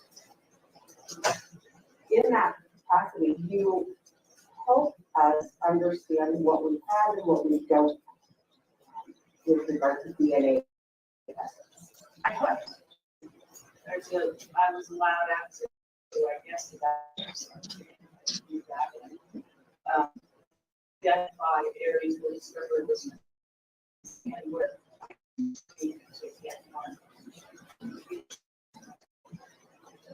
I want to focus a little bit on the areas of discovery and why it's important. I talk about DNA profiles and what happens. In our, there are 3 other unidentified male profiles. What are we missing? Well, I believe at this moment we have all of the reports of the testing from Riot in this laboratory. What I believe was requested and what has not been produced is any information or documentation of whether those profiles were uploaded to the state get to the vendor of those.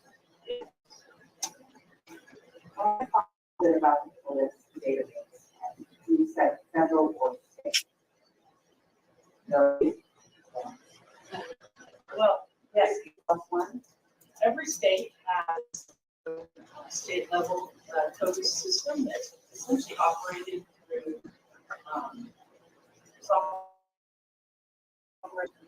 like DI, federal Department of Justice, and each has those expertise what can be uploaded, what can't be, and what types of records should be there. Okay, but it is what it is. It's how it was. And each local has involved. We're not going to get to the money on the 16th either, so it would be good to try that at least do it. That are not even part of the state system, but that feed into the state system. And then state level databases feed into the federal database, but it was statutes around what can be uploaded. Not everything that's in every state database goes to the federal system. So there may be more in Idaho actually puts them into the federal database. Why would we want that? Why would we want to know if those other three unidentified male profiles again are I'm gonna jump in. I believe we resolved this for this morning at the time. We have.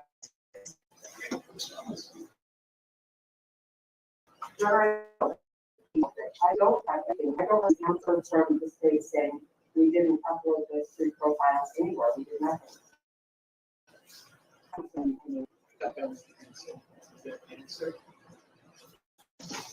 Interesting.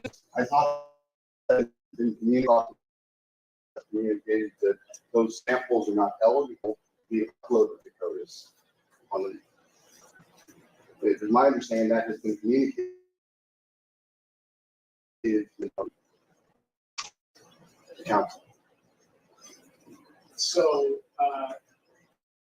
you, so there's no, correct, that wasn't pursued. Yeah, the samples did not meet the criteria for uploading to CODIS. That's my understanding. What does that mean?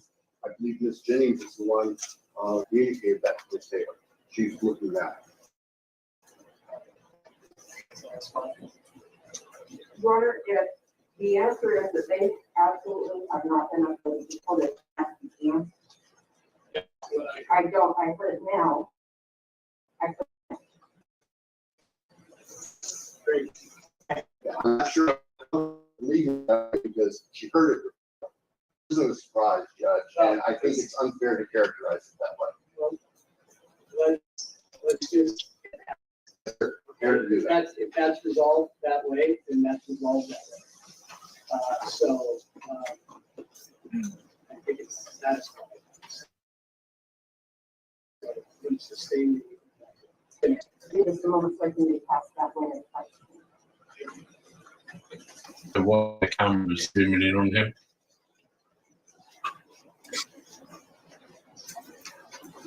Ms. Barlow, one of the other areas is whether or not you have corrective action or irregular result reports. Your Honor, I'm going to object. Hey, Joanne. This morning that we would reach out to the lab, that we had disclosed everything in our possession, that we will reach out to the lab. I do not think it's appropriate for counsel to call an expert witness as an attorney to discuss and relitigate a discovery dispute that was addressed this morning. It's not an appropriate thing for Your Honor.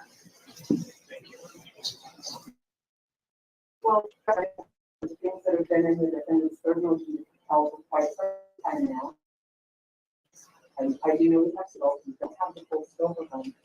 I understand say out, but months into this, I think maybe if understood why we want them. Okay, I'll roll that, and just to get some understanding why that is important, even though the state has already said. This is 9 months ago. Ms. Barlow, we requested 6 months before and 6 months after data. Why did we want that scope? Corrective action and full consideration. Well, I think to preface your question, the corrective action laws are part of the last quality system. So is part of what they use to determine whether the quality system is well. It's a way to track things like contamination events.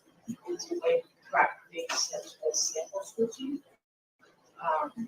It's a way to track the presence of unknown contaminants in the area in the laboratory. That's the laboratory to assess whether or not their own methodologies are working the way they're supposed to be. One of the most important aspects of the crime lab work is sample, obviously.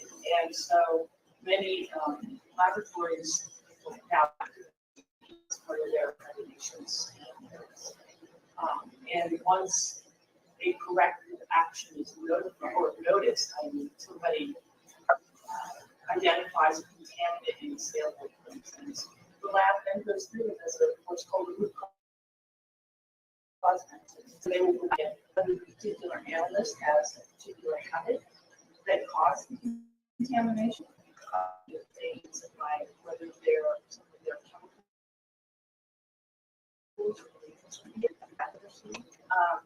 and they have to document that as part of the accreditation process. And what it allows people like myself to do is to actually assess the overall quality, and it helps the jury understand the overall quality of the work that's being done in the laboratory, whether the lab is following the protocols, and whether it lives up to the promise of the protocols to a and reliable method. Thank you. Let's get ahead of my notes a little bit.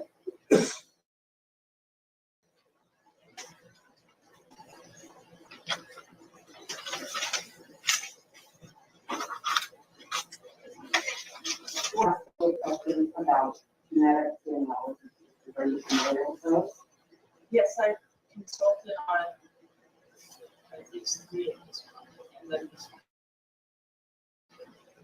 And the information contained in the genetic genealogy, I guess, testing and then the screening of the trees, is that something that is utilized to make decisions in a defense? yes. And the reason I hesitate a bit is because this is a brand new technology that's just personal. There has not been a lot of use. There has not been a lot of testing during the transition, because it's how those methods are tested with the physical intention. And most of the issues that we find with DNA testing in the past that I have found in my career, engaging with other lawyers and scientists around the country, is that most of these things are found out. In other words, we get the information so we can do our own investigation. And I, in my mind, exactly what I do this if I put in that. Sure. Thank you. I don't have any other questions. I'll only do Oh.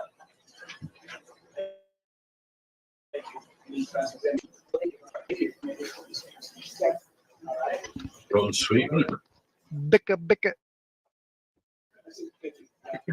Barlow. All right. What do we all think of her testimony? I couldn't really hear it. Did you all hear it? Did she say anything about ambiguous, partial and ambiguous?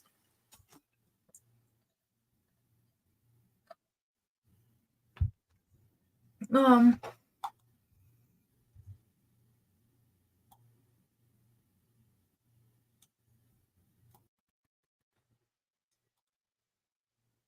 saw her degrees and everything, and she's extremely qualified. Yeah. She goes through this, really setting a basis, of her knowledge, everything. She cites that she's looked into tons of, different things. She's even interviewed okay, good. people to write this. Jeez. Received some discovery from the defense. So she knows what's going on within the case. Heavily included in the case. Yes. Yeah. Which is important. She says, I have reviewed the material by the defense in this case regarding the DNA testing, as well as numerous news articles.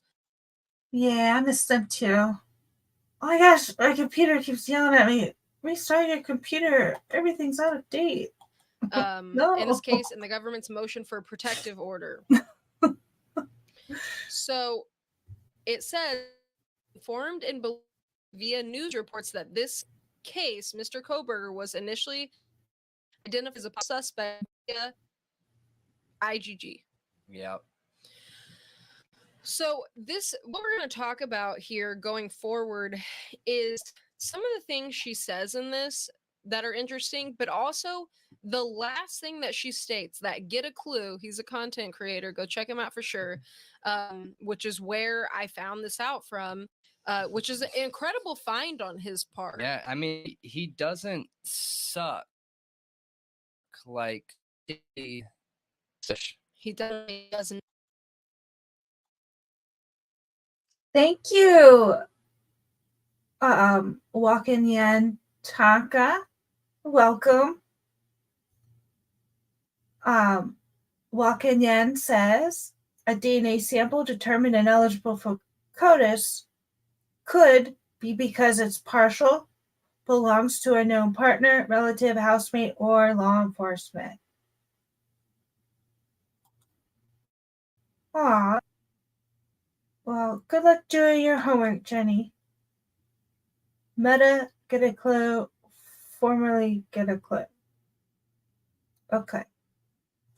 Yeah, I remember him. Not smell, stinky Swedish fish. Where's smelly Swedish fish? But it's a bind. Sure, we always shout out somebody when they're a source for information for us to talk about, and go check them out. What I think is interesting here, because I'm just gonna go ahead and jump to the bombshell, okay? Yeah. And this is on page. Oh wait, I'm going into her sources. She lists all her sources on this. I mean, it's a lot. That's kind of what I would expect from an expert, though. Yeah. So this is the part we're jumping to, and I agree with you. It actually doesn't have a page number, but it's towards the end before she lists her sources. It'll be up on the screen. It's the signature page where she signs it. Okay. Signature page. So I'll just read this part. This match made is considered braiding material. Okay, that part's not important. Given the subjective nature of mixture, it is reasonable to believe that other experts might disagree with whom actually is the candidate. And this is obviously she stated a lot before this. And in this case, in which the profile at issue is ambiguous and partial, other suspects are an important area of investigation. In this case, in which the profile at issue, meaning Brian Bird's profile, okay, meaning the sheath DNA is ambiguous and partial. Yeah. Other suspects are important area of investigation. Yep. Yep. Partial.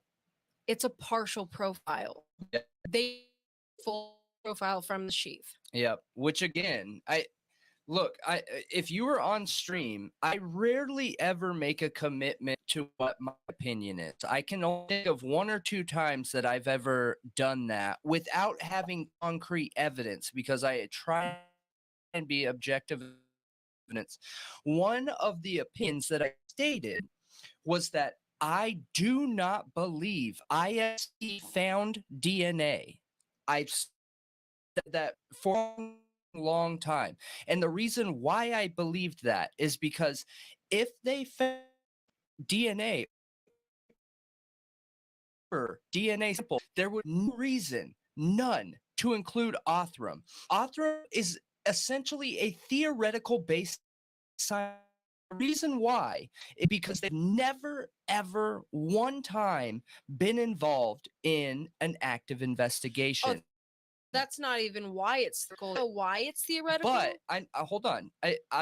I'm curious what you have to say. But just finishing my thought here, in a court of law, you need trustworthy, established, identifiable information.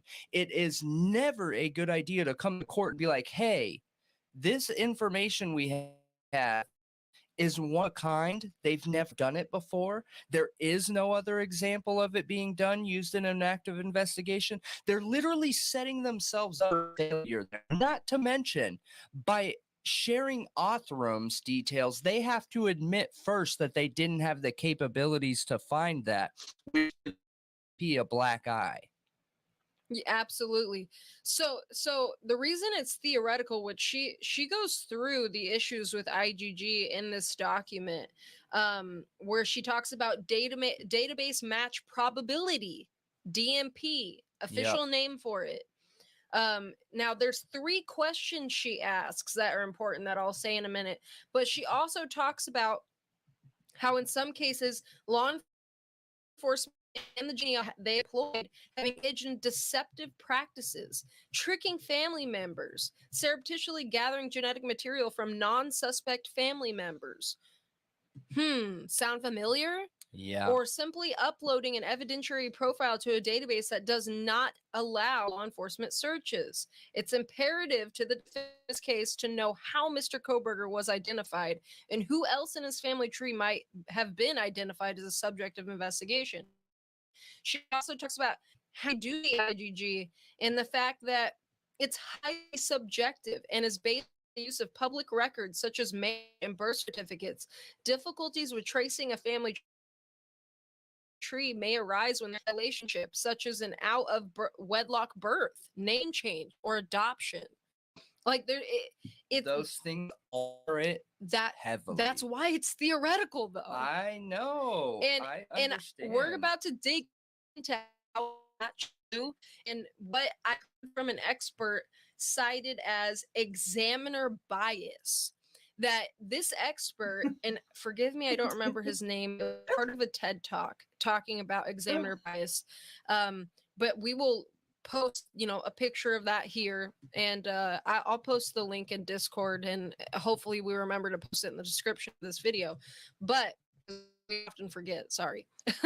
But he basically talks about how, unfortunately, DNA profilers are a lot of times subject to this examination bias where they're being more subjective than they are objective. And he said,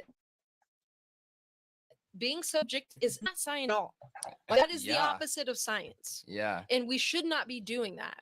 And he offers solutions, and he also literally walks science through and says he's going to make you a DNA expert in his little TED talk. And he goes through lots of things, and it's super Professor interesting. Dan. Is it?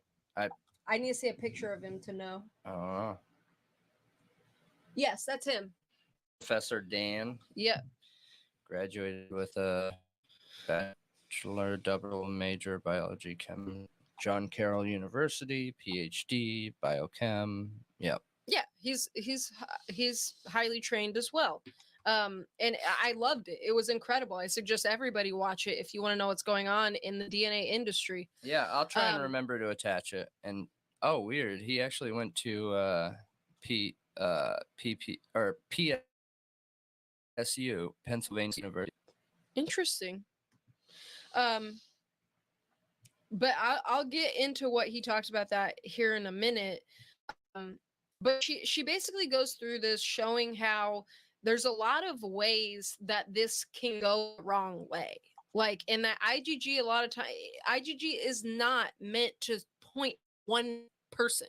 It is meant to point towards a family tree or a group of people. So the 3 questions she asks: who else was in the pool of putative relatives in the first instance in the IgG database? Second, once the IgG search was complete, who in the pool of identified putative suspects were ruled out by further investigation? For the defense team, how many others were investigated? What caused law enforcement to focus on Koberger is key to possible investigation and third-party suspects. Third, in many ways, most importantly, how does the search of a large database impact the statistical analysis of the comparison by standard STR methods? As with cold hit cases, it is now well recognized that statistical analysis of a comparison of standard STR profiles is impacted by a phenomenon called ascertainment bias. Yeah. So that's what this guy is talking about in this video, essentially. I know she also talks about in this how STR cannot be compared to S&P pretty extensively. That they cannot be compared. Yeah. Remember how you were saying that an S&P can be pulled from an STR? That's what we found. I have not been able to confirm that. Can you guys hear this?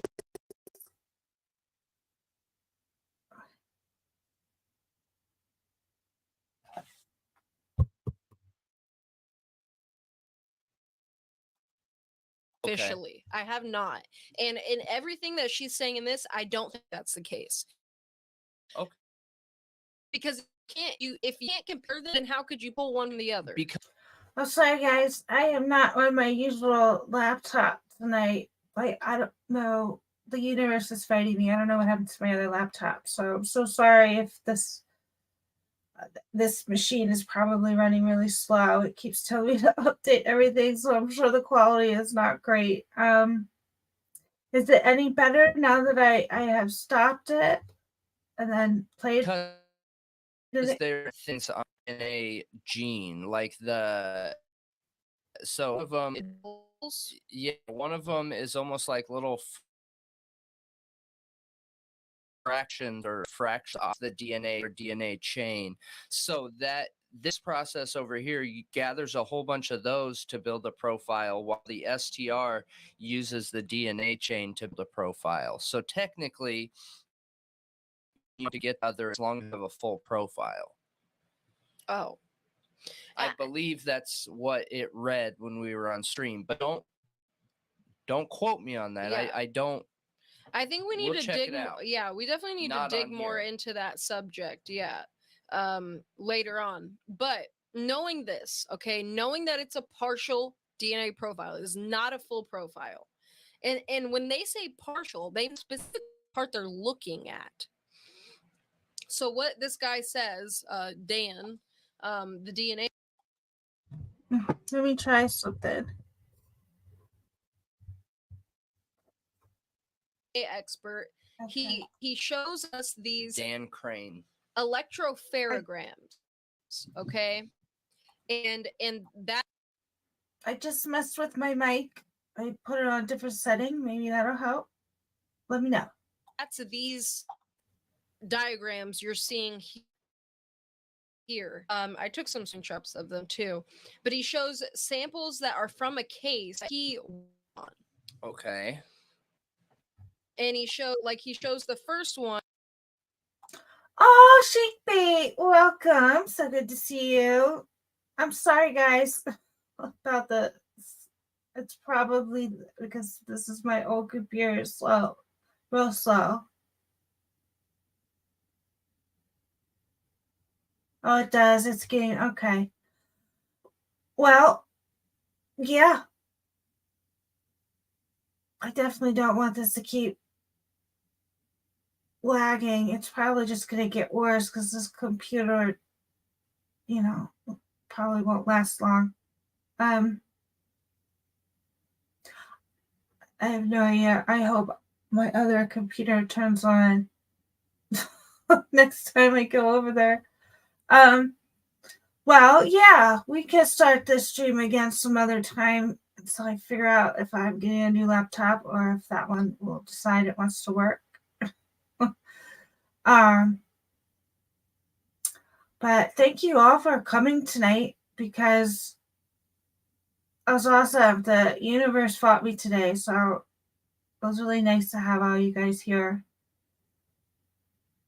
At least something went right. You guys came, so I hope you all have a great night. And I will see you next time.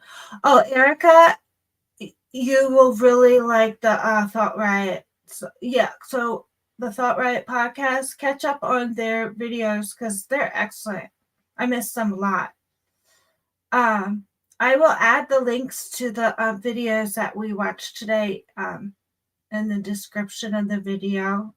I guess I can do that all from my phone. That'll be easy. Okay, everyone, have a great rest of your weekend, and hopefully I will talk to you all soon. Bye, everyone.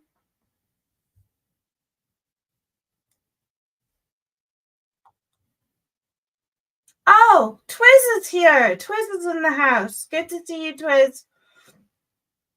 Good night. Oh, thank you, everyone.